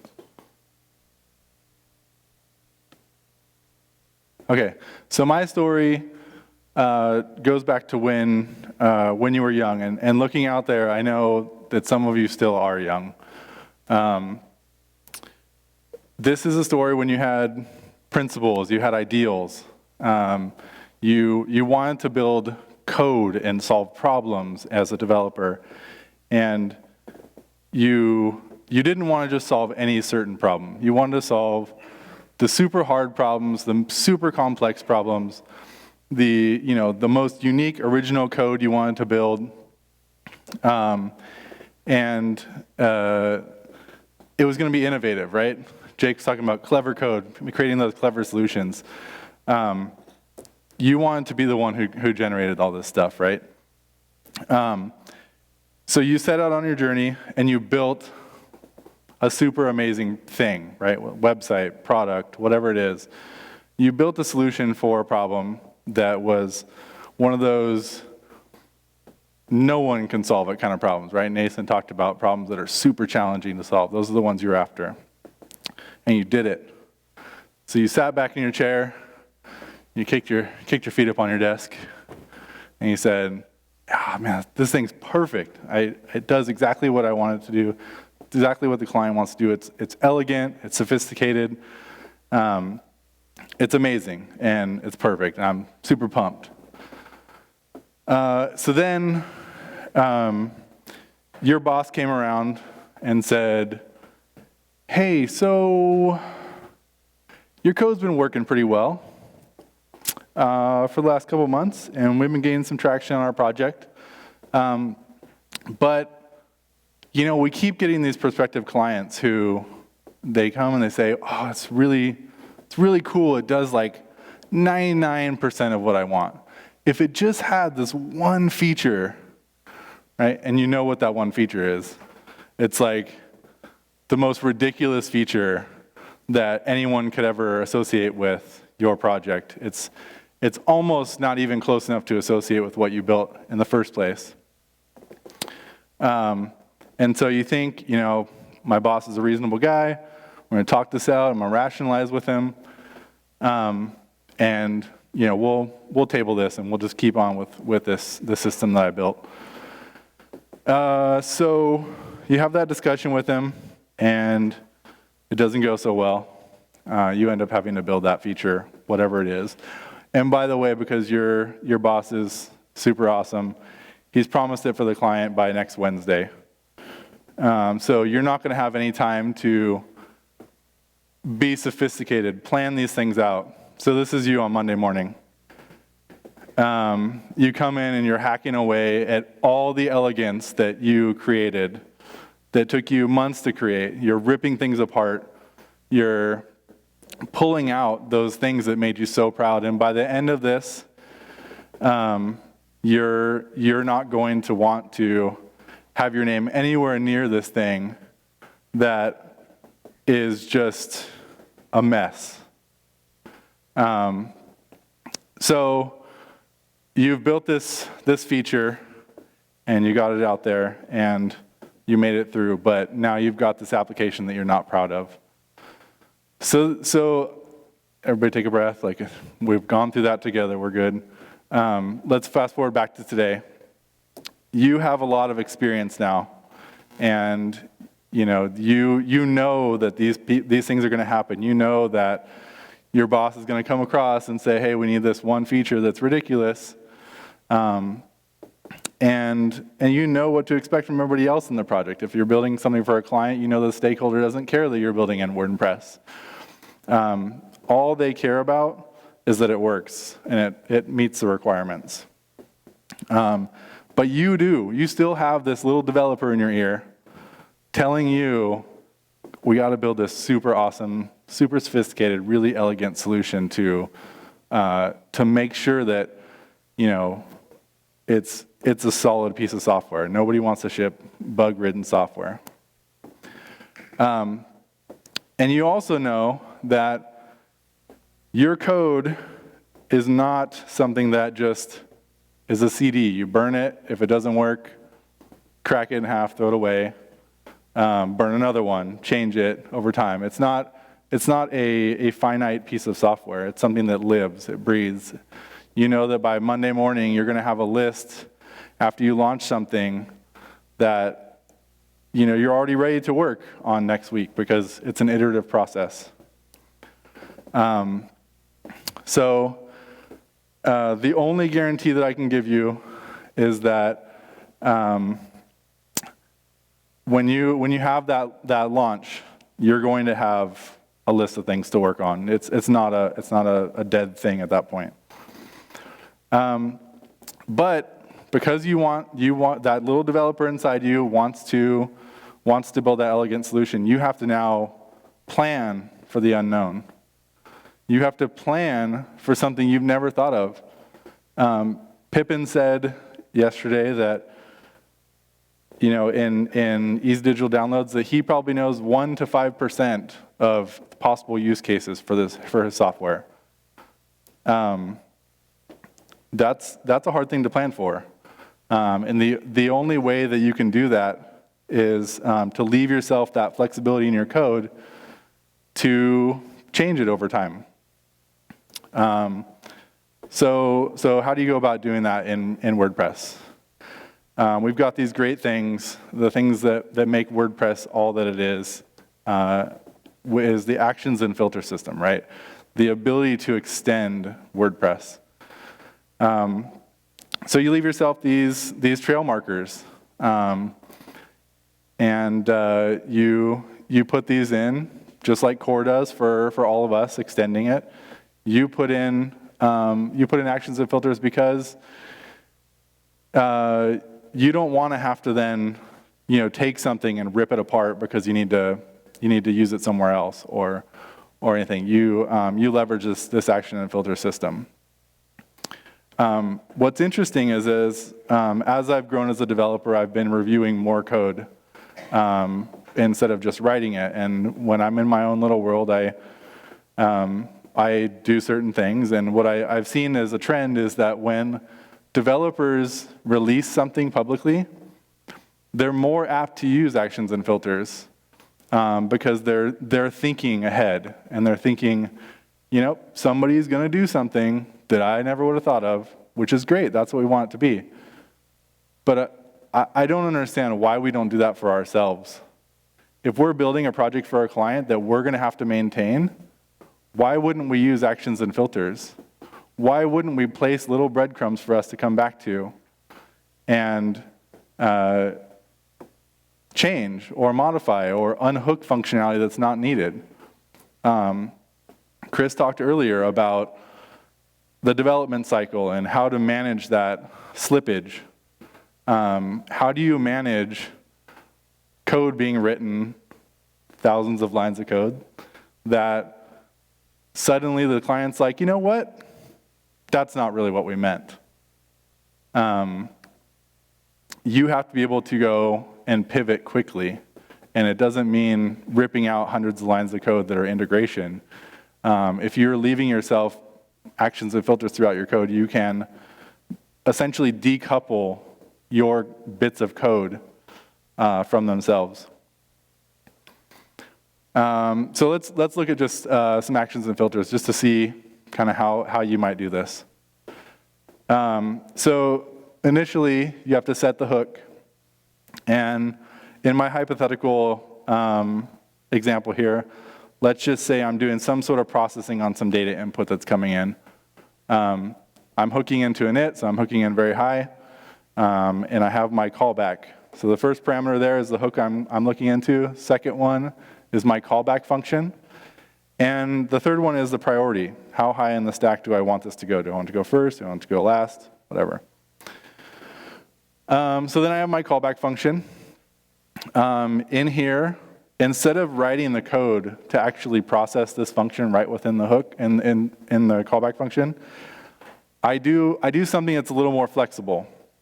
I create my own action, and I tie it in with my process, my workflow. So that way, if tomorrow a client comes in and says, hey, you know what, we don't want to use credit cards anymore straight through authorize.net. We want to use PayPal processing. You can easily come in here and go, you know what, that's fine. I'll just unhook my credit card stuff and hook in some PayPal functionality. The way that we treat actions are injecting bits of code, so you can execute along a procedural path. So this is one of those spots where, you know, I could have just written the code there, but instead I'm leaving myself a breadcrumb. So do action works a lot like add action in that you give it a hook name. This one it's tied to my callback here, so I can create another hook. And I'm passing along the post variable for this specific call. So whatever page I'm on, maybe that's important. So I'm passing that on to future me, and you know, hoping that will be helpful if it's relevant to what I'm doing. But where this becomes great is, let's say you have something for, you know, a client in a department, and there's another department that needs a similar functionality, but they don't need this particular bit. By being able to use remove action, you can actually just take away that bit of code without having to strip everything out. So it's a little bit different of an approach to building out functionality, but it makes for really quick mocking of workflows. On the other side of things, data manipulation mostly, you have filters. So just like with actions, you've got a hook starting out. The content is the core one, obviously. And then I have my callback BD content with a standard priority.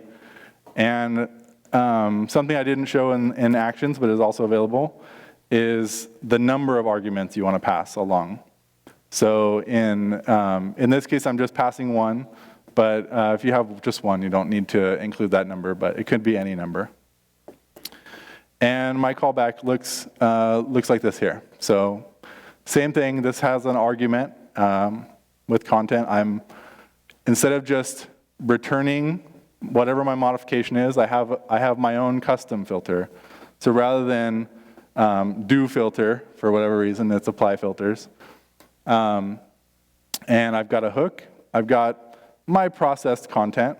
So I have string replaced WP with WordPress. And that's my default return value.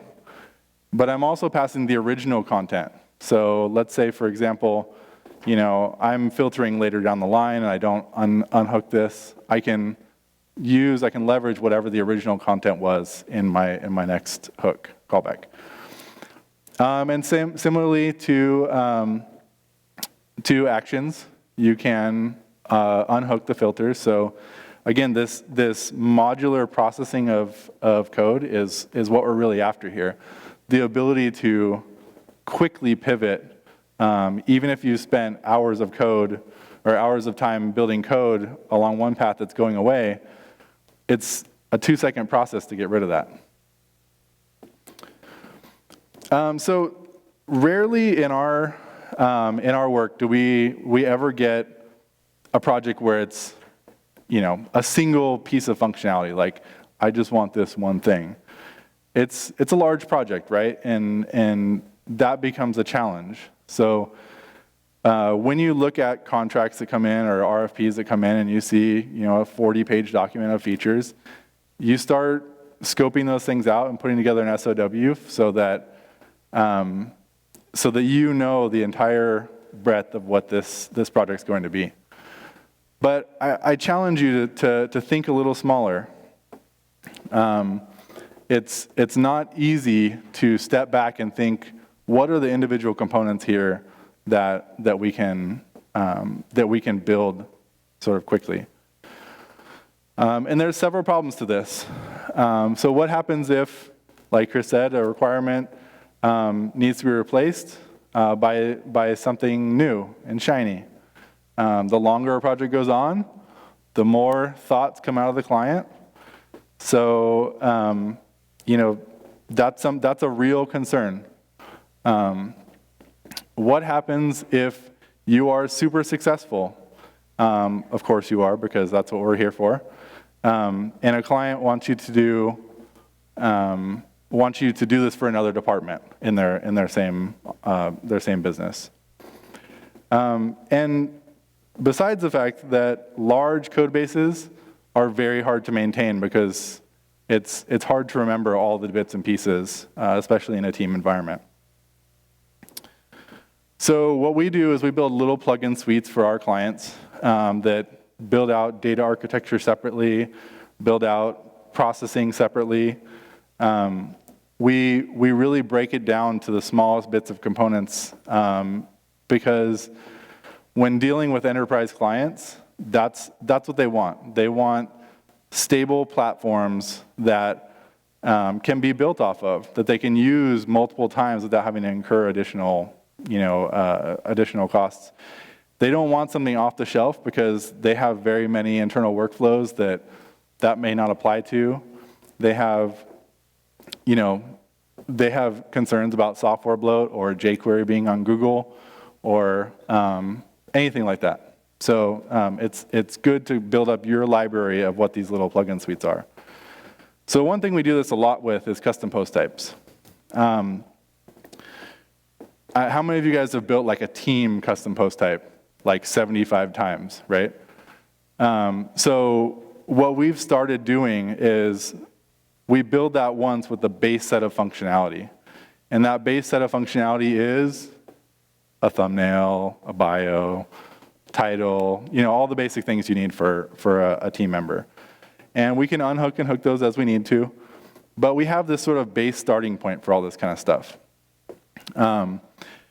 If you don't have a library of these things, how are you generating it? Probably like a snippet, some sort of something in your IDE, or maybe you do have a library on GitHub, something like that, that you can pull from. But God forbid, hopefully you don't have to pull it out of another project. So these are some ways that you could do it. Like I said, having a library on GitHub or Bitbucket or wherever that you can pull from. You can use something like Sublime or something that to autocomplete, do a little short tag. Or you could use something like Yeoman or Generate WP to generate some of these things for you. So the approach we've taken is adopting Yeoman. And we haven't gotten around to trying Composer. After yesterday's talk on Composer, I think we'll probably start going that route. But as Zoe mentioned yesterday, it's being able to regenerate code that you've already done and that you're happy with, and it solves the problem, is huge. So just some quick steps on how you do that. It requires npm to start, but you just type npm install global yo, and it will set up all the dependencies, everything. While you're building your code generators, because it's not just a plugin file that you need, you have to actually build a generator. While you're building this, it's useful not to have that generator somewhere else where you have to keep going remote and making it happen. So npm link will create a symlink between that folder and Yeoman so that you can do your own local generators. And so for us, it's as simple as typing yo cpt. It's like yo MTV Raps, I think. So yo cpt, we get a couple questions back from Yeoman, but it ends us up in this directory structure. We have the root folder, we've got assets, we've got CSS, all that kind of stuff. We have a lib folder that has all of our relative code. And we have a theme templates folder. Now, this theme templates folder is something we learned through our commercial plugin. Being able to have somebody modify what the markup looks like for your custom post type is huge. So we have default templates. All of our custom post types ship with default theme templates. And if you drag one of those theme templates, like let's say archive.php, and change it for whatever the slug is in your theme, it will automatically use that one first, and then it will fall back to the one that's in the plugin folder. So I've got a couple minutes left here, so I'll just do a quick demo of what our Yeoman setup looks like. Let's see here. Whoa, that's huge.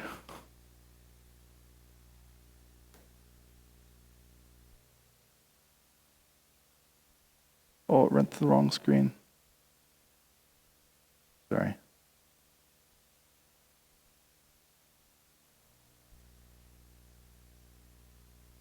Okay, so, oh wow, that is humongous.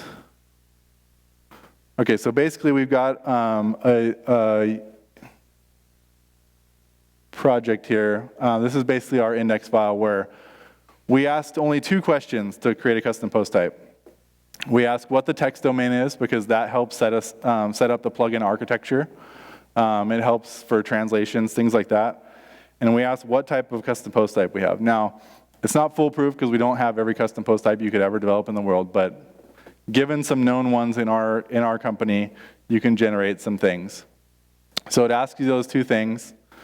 And then what it does is it goes through and pulls down the latest master of whatever that custom post type plugin is off of GitHub, and it's tied to that type that you specified before. And then once it's done, it renames that folder from whatever it downloads to the text domain. So we can generate one here. Whoa, that's humongous too. Hey, there we go. Okay, so I'm just in a plugins folder in my local trunk here. And where's my folder? So inside plugins here, Somebody shout me out a text domain. Any slug. LoopConf, good. Okay, let's just make sure there's no LoopConf one in here. Okay, there's no LoopConf. Nothing up the sleeves. Okay, so LoopConf. So you type that, which custom post type? I happen to know that we just built a lessons one. So you enter that, pulls that down, and it says, okay, cool, you did it. And then you see right here, the LoopConf lessons data architecture. And if I can. So again, we have this folder structure here that we've defined, has all of our code in it for the plugin itself. And all that it requires now is that you activate this plugin. So that is what I got. I am Brandon Dove. You can find me at Brandon Dove on Twitter. And if you are interested, we are, like everybody else, hiring. So you can find us at pixeljar.com. Thank you.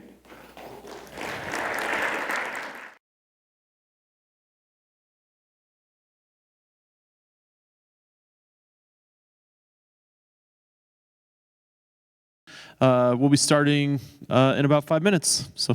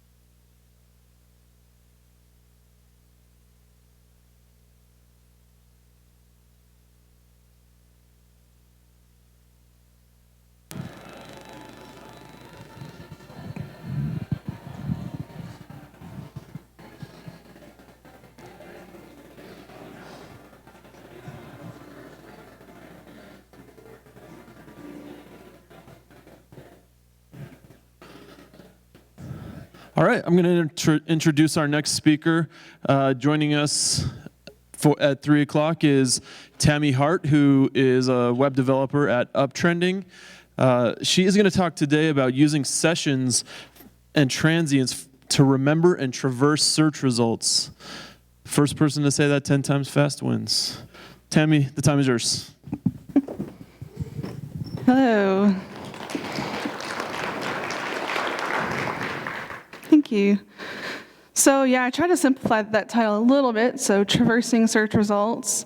I don't know if you've really thought about how to use sessions and transients together before, but we're going to go through an example here today. Tammy Hart, designer and developer at Uptrending. Like everybody else here, we're hiring all positions. You can follow me on Twitter at Tammy Hart, and there'll be a link at the end to get the code that we're going to talk about today. So I had the same situation with a couple different clients.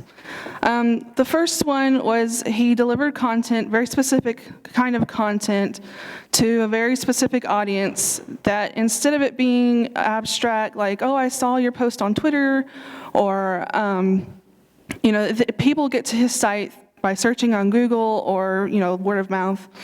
And when they get there, they're looking for an exact answer to a very precise question. So they'll perform a search to find that content. And they may get like 10 results back, or fewer actually. And there's lots of good content in all the results they get. So the client asked me if a user clicks on a post and then wants to go to the next post, what happens? And I said, well, chronologically, it just goes to the next post. He said, well, can't we just have them go to the next search result? Instead of having to go back, perform the search again, or relook, just have a button that says, next search result. So I said, I don't know. Let's look into that, and figured out a way. And of course, then I had another client that said, we want to be able to loop through all of the search results as if they were going through a gallery. And we're going to do a live preview of that today. So basically, what I needed to do is to store the search results. So have a way to store the search results so that we could use that information anywhere we were on the site. And then, of course, navigate through those. And that's what we're going to do today. The only thing that you'll need is a WordPress site with several posts, and then a plugin by Eric Mann called WP Session Manager Plugin.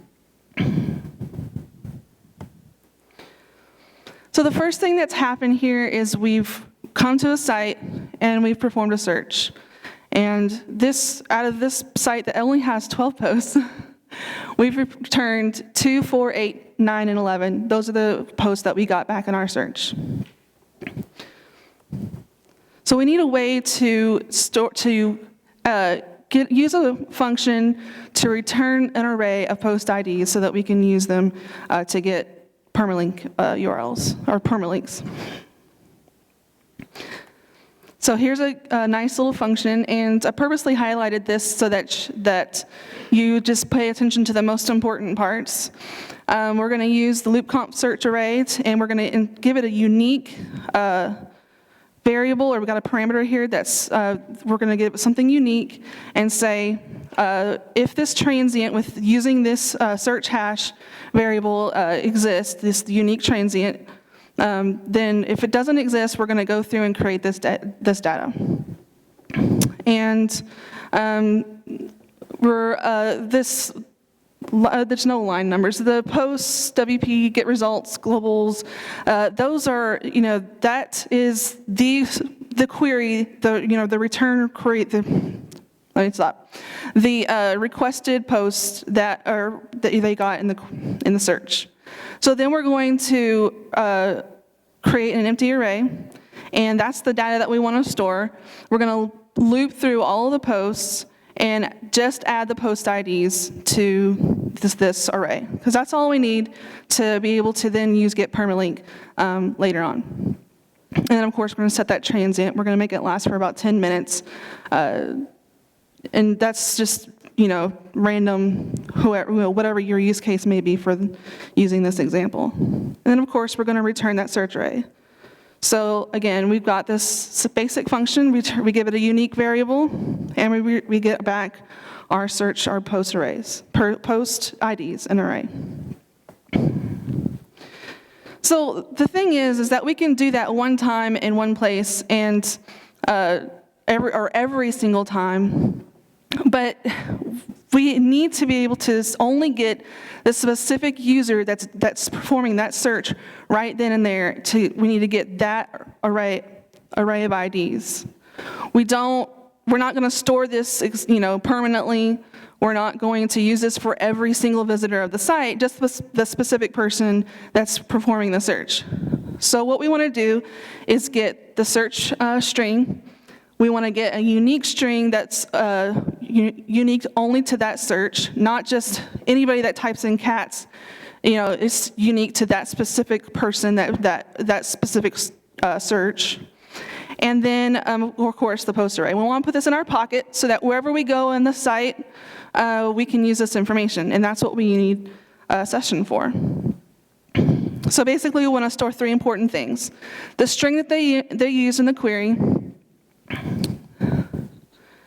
and then the hash that WordPress produces, because that's unique, and then the array of post IDs.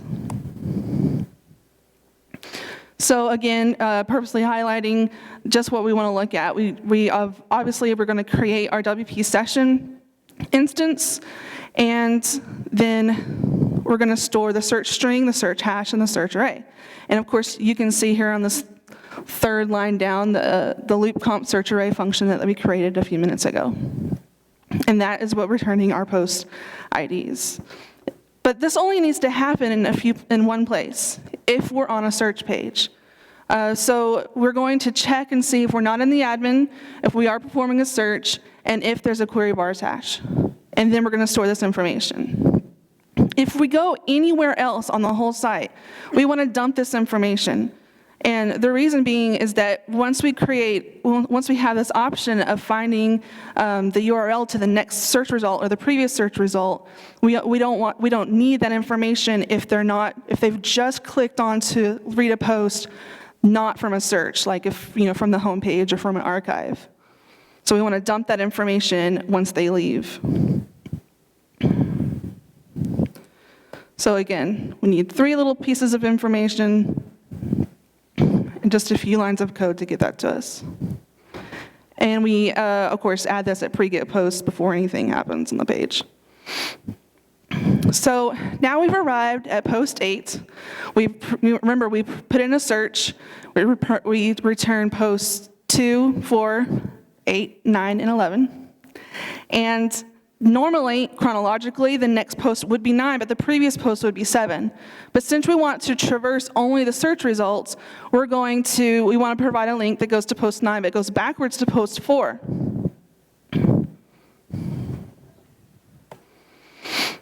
So we need to create a function that says if we're going to go forward, return post 9, and if we're going backwards, previous, return post 4. So all we need to do is be able to go into that array and say, where are we currently within that array? What post ID within that array are we? And then how can we go forwards in that array or backwards in that array? So we're going to set up a few variables. Next key, we're going to set that to default of 0. And then get our search array, which is the thing that we stored in our session, so that as the user moves around the site, their specific unique information is stored in the session. And then we're going to say that the current key, we're going to search that array and find out where we are currently within that array. Then we're going to say if we want next, which is default, then we're going to just simply add 1 to the key. And of course, if we get to the end of that array and there is no next, then we want to revert to the first post. So we set the key to 0. And then likewise, if we're going backwards, we reduce the key by 1. And if that's, we already were on the very first post, then we can loop it to the end and get the last post ID. And then simply return the next ID in the array. If we go forward, whoops, return 9. And if we want to go backwards, return 4.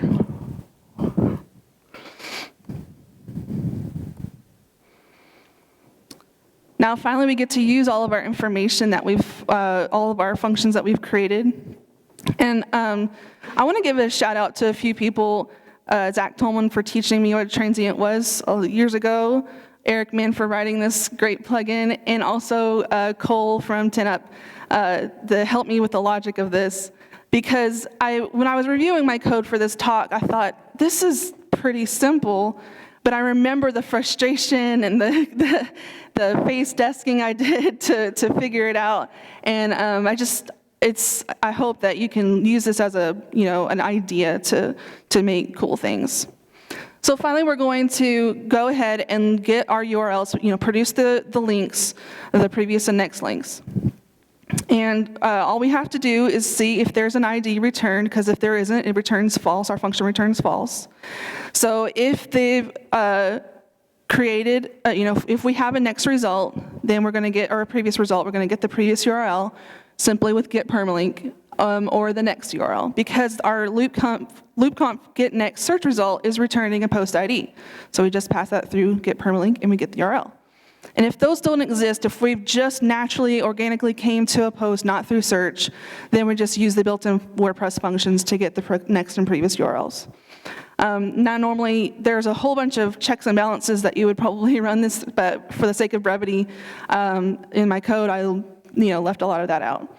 But basically, we can finally use that ID to return the previous and next links.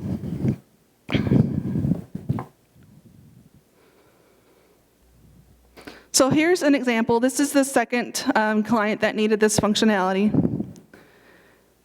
And if you go to any project, which is this custom post type,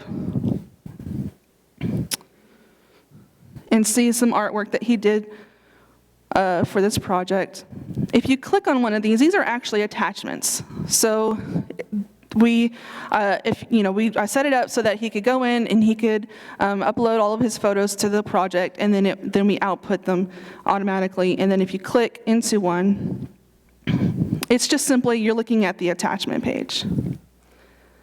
And if you click next, you go to the next one within the same project. I don't know how well you can see my cursor, but if you pay attention up here, that's the name of the project, Game of Thrones. And then hidden underneath here, we have where we are within the project. Okay. But if you do a search, which he did some pre-filled out search strings for his visitors, well,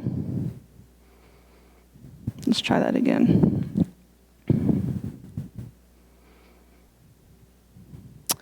Yay.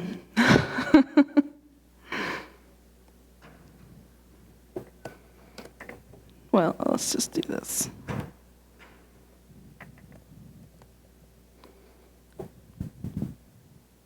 There we go. Okay, well, wonderful examples, not the ones I wanted. Character without an S. There we go. Yay. So he's done a lot of wonderful illustrations here, and these are all coming from different projects. So it doesn't, because it's a search, so it's searching all of his projects and returning only the attachments that have this string, this tag. But if you click into one of the characters, you can see that we're on the attachment page right now. This is loading the attachment.php template. But because I've stored the search string of character, I can manipulate the title of the page, and I'm also able to manipulate the next and post links to go within that project, or within those search results. Let's see if we can land on something iffy before iffy. There we go. So you can see the URL changed, the project URL. So we're on a completely different project, but we're still within our search results. And that's basically it. Thank you. Like I said, you can find the code.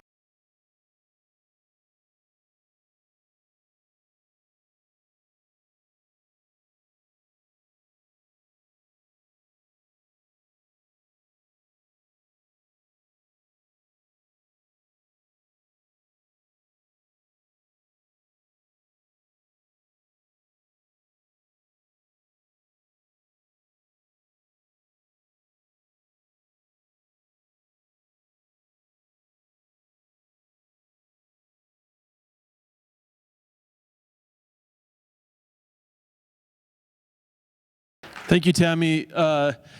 We are going to move right into our next talk in 5 minutes, and after it's going to be Patrick Rolland talking about the customizer and making beautiful plugin settings pages. After that, we have a snack break. The delicious snacks are being set up right now, so we're going to move right into Patrick's talk, and then we'll have a few extra minutes during the break. So let's go on with Patrick.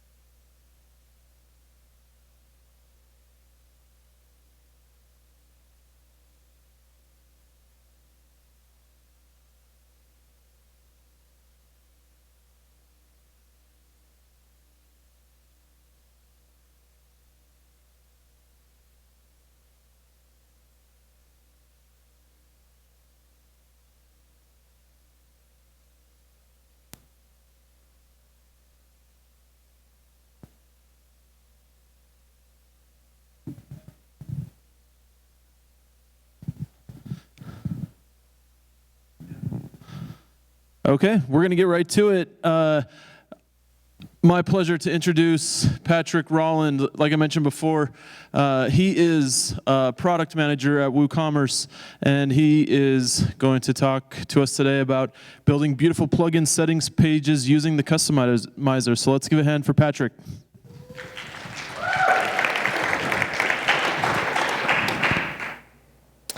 Thank you very much, guys. Let me just get my timer started, otherwise I'll talk for an hour. So my name is Patrick, and I do a lot of the behind-the-scenes planning for WooCommerce. So that means that I talk to users, I do surveys, and most horrifying of all, I watch them use our software. And from all this data, I've learned that the WordPress admin is incredibly complex. Once you learn it, once you're a developer, or once you've used WordPress for a while, the admin is really, really easy to use. But until you get to that point, it's too big, it's too complex, there's no step-by-step procedures, it's just too hard to use. So that's why I'm going to talk to you about how to leverage the customizer to build your settings pages so that anyone can use them. Anyone can use them from a developer to a user. There are two important things that I've learned watching users. Let's see if I can get this video playing. Perfect. This is a video of a friend of mine trying to install a plugin. Now, I've sped this up 8 times fast, and it takes him it takes him 9 minutes in actual time to install a plugin. He used to be a web developer. He used to used to build WordPress sites for users, and everything that could go wrong does go wrong. He tried to install the plugin through the plugin updater, the plugin installer. It didn't work. He tried to use an FTP program, but he couldn't remember his password. He went to his host. Luckily, he remembered his host's password. But the host's FTP program is built in, is a little bit slow. So he tried activating plugins before they were fully installed. And while he was activating these plugins, he would go, "Oh, WooCommerce!" He was frustrated, incredibly frustrated, before he even installed the plugin. And in this user's mind, I don't know if he'd ever come back. There's about 20 errors there you can see on his screen. He's still working on this. I was standing over his left shoulder when he was doing this. He's finally done now. And I don't think he actually would have got through the plugin installation process. And this is a big problem we have to face. And while I can't, we can only do so much on the plugin installer, what I want to do is I want to make, once that plugin is installed and the user is pissed off, that we make it as easy as possible for them to configure the plugin, because they've already wasted 9 minutes of their life. The second thing I've learned is that reading can be difficult. A little while ago, I wrote a book all about WooCommerce. You know, this is how you install it. This is how you add a product. This is how you configure Stripe. This is how you get shipping quotes from USPS. Everything that you would need to know about WooCommerce. And I spent 9 months writing it and editing it, and I had technical editors and all sorts of people help me with it. And so a few weeks ago, when I got an email saying there's a mistake in your book, you know, a paper book that I can't edit, I had a lot of anxiety. And it took me about an hour to work up the courage to open that email. And when I did, I saw there were 3 or 4 bullet points about how to reproduce this error that was in my book. And he goes on to say, I downloaded the themes, I went to the plugin installer, I clicked on Add New, and the theme wouldn't install. And I'm thinking I'm a complete idiot for telling someone to install a theme via the plugin installer, and so I start typing a reply. And before I hit the send button, I go, well, maybe I should check what he's doing. I open up his email, and it says on page 12, I open up page 12, you know, it says this, this, and this, and I realize the chapter title is how to install a plugin. So this user spent 15 minutes tracking, you know, closing my book, finding my website, finding my contact form, emailing me, writing this just instructions about how wrong I was, instead of rereading the title of the section of the book called How to Install a Plugin. And as silly as the situation is, I actually learned something really useful from it, and that's that no matter how clearly you write, people will misinterpret your words. Just period. There is nothing you can write that someone will not misread, misunderstand, misinterpret. And I think as plugin developers, or as theme developers, or as developers in general with clients, that gives us 2 choices. Either hire a bunch of people to answer all of these, I don't want to say dumb questions, but questions that could have, if they actually read something, could have been avoided. You can hire pre-sales people, you can hire support, you can hire extra people, or I'd like to think that we can make something a little bit better than just words. We can show people what settings do as they click the settings. And so that's what I'm going to talk about today. This right here is a settings page from within WooCommerce. And I'm picking apart my own example because I think we can do better than this. This is, just to give you some reference, when you order a product in WooCommerce, it'll send you an email and you can customize the way the email looks. And there's just not a lot, it's hard to understand what this page is doing. So let's go into detail about why this page sucks and then how we can fix it. So the first section here deals with colors. There's a base color, which I have no idea what that means. I don't know if it's the color on the bottom, like base on the bottom, or if you build on top of the color, or if it's tweaked, or if it's the general color all over the theme. There's the background color and email body background color, which sound pretty similar unless you understand how HTML emails work. There's the color on the bottom, and the hex, the color code you can't read at all because it's black on black. That's fantastic. Users don't, of course, know how to do hexadecimal colors, so that's hard. And even if you change any of these, how does the user know what it looks like? There is a little hidden preview link at the top of that page, but it's at the top after you've scrolled past it and edited the colors. And it's a link and not a button. And I'd imagine when you want to preview something, you want a button that says, show me what it looks like, not I want to navigate to another web page. That doesn't make sense to me. This section kind of sucks. When I use GitHub, I open up a new issue, I drag and drop a screenshot of something that's not working, and I press new issue, and it's done. With this, you have to manually upload an image, copy and paste the URL into this field, hope you don't have a typo, and then press save. And there's, once again, no preview button. There is the little media uploader link, but that actually sucks. If you open up the media uploader, you have to drop a file in. And once you drop a file in, it uploads it there in the bottom, but there's no next step. Users don't know something's been uploaded. There's no like, cool, I'm done, use that image for the header. There's no next step and they get lost. So this sucks. But I have another video showing you what I think we could do to make it a lot better. So we made a plugin called the Email Customizer that replaces all of those settings with a button. And once you click that button, it takes you to a special customizer page that removes all of the standard customizer fields and adds only the customizer fields for our plugin.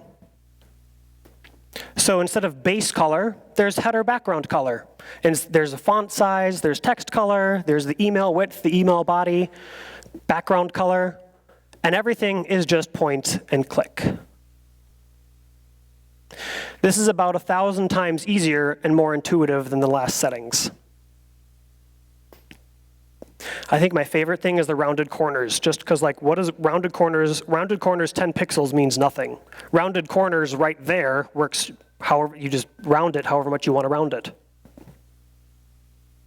And I like at the very bottom, there's send test email. So that because emails look slightly different in your browser, so you can do all this with HTML, and then we have a little button that sends it directly to your inbox, so you can test what it looks like in your actual email client. So this is what I think all plugin settings should look like, all plugin settings that have anything to do with a front end. And there are 7 steps to do this. So I have all the 7 steps right here for you guys. So the first thing we have to do is we have to create that little button that loads the customizer. And this isn't too hard. You need to grab the admin URL, and then tell it to load the customize.php file. This will open up the regular customizer page. So if you just added this button to your settings page, it would just load the regular customizer. We have a lot of work to do. Nothing special would happen. You would still need to add it to your settings page. This is how you would add a setting to a WooCommerce settings page. When you do this, it looks something like that. So we've at least gotten rid of all the ugly settings, and we've added a button. Now we need to make that customizer page do something. So the second step is loading a specific page. So if you noticed, I loaded an email page. I didn't load the front page of the blog. You can do that with the customizer. You can tell it, hey, when someone loads it, load this special thing instead. So I'm using a WooCommerce function, in this case, to get a shop page. So if I'm building something like something that allows me to customize how many columns are on the WooCommerce shop page, so I want to change it from 4 columns to 3 columns, I would load that shop page instead of the front page of the site, because that makes no sense to load. If you don't set anything, it'll load the home page. And that looks like that. So now my customizer still has all the default customizer sections. We're going to move those later, but at least I've loaded a special page. There's one more thing we should do before we get to the really fun stuff, and that is add a return URL. So I'll show you what this looks like and then what it does. So we're adding another query arg here. And this is basically just something in the URL that tells the customizer when someone closes the customizer, go back to a certain page. So when someone clicks that button up there, it'll take them back to your email settings page. So this way the flow looks like email settings, open the customizer, do all of the stuff, close the customizer, go back to the email settings page. If you don't do this, they'll be taken to the theme, the theme page, which they have no idea how they got there. So let's get into some of the fun stuff. So what we need to do is we need to add something to tell the customizer we're loading a special instance of the customizer. We're doing something extra, something on top of the regular customizer, so that it doesn't load all of the default stuff. And I just added another query arg onto the URL. In this case, WC email customizer equals true. There is something in the customizer when you're adding settings called a context argument. It's a little bit tricky. It's much easier to add something to the URL and then to always check which customizer page you're on to do these customizations. Now that we have this thing in the URL, we can check for it. And when we check for it, if it's present, we can hide our default controls. So if that thing is in the URL, there's this wonderful function called filter called customize control active. And what it does is if you return true, show the control. If you return false, hide the control. So if that flag is present, if the control belongs to the header, the body, the footer, or the send section, show it, otherwise hide it. This hides every single control that we didn't manually add to the customizer. So it hides all of the, let's go back a few pages. It hides the site title and the colors and the header image and the background image. It hides all of this, no matter what theme we're using.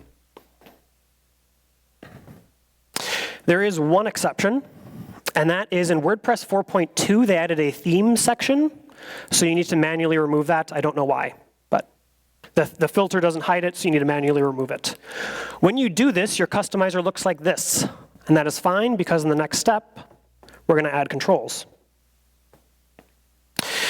So to add controls, this is standard customizer stuff. So you add a setting and a control, and then that'll appear in the customizer. The only difference is that before you add these controls, you check to make sure that thing is in the URL, that flag that we added in step 4. So if the flag is added, add a whole bunch of these controls. We have about 24 of them in our customizer.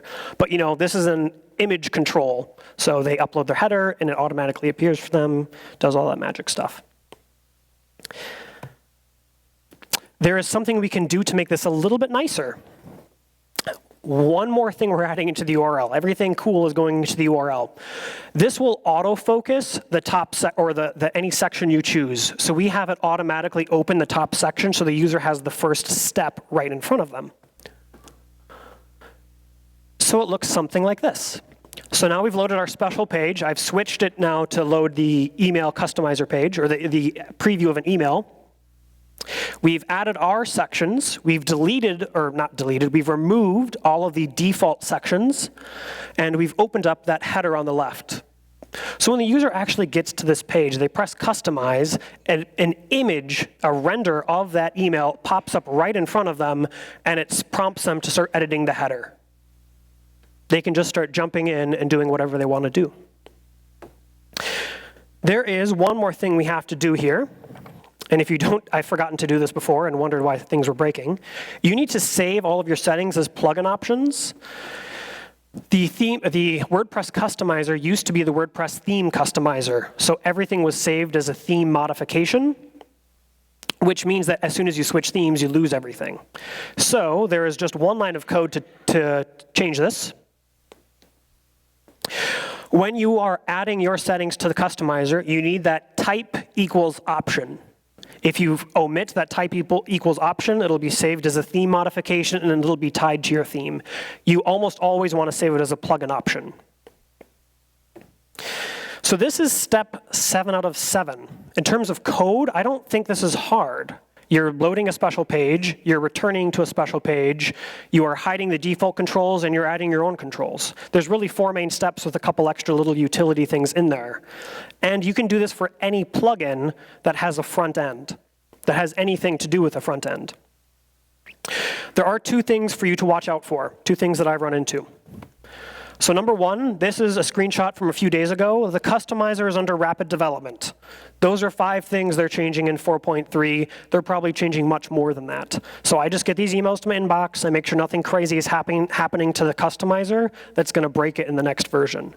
If you're building on the customizer, you have to be extra cautious to make sure that it doesn't break because it's being built right now. It's being worked on and improved all the time.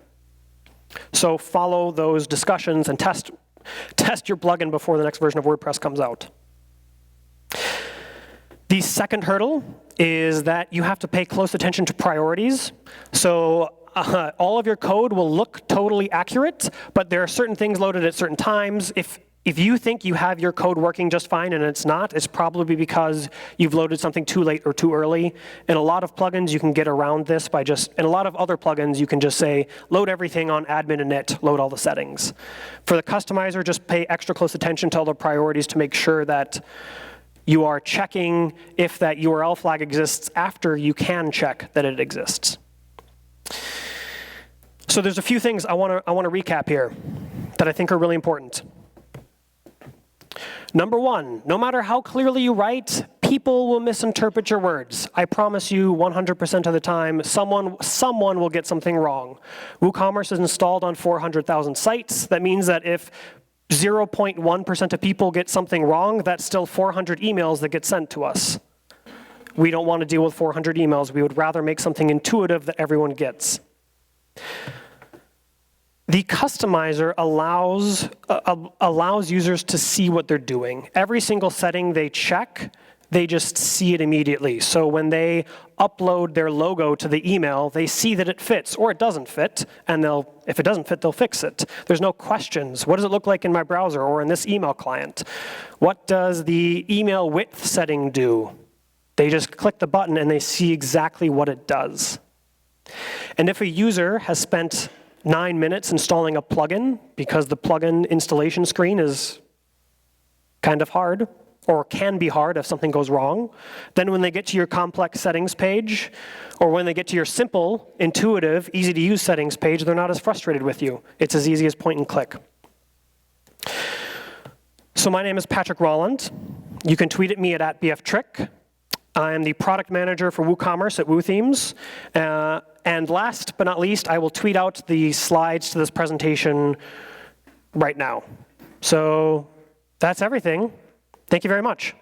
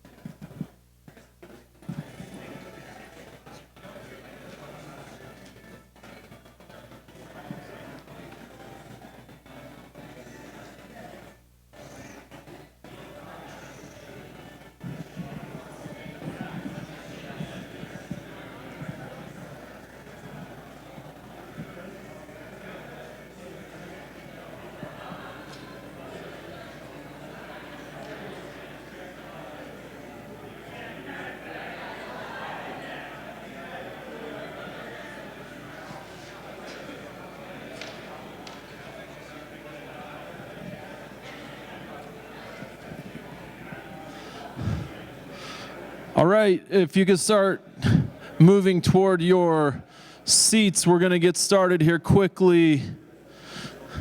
In the next 60 seconds while we're waiting, I'll quickly mention if you got one of those awesome quadcopters from GoDaddy, Mendel has AA batteries if you didn't get batteries, so you can go back there and get some AA batteries.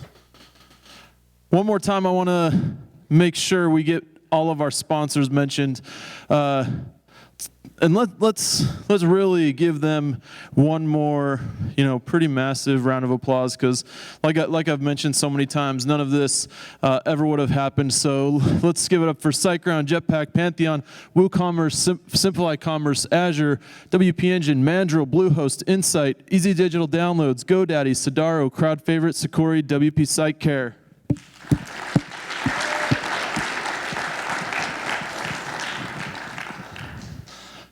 It is my pleasure to introduce our next speaker. He comes to visit us from the continent of Africa. John O'Nolan is visiting us from Egypt. He is the founder of Ghost, and today he's going to talk to us about the economics of open source. So let's give it up for John. Thank you very much. Hello. How's it going? It's nice to see all of you. This is usually the point in the day, sort of kind of after lunch, towards the afternoon, where speakers do dumb shit, like they start talking about all the carbohydrates you've eaten and how you might be feeling sleepy, and then they do a thing where they try and make you stand up and do some stretches, and if they're a really kind of facetious Silicon Valley type, then they'll be like, just breathe in and out and enter this space with me. I want to be together with you in this room. I'm not going to do that because that's stupid. What I am going to do is share a trick with you that I learned recently, which I think is incredibly cool. So I am going to need a little bit of audience participation for this, so you're going to have to bear with me. I need you to take your left hand. If you don't know your left and your right, it's that one. Looks like an L. Put your left hand on your right nose. I'm kidding, you only have one nose. Put it on your nose. Take your right hand, put it on your left ear. Now swap them. Swap them again. Swap them faster. Swap, swap, swap, swap. Ladies and gentlemen, you've just learned how to make 100 people punch themselves in the face. That is my trick for you. So just by a show of hands, so I have an idea of who I'm talking to, how many of you know who I am, know what Ghost is, know what I do? Okay, that fucking hurts. Not going to ask that question anymore in future. So my name is John O'Nolan. I'm predominantly a web developer. I've done a bunch of stuff. More notably, I used to work on the WordPress core team back when it looked like this, which was pretty badass. Can't really see it there, but it was really cool. It was WordPress 3.0. These days, I run a different open source project called Ghost, which is a very simple blogging platform, runs entirely on JavaScript instead of on PHP. I'm not going to talk about that. So I've come all the way here from Egypt. Geography lesson, and I'm going to do a little bit of pre-optimization here, because every time I talk to people, especially in the States, and I say I live in Egypt, I come from Egypt, the question's always the same, and it's usually, whoa, do you feel safe? Is that okay? And I'm like, yeah, why would that not be okay? And they're like, I heard ISIS go on vacation in Egypt.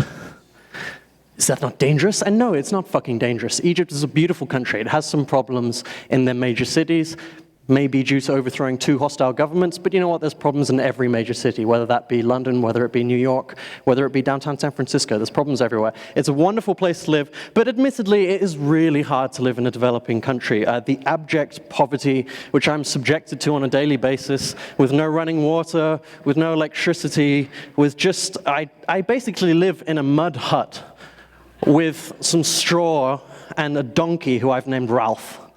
And Ralph is not, I mean, he's a nice donkey, but he's not very conversational. And in between the super yachts and the multiple marinas and my lunch breaks where I just go fucking kiteboarding, it's awful. I would recommend that you never, ever visit it. So I live in this little town called El Gouna, nowhere near Cairo. It's hundreds of miles south of Cairo. Population about 3,000. It looks like this. It's incredible. Highly recommend you visit it. I live there basically because I can. My whole team's distributed. It's very, very low cost of living, very high quality of life, and it's a lot of fun. So I'm going to talk to you today about the economics of open source. And if that sounds like a fucking boring title to you and you're considering getting up and walking out, I have a clickbait BuzzFeed alternative headline for you just to keep you in your seats, which is, how contributing to WordPress core has made me $1 million in the last 4 years. bit more interesting. Click. So the reason I'm here is not to talk about Ghost, it's predominantly to talk about WordPress, which makes a change for me, which is fun. So the basis for this talk all started in September 2014 when Matt Mullenweg, your fearless leader, wrote this post called 5 for the Future.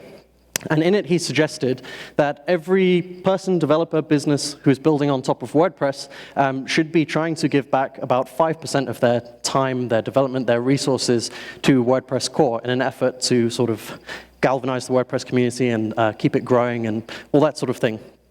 And there was a really weird response to this post. I thought it was a very good post. It made a lot of sense. But there was this kind of massive backlash in the WordPress core community, and it didn't go down very well with a lot of people. And the main question that kept sort of coming up was, what's in it for me? Why should I do this? I already use WordPress, thereby furthering it throughout the world.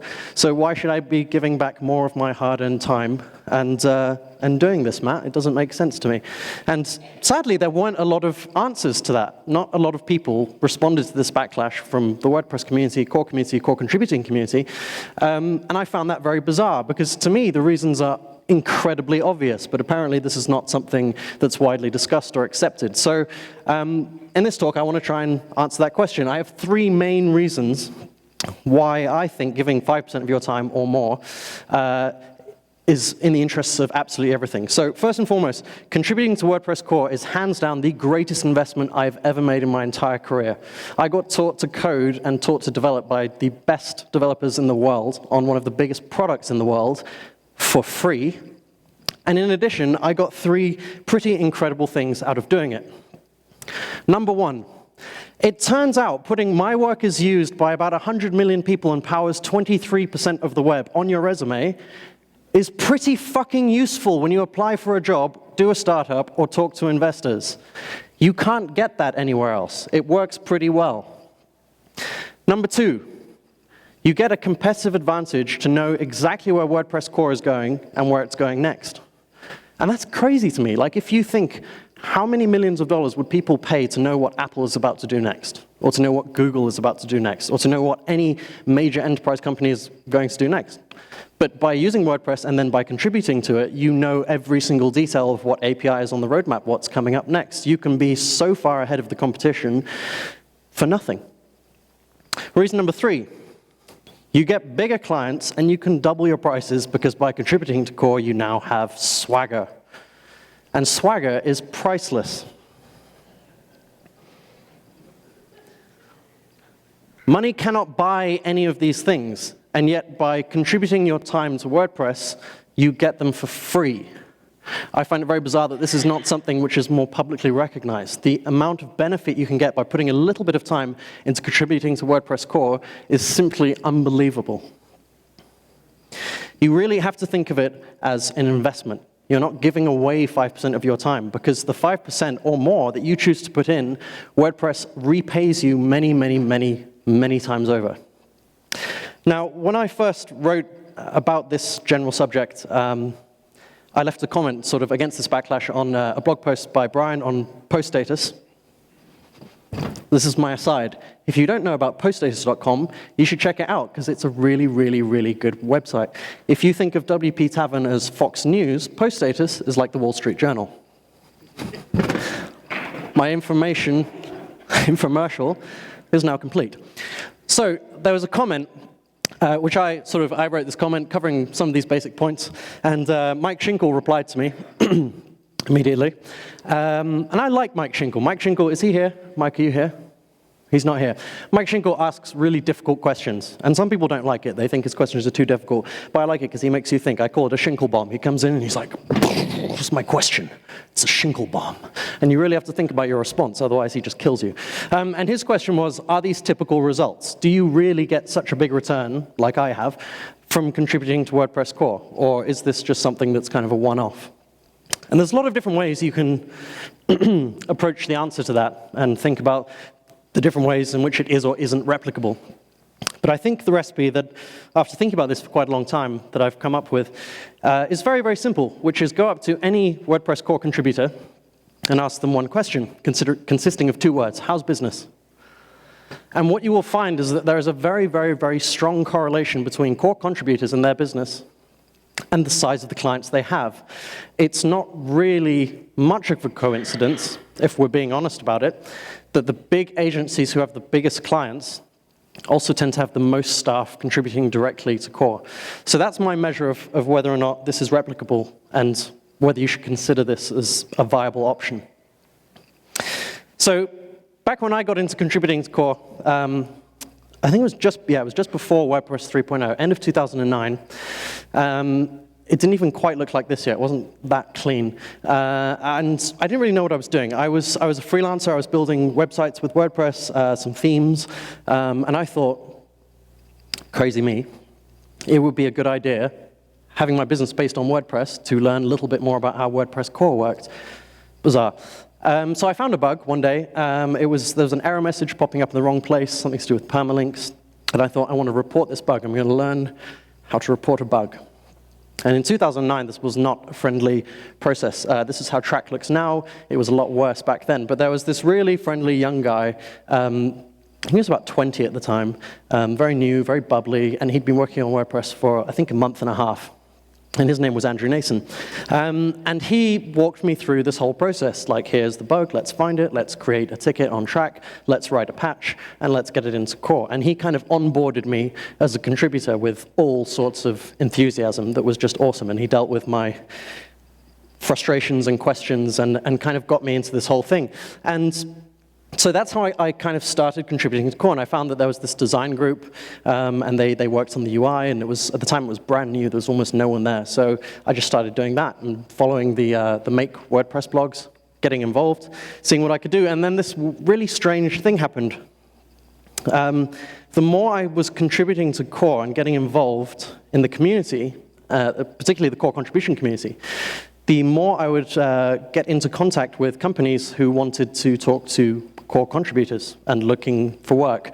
And I started noticing that my client base was going from local businesses and suddenly growing into a very different kind of business. Very different kind of business. And over the course of about 6 months, my average client project budget went from about $5,000 per project, it's about a month-long project, to about $75,000 per project.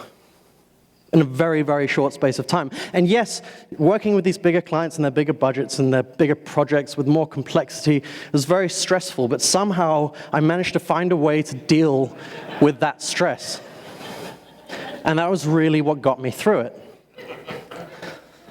So if you accept all of this as a given, and you accept the premise that this is something that's possible, and you're wondering, okay, so like, how does this work? If I want to contribute, I know there's these make blogs and the track thing and all that shit, but what do I actually need to do? Because it's quite tricky, and there's some things you have to sort of feel your way around. So I'm going to give you I think the 3 most important lessons that I had from watching people enter and leave WordPress core, and the things which really seem to make a difference for people getting involved. So first is show up and listen. Could also be rewritten as shut up and listen. There's an old quote from the West Wing, which I use far too much, which goes, decisions are made by people who show up. You don't get to complain about things that are happening in core if you don't show up. It's not a democratic process, but it is an open process, and it is available for anyone to participate in if they choose to. So the first thing is to show up and to listen and to see what happens, because you don't know the context of everything that's going on. And I see a lot of people, or I used to see a lot of people who would come in and say, I want to make this change, we should move this button from here to here, and someone would say, no, and then they'd go, fuck you guys then, and then leave. And the problem is that you don't know the context. There is so much institutional knowledge that is lost when you just pop into an IRC meeting and start saying something. Nason, in his talk earlier today, took, an hour to explain 2 years of history for a single bug. Now, if you were to walk into core and say, why is strict mode not on for MySQL? He can't give you a personal 1-hour talk on why that's the case. But you have to take a step back, show up, and listen, and start to absorb how this whole process works. That's, I think, probably one of the biggest differentiating factors between people who contribute to core and succeed and the people who sort of come in, get angry, and leave again, is the willingness to show up and listen and start to understand the context and the history of all the reasons why WordPress is the way it is. Because it's very easy to say WordPress code is a mess, and it's very hard to actually intellectualize that and start to understand why it is the way it is. The second thing is to show up consistently, which means basically to come back again and again and again. A lot of people come in, very passionate for 1 week, and then they're gone. And this point essentially involves commitment. You need to show up week after week after week, block that time out in your schedule. When I started contributing to core, I would have an alarm on my phone for the weekly UI meeting, and no matter where I was, whether I was at home, on the toilet, in the office, anywhere, once in my car, I pulled over on the side of the road, put on my hazard lights just so I could fucking IRC in and be like, what's up, bitches? Let's do this. I'm ready.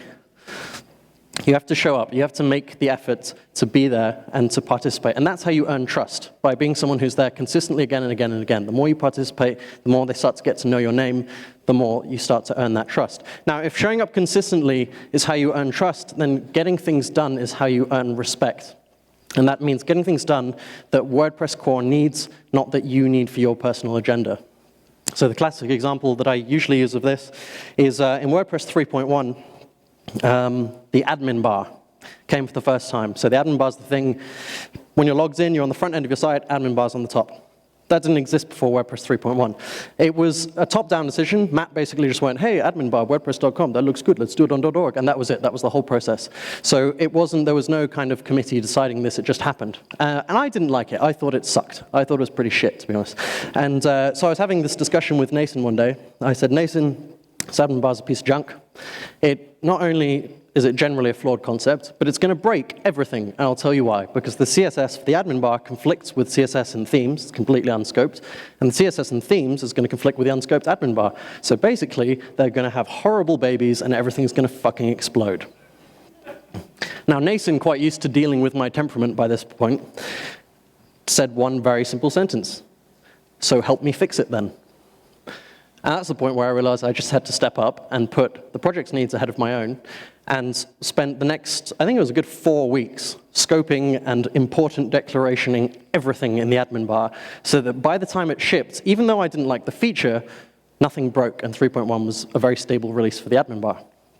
And the willingness to do that is, again, what can often separate someone as a good contributor and a not-so-involved contributor, is the willingness to do what the project needs to be done.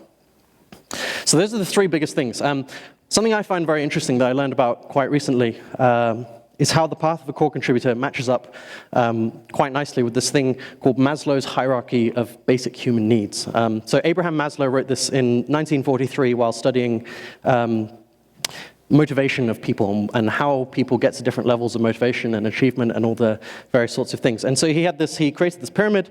We start at the bottom. So as humans, first of all, we have physiological needs, which is the air you breathe, the food you eat, the water you drink, basic shelter, that sort of stuff. If you do not have those, you have no focus on anything else.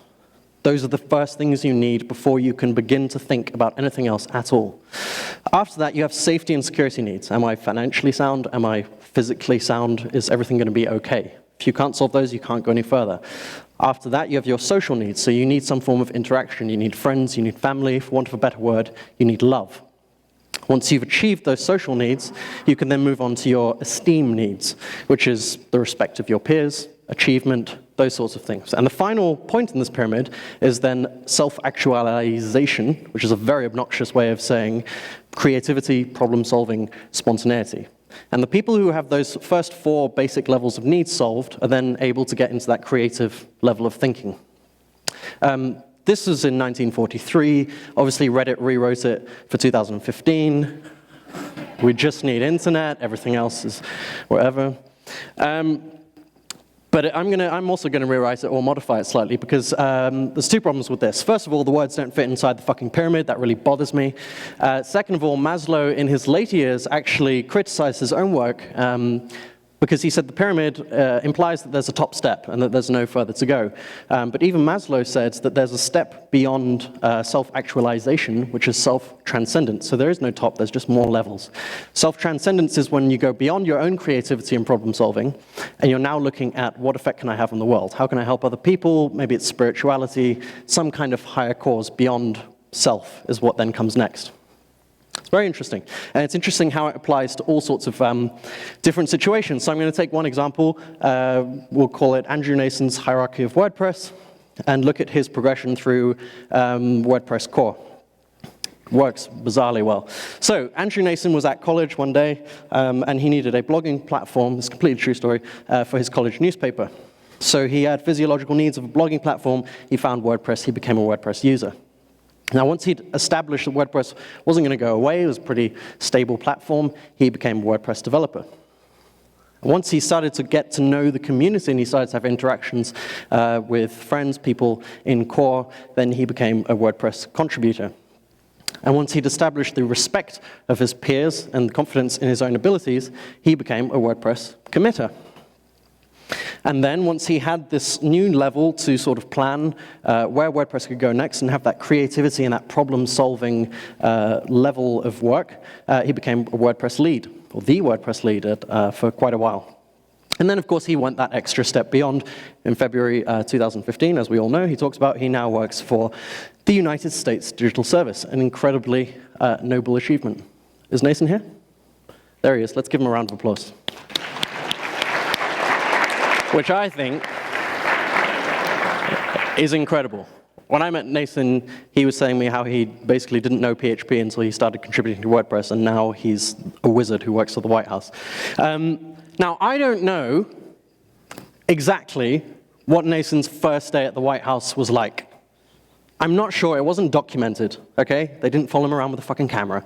But I like to think it went a little something like this. Mr. Obama, sir? I don't, he's not Mexican. Mr. Obama, sir? Yes, Nason.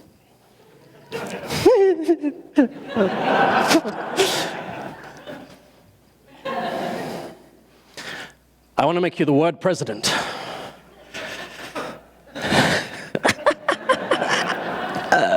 Oh, Nason, we use Drupal.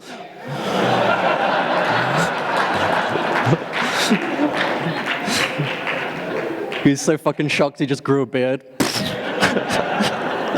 It's like, what? How did this happen? All my life's been leading up to this moment. It's great. It's not true. It's not true.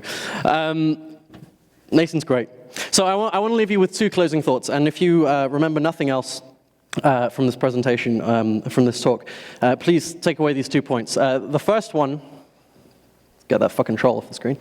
The first one is very much directed at the current WordPress core team and contributors. WordPress needs core evangelists. It really does. It needs people to, to get people more excited about contributing to core. When that post was published about 5 for the future, everyone basically stood around after the backlash going, 5%, you? 5? I don't know. It's strange. And it's fucking weird that you have to have a guy from Africa on another open source project fly over to Las Vegas to tell you how awesome it is to contribute to WordPress core. There need to be more core evangelists who, maybe in not my terms, financial terms, but who tell people how awesome it is to contribute to WordPress and get people more excited about doing it. The second point is to everyone else, which is that I think now is the best time ever to get involved in contributing to core. So if you're wondering, like, did I miss the boat? Were the golden years around like 3.0 area? Is it really hard to get involved now? No, it's more easy than ever. And also, this is a completely made up graph that I've invented out of nothing, but I would suggest that you are on the precipice of greatness. Because a little after that orange arrow is when the WordPress API happens. And at that point, the stack goes from themes, plugins, and websites to API and applications. And it's going to be an absolutely incredible time for WordPress that I couldn't be more excited about. Even at Ghost, we use WordPress for tons of stuff, and we're excited to see what this does. So I would encourage absolutely everyone to get involved, help out, see what you can do, because I learned more in my 2 years of contributing to WordPress than at any point in my entire career. Everything that I've managed to do since then has been as a result of being involved in WordPress core, and I couldn't be more grateful for that. Thank you.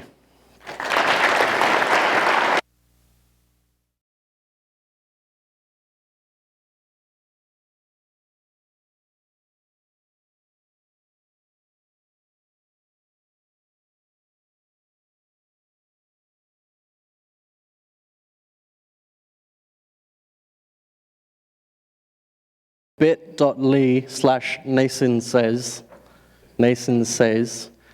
which is Nason's long blog post about what makes a good core contributor. And it's much more detailed than this talk, and it gives some really, really good insights about what works, what doesn't work, and how to get involved. Highly recommended. Thank you.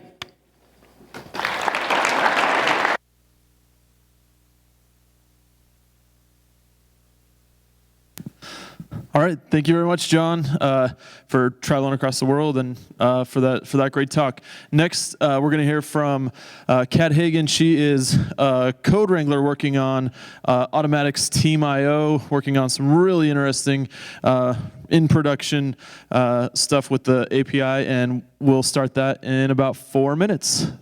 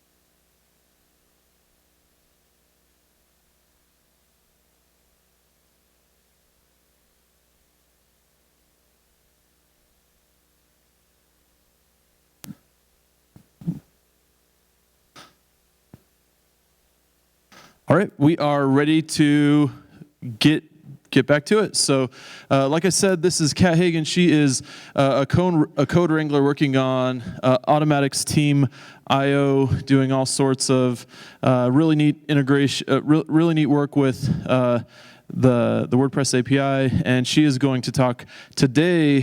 She's going to take a deep dive into the WordPress.com API. So the time is yours. Thank you. John's going to be a hard act to follow. I got to say, I did not fly here from Egypt. I flew here from exotic San Francisco, where we don't have ISIS on vacation, but we do have venture capitalists. So there's that. Like Ryan said, I'm working at Automatic on the WordPress.com API. And is everyone really sick of hearing the word API by now at this point in the conference? Because I'm going to talk a little bit more about APIs. That was a trick question because we're developers and we love APIs, which is good because we have 2 right now for WordPress. So before I have some code to share, some practical applications. But before getting into that, I just want to talk a little bit about the state of the WordPress API world. Because this is what everyone asks, why are there 2 APIs? So let me explain. Well, it's too much. Let me sum up. A little bit of history. WordPress.com has had an API since about 2012, and it's in production. We use it very heavily at .com for the dashboard, for a lot of our mobile apps. And basically, we have an advantage at Automatic, which is that we can have a very kind of agile development cycle and experiment with some WordPress things without being tied to the way that core and the community puts things together. And so we have these exciting projects that sometimes turn out to be really cool, and sometimes we kind of go off in directions and then decide that it's not the right thing to do. But we've had this API that we've been building on top of, using internally, and there's quite a few people who are building apps for it now as well. So the WP API project, the feature plugin that Ryan McHugh talked about, started, I think, in 2013, and it's slated to become part of core. So it will ship with WordPress. Kind of wrote down, okay, that does make sense. Still a little feature comparison of the 2 APIs. So WP API is for self-hosted sites only, and the .com API is for WordPress.com sites and self-hosted sites via Jetpack. WP API runs on your own servers, and we run the infrastructure for the .com API. The plugin is completely open source, and it's extensible. Ours is, some of it's open source. It ships with Jetpack, so if you wanted to look at it, you could. And it gives you access to .com-only features. So for example, stats, reader, following blogs, a lot of the stuff that we do on the WordPress.com dashboard. The WP API is OAuth 1 authentication, which I just learned this from Ryan's talk, is because it requires SSL to do OAuth 2. But for WordPress.com, we do OAuth 2 authentication. And they're both actively developed right now, which is a question that people ask me, is like, oh, which API is the one people are working on? Everybody's working on both of them. So this is the future of the APIs. I love this picture. This is from Matt's State of the Word talk last year, API convergence. But it's not going to be any time in the immediate future. I can tell you that right now. I think what's going to happen is that once WP API does get pushed out into core, we're going to start consolidating the endpoints. And what we might do is migrate the WordPress.com API to sort of be a bunch of custom extensions onto the core API. But I can say that we're not going to break backwards compatibility.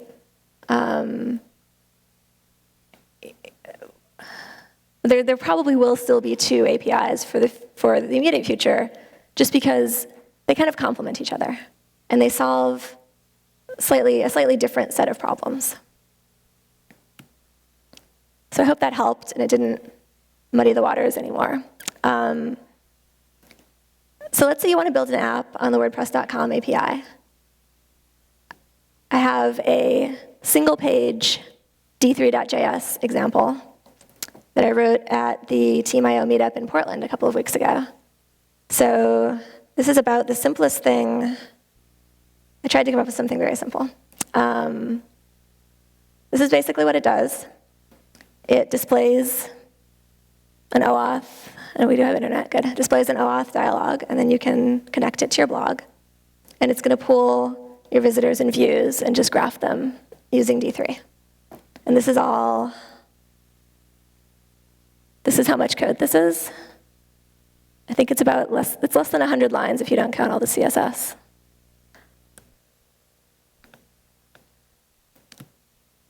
So this is the basic idea. We have to authenticate the user because we want to use an endpoint that's not publicly accessible. And then we're going to make a query against the stats endpoint. And when we get the results back, just ask D3 to put them in a graph for us. So this is step one. Those of you who've used OAuth 2 before, this makes some kind of sense. It is a standard, it's kind of a weird one. And so I think that people who come to it for the first time are like, why are we doing all this back and forthing? But it's basically just a way for an application to authenticate to WordPress.com without having to store usernames and passwords. So we're going to display this connect with WordPress.com button. It's just a link that goes to the authorized endpoint. This is the components of that link. Notice that the OAuth 2 endpoints are not versioned. There's just the one version of them. We're requesting a token in response. The other thing you can get is a code, which is if you're a server-side application and you want to store user credentials and you can keep that secret, then you can request a code. We're going to use token because we're using something called implicit authentication, which basically means that you can whitelist a URL and you don't have to store or pass a client secret, which for JavaScript applications, you can't protect that secret. The client ID and the redirect URI come from your application settings on developer.wordpress.com. So you need to create an app here, basically just to mediate between your code and our API. And when you do that, we'll give you a client ID and a client secret. So the redirect URL, for our purposes here, we're just using the same app. We're just going to redirect back to the home page. It could be a different page on your site. The idea here is that this redirect URL needs to process the token that you're going to receive when the authentication succeeds. It also should handle the error if a user denies the authentication. So this last one, the JavaScript origins, is what I was referring to when I said implicit authentication. This is basically just a whitelist where you can say these URLs are trusted. So if you get a request from them, it's OK to redirect back without having a client secret. So the user is going to click on that link, and then they see our OAuth prompt. They get to choose which site to connect to. You can also, there's options where you can request access to all sites or specify one in that link. But for us, we're just going to pick a site and approve it. And what happens is that once the API authenticates, it'll redirect back to that redirect URL. And you see it adds an access token on the end, which is just a string of gibberish, and a little bit of metadata about the token that you've received. So what you do with that is store it and then use it for any future requests to the API. This is just vanilla JavaScript to extract the token and the site ID back from the URL. So now that we know how to authenticate, we're ready to make a query. And we're going to use the stats endpoint, which I'm going to briefly shout out to our API documentation. So if you pull that up, you can kind of poke around and see, what's available depending on what you want to do. You can interact with posts, you can interact with sites. So we're saying, okay, we want to see a site's activity. So we can pull up the stats endpoint. You notice it tells us we want to interact with it via GET as opposed to POST because we're not providing any data to be changed. It gives you the base URL. And it says that it does require authentication, which basically all of the information that's available publicly on a WordPress site, you can access via the API without passing an authentication token. And this also tells us what we need to pass in. So in this case, it's the site's ID or the domain. The way that the WordPress.com API works is that you can either pass in the numeric site ID or just the domain name where it's running. And there's a bunch of optional parameters that I'm not going to get into. And then it tells you exactly what it returns and what errors might happen, as well as having some code examples. So that's a really good resource, especially if you're not sure exactly which endpoints you need yet. So that's our stats endpoint. So now we know how to build the query, including the site ID. And we need to pass the token that we've saved as an authorization header. So this is just using d3.json, which if you've used jQuery, this is a very similar style where it's doing an AJAX request and you pass it a URL and a callback function. So then when the URL returns some data, it's going to call that function. And you can then decide how to act on what you've received. So this is just for me inspecting the console after doing this. Whatever language you use, there's different ways of constructing this header. But basically, you just want to add it to your HTTP headers for any future requests. And it's just saying, I'm authorized on behalf of this particular user to interact with this particular site. So here's the second pro tip, which is the dev console, developer.wordpress.com/docs/API/console, which is really cool. I love this thing. I use this all the time. This is a site that you can go to and log into it and interact with the public API. So I can put in, this is just getting the site information for developer.wordpress.com. And this will show you, things you can add to the query. You can construct it.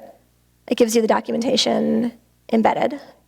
And then it gives you a nice view of everything that'll get returned. So this is really, really useful when you're trying to figure out exactly what's going to happen from an endpoint so that you can figure out how to process it. So here's what our stats endpoint is going to return. Visitors today. See if we can bump that number higher, huh? So now that we know that, and this is a great debugging tool. So step 3 is that the data comes back, it's going to call our callback function, and then we can just graph it. This uses, it's actually C3, which is a really, really nice library that abstracts a lot of the D3 graphing setup for you. So this just calls c3.generate. You notice the first part of this is actually the same code as before. It's just I've added the meat of the callback function and just passes the data in. In real life, I had to massage the data a little bit and request some particular sorts of axes from D3. But this is what you end up with, and it'll just put it all on this nice graph view. So that's what I have. I know I kind of burned through that pretty quickly. So feel free to check out the code. Feel free to hit me up on Twitter. Come ask me questions. I would love to hear what makes sense and what doesn't, and what the pain points are with the API as we move toward what John said. I wish I had that graph to put in my slides as well, because I think that once we move into an API-based future, it's going to be WordPress as a platform all the way, and you're going to see just an explosion in what you can do with the platform. So thanks.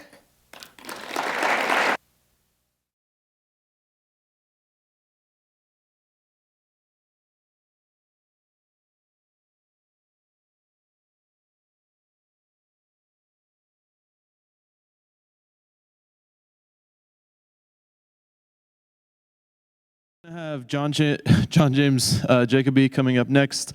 We're actually just going to go, in about 5 minutes, we'll just do a quick switch over and tech test, and then we'll be ready to go.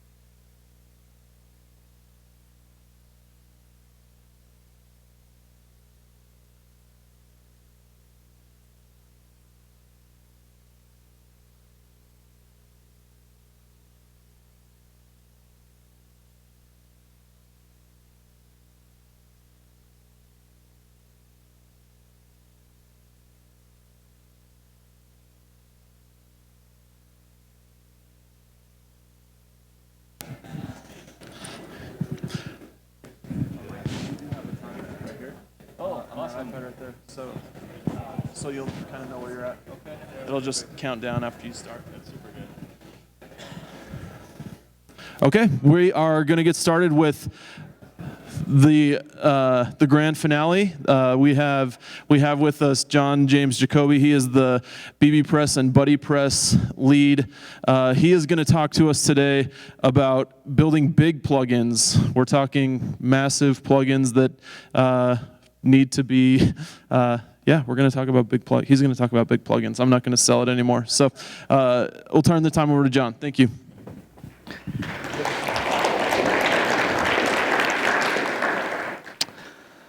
Hello. We made it. I'm really excited that there are this many people still here. I went out in the hallway, and it was like a gypsy town had moved away completely. Like there was this dust and like a smoldering fire, and that was it. There's nothing out in the hallway anymore. So I'm going to talk about building big plugins, and I'm not really going to tell you that you should build big plugins, because I don't know that you necessarily should. Generally, WordPress plugins work really well when they're atomic, when they're small, when you build something that solves one particular problem or improves one specific WordPress feature or does something very intentional and purposeful. And I do have some plugins that are like that, I promise. There are some that are not big annoying BuddyPress, BBPress style monolithic plugins. And so I'm going to talk a little bit about what the way that I think about big plugins. It's like writing a book, I guess. So I think of like your average novel, your average English novel, they say is approximately 100,000 words, which is a lot of words to put in a book. So it ends up to be about 400 pages, right? And so it turns out that with code, it's really difficult to try and get an accurate number of words that are in your code, because they're not really words. They're variables and brackets and things that eventually sort of look like English, but they're not really. So it's really difficult to try and really correlate what a book and someone that's writing a book compared to someone that's writing a plugin or authoring a theme or something like that. But in the end, it really is sort of the same. The creative process, in my opinion, is really not dissimilar. You sort of have an idea, you know maybe where you want to start and where you want to go.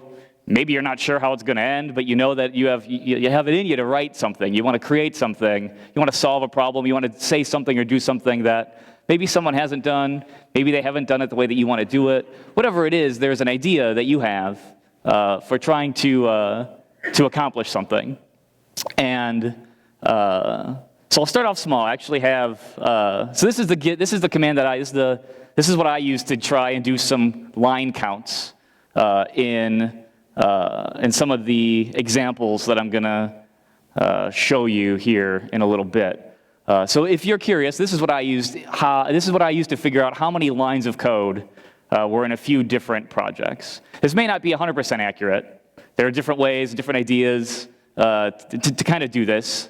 This is what I found. This is what I used. So I'll start off small. So this is a plugin. This is from a plugin called WP Multi-Network. And the neat thing about this plugin is that it doesn't actually really introduce any new functionality to WordPress. It just reveals hidden functionality that no one would generally see, because very few people are using multiple networks, and there is no interface for creating or modifying or moving sites around or doing anything with networks. So it still takes 2,500 lines of code to create a UI for something that is already built into WordPress core. So you can see that that's a few chapters of a book at that point, right? Like, we've basically written some fan fiction or something to get a piece of core functionality revealed and actually usable. Whereas BuddyPress is about almost 175,000 lines of code to make this work. Now, BuddyPress is a plugin that provides pretty huge functionality comparative to WordPress that is primarily pages and posts and taxonomies, and then a bunch of APIs to talk to WordPress.org.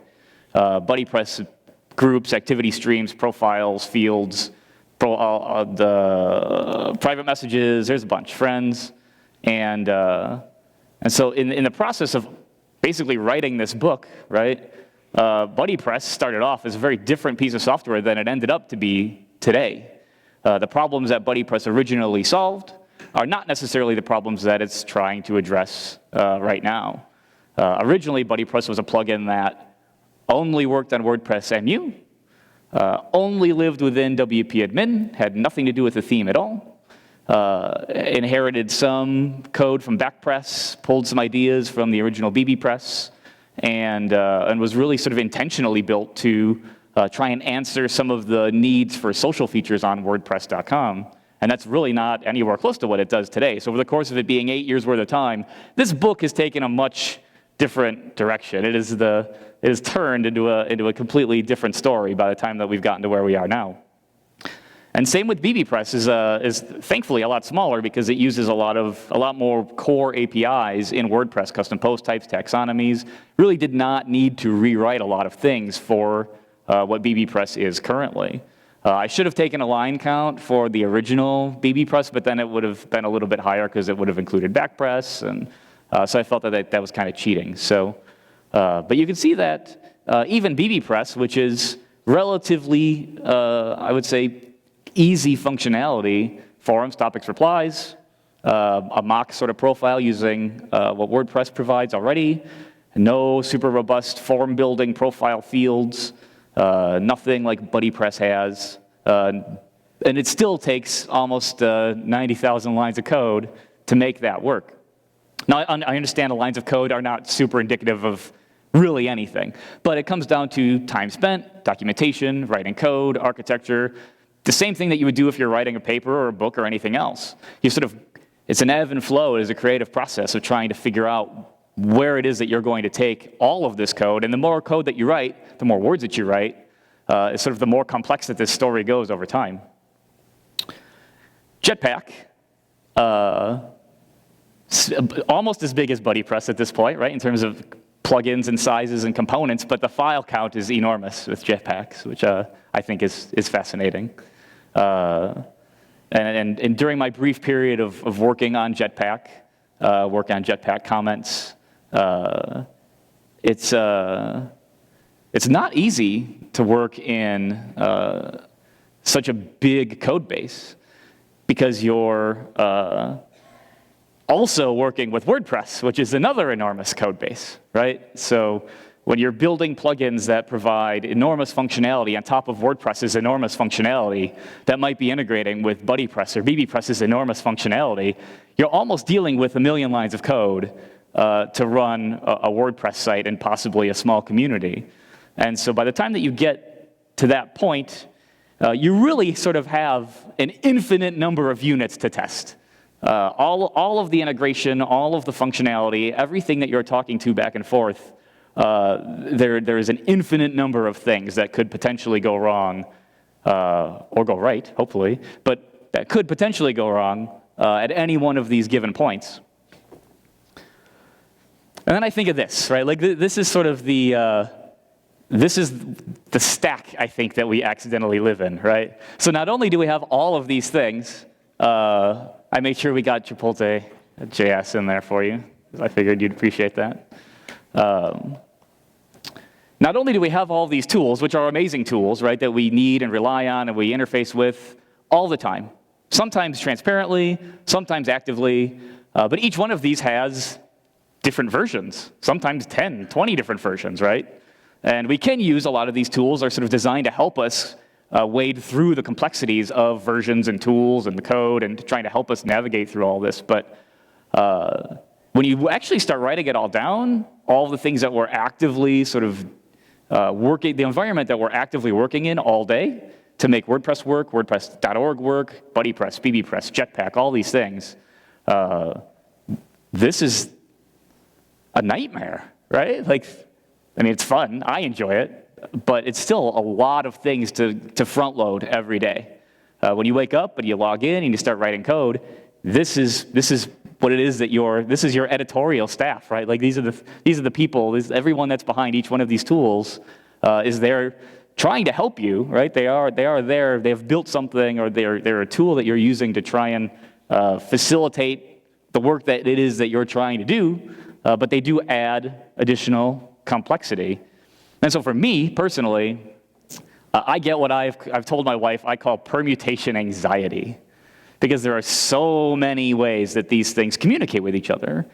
Sometimes invisibly, sometimes in ways that you don't really understand, or that you're not supposed to understand, or that there's very little value in trying to understand, because it has nothing really to do with what you're trying to accomplish at that point.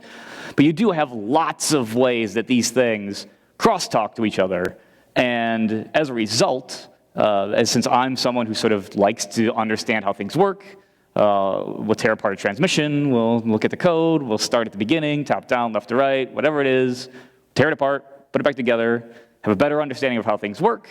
It's difficult, I think, for me to understand or trust tools that I haven't broken or tried to contribute to, or really kind of look at the innards and then figure out how to improve them, or how it is that I can actually use that tool.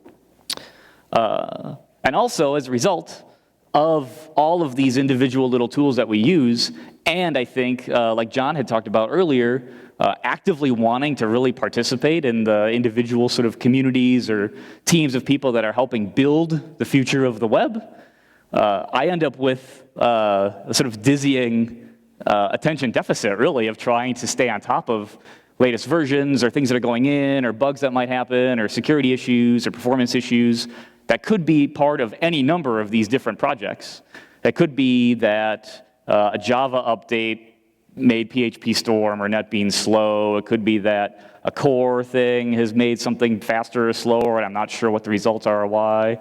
And you end up with a lot of things that you have to try and dig into deeper and deeper to debug or figure out how these things work. So the number one answer to this is just use the right tool. Like for anyone that is a developer, designer, I'm assuming the greater portion of this audience spends most of their day sitting in front of a computer working on maybe not WordPress, but at least some type of software design or something. You need the right tool for that job, right? Like one of my personal favorite movies, right, which is probably cliche, is A Shawshank Redemption. And it takes you 20 years to tunnel through a wall with a rock hammer, right? Like if what you have is the wrong tool for that job, it's going to take you a very long time. You're not going to do a very good job at that. But when you have a good machine, you've got fast internet, you've got a phone or something so you can tether, you've got all the tools that you need to communicate with the people that are important to you or the projects or the teams that you're involved in. You need to invest very heavily in the tools that it is that you are actively using all day, every day. And it's easy to forget about this, I think. It's easy to use the same tool or get locked into your routine of what it is that you do or the tools that you use, and maybe not understand the value of a new tool, or maybe get too heavily invested in the value of a new tool that maybe actually isn't really that awesome. So it's critical, at least for me it has been, to try and use the right tool for every job. Now it seems pretty obvious, but sometimes it's really not. Sometimes it's hard to tell what the right tool is for that job. But one of I think the most important tools for me have been a decent code editor, whatever it is. Everyone probably knows what my favorite is, so I'll spare you. But you should make sure that you are very fluent and comfortable with what exactly it is that your code editor is capable of doing. I know a lot of people like Sublime. Nason might use BB Edit still. I don't really know what Nason uses these days. But I've used NetBeans for a really long time because it's been a very powerful IDE in terms of searching and Xdebug and all the things that are built into it. I know PHP Storm, super popular. But even Dreamweaver, I think, is kind of better than it used to be. But you need to use the right tool for the jobs it is that you're doing. But once you get to that point that you're comfortable with your tools, and at least for me, between BuddyPress and BBPress and WordPress and all of the sort of things that are involved in working on WordPress core or BuddyPress or BBPress core, I feel like I've become like an accidental polymath. Like I'm kind of fluent in a lot of things that I would have never thought that I would have been fluent in. And I think that that's sort of what you have to do to be able to do that type of work day in and day out, to be able to wrangle an enormous code base and multiple code bases that interact with each other. You sort of become very aware of how all of these pieces of software and projects interact with each other and how they interoperate and work. And I don't know that I was necessarily this like when I was a kid or when I was in school or university or anything. I sort of became this because I'm so aware of how all of these things interact with each other and have watched them interact with each other on a daily basis. And one of the things that I used to tell some of the engineers at 10up was really to code vigilantly, to try and be aware of the code that's running in whatever it is that the environment is that you're actually wanting for this code to run inside of. Like a lot of the times it's very easy to write a plugin, hook into a init, load what you need to load, and move on. And it might not need to be loaded on init. Maybe it's an admin-only plugin and it should load on admin init. Maybe it doesn't need to be loaded on any one specific site or all sites, or maybe it has plugin dependencies. Maybe it's a BuddyPress plugin that needs BuddyPress to be active. So really just coding like, I hesitate to call it defensively, but at least be aware of the way that WordPress kind of works under the hood and then be aware for WordPress to not actually ever work that way, because any plugin or theme might be modifying that normal, natural core behavior. One of the places where this is very easy to get hung up on is just globals in WordPress. Any one random global, a post global, WP query, current site. I think blog ID is probably my favorite because you just crush that one whenever you want. Lots of just globals that are floating around that are there for good reason originally, years ago, that maybe don't make a whole lot of sense now, but they're very easy to accidentally write some code with good intentions that works perfectly fine under normal circumstances, that once you introduce some other plugin to it, very easily takes down the entire thing, of which there are several horror stories that I can go into if we'd like. But the best thing to do is to sort of uncross your fingers when it is that when you're actually trying to write code that you hope to work for anyone else other than yourself. You do this, in my opinion, with unit tests. You do this by maybe it's up to you depending on what you believe in and what works for you, whether or not you write tests first and code afterwards. Nikolai does a really good exercise on writing unit tests first before actually writing your code, and that was really fun to go through that with him. I personally struggle with unit tests, not because I don't understand them, not because I don't believe in them, but because I have a hard time with BuddyPress and BBPress and WordPress and all of the code that already exists to actually try and figure out which test or which function for what reason gets what test and why. Because a lot of that code is so sprawling and they interact with other plugins and themes so intimately all of the time that trying to come up with what exactly the conditions are that a function should perform and then write that very exact specific test for that thing is sometimes just really difficult to do. So over the years, I mean, I've tried to get better at it. I'm still not very good. But it is a good way to validate what it is that you're writing and make sure that it is actually going to do what it is that you want for it to do. And then something that I struggled with almost on a release-by-release basis for BuddyPress and BBPress is actually figuring out what done means for each one of the releases. Not that we don't have a roadmap, because we do. We have an idea, and we have features, and we have things that we want to accomplish in every release, just like WordPress core does. But eventually, we have to decide, is it time? Is it done enough? Really, releases are sort of arbitrary decisions. You go, well, okay, today seems like a good day to release something, and then you call it done, you bump a version, you push it out, right? Like, you sort of have to decide what that looks like to know what it is that you want to achieve in any specific amount of time. And there were a few releases, BBPress at this point even, where the release cycles were really long, not because there was anything wrong with it or anything wrong with the team, but because we really just didn't have a clear definition of what done meant for that version. Even when we have things that are in a roadmap that are scoped out, that have people assigned to them, it's not that anyone's not paying attention. It's not that there is a lack of responsibility on any of these pieces of software. It's that sometimes we just don't have an idea of what done is really going to mean for that release, or we just don't call it done. We wait, we rush things in, or we want to try and get things in, and we don't punt things for the next version. So this is me if you want to be friends on the internet.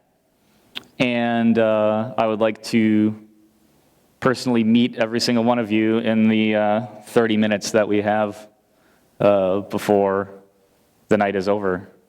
But I don't think that that'll happen. So yeah, thanks. If you have questions, come find me.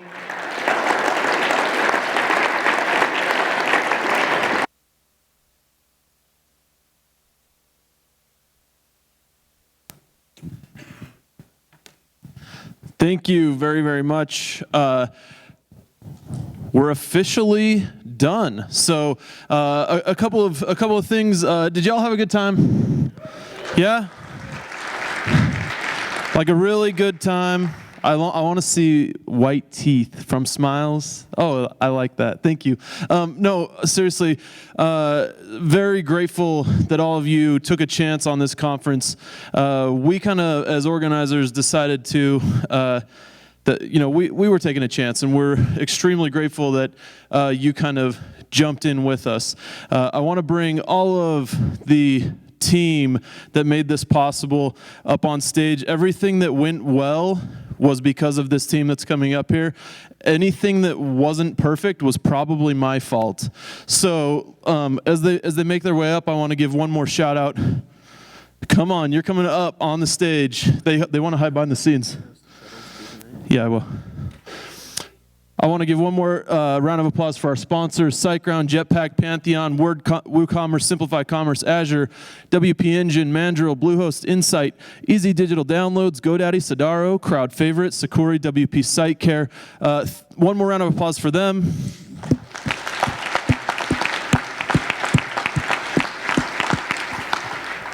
One more round of applause for the incredible speaker lineup.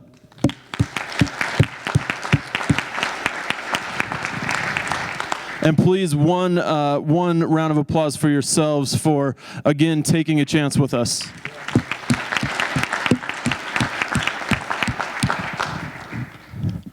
They're gonna keep hiding in the back, but these are our core organizers. These are the other staff. Let's give a big round of applause for them for putting on such a great event.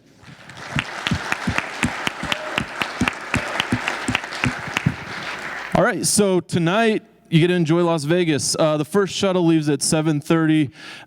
It's going to take you to Caesar's Palace. What time does the last one come back? 12 or 12:30. So most of you are probably going to be bringing cabs back, right? But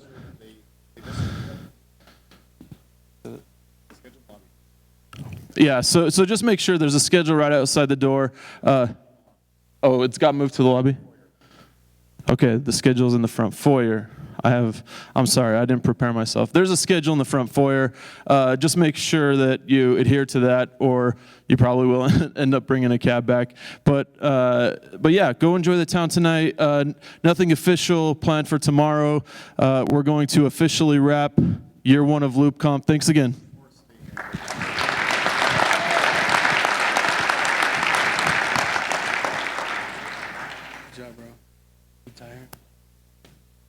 Kind of amped right now, actually. I'm excited.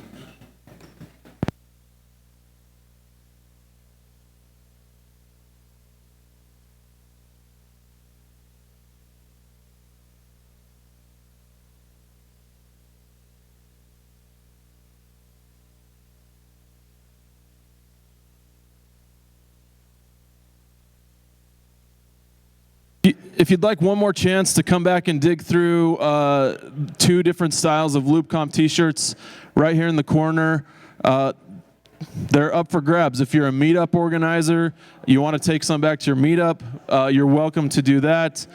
Everything on that table is free reign. Tell them not to unwrap them, just to take them, please.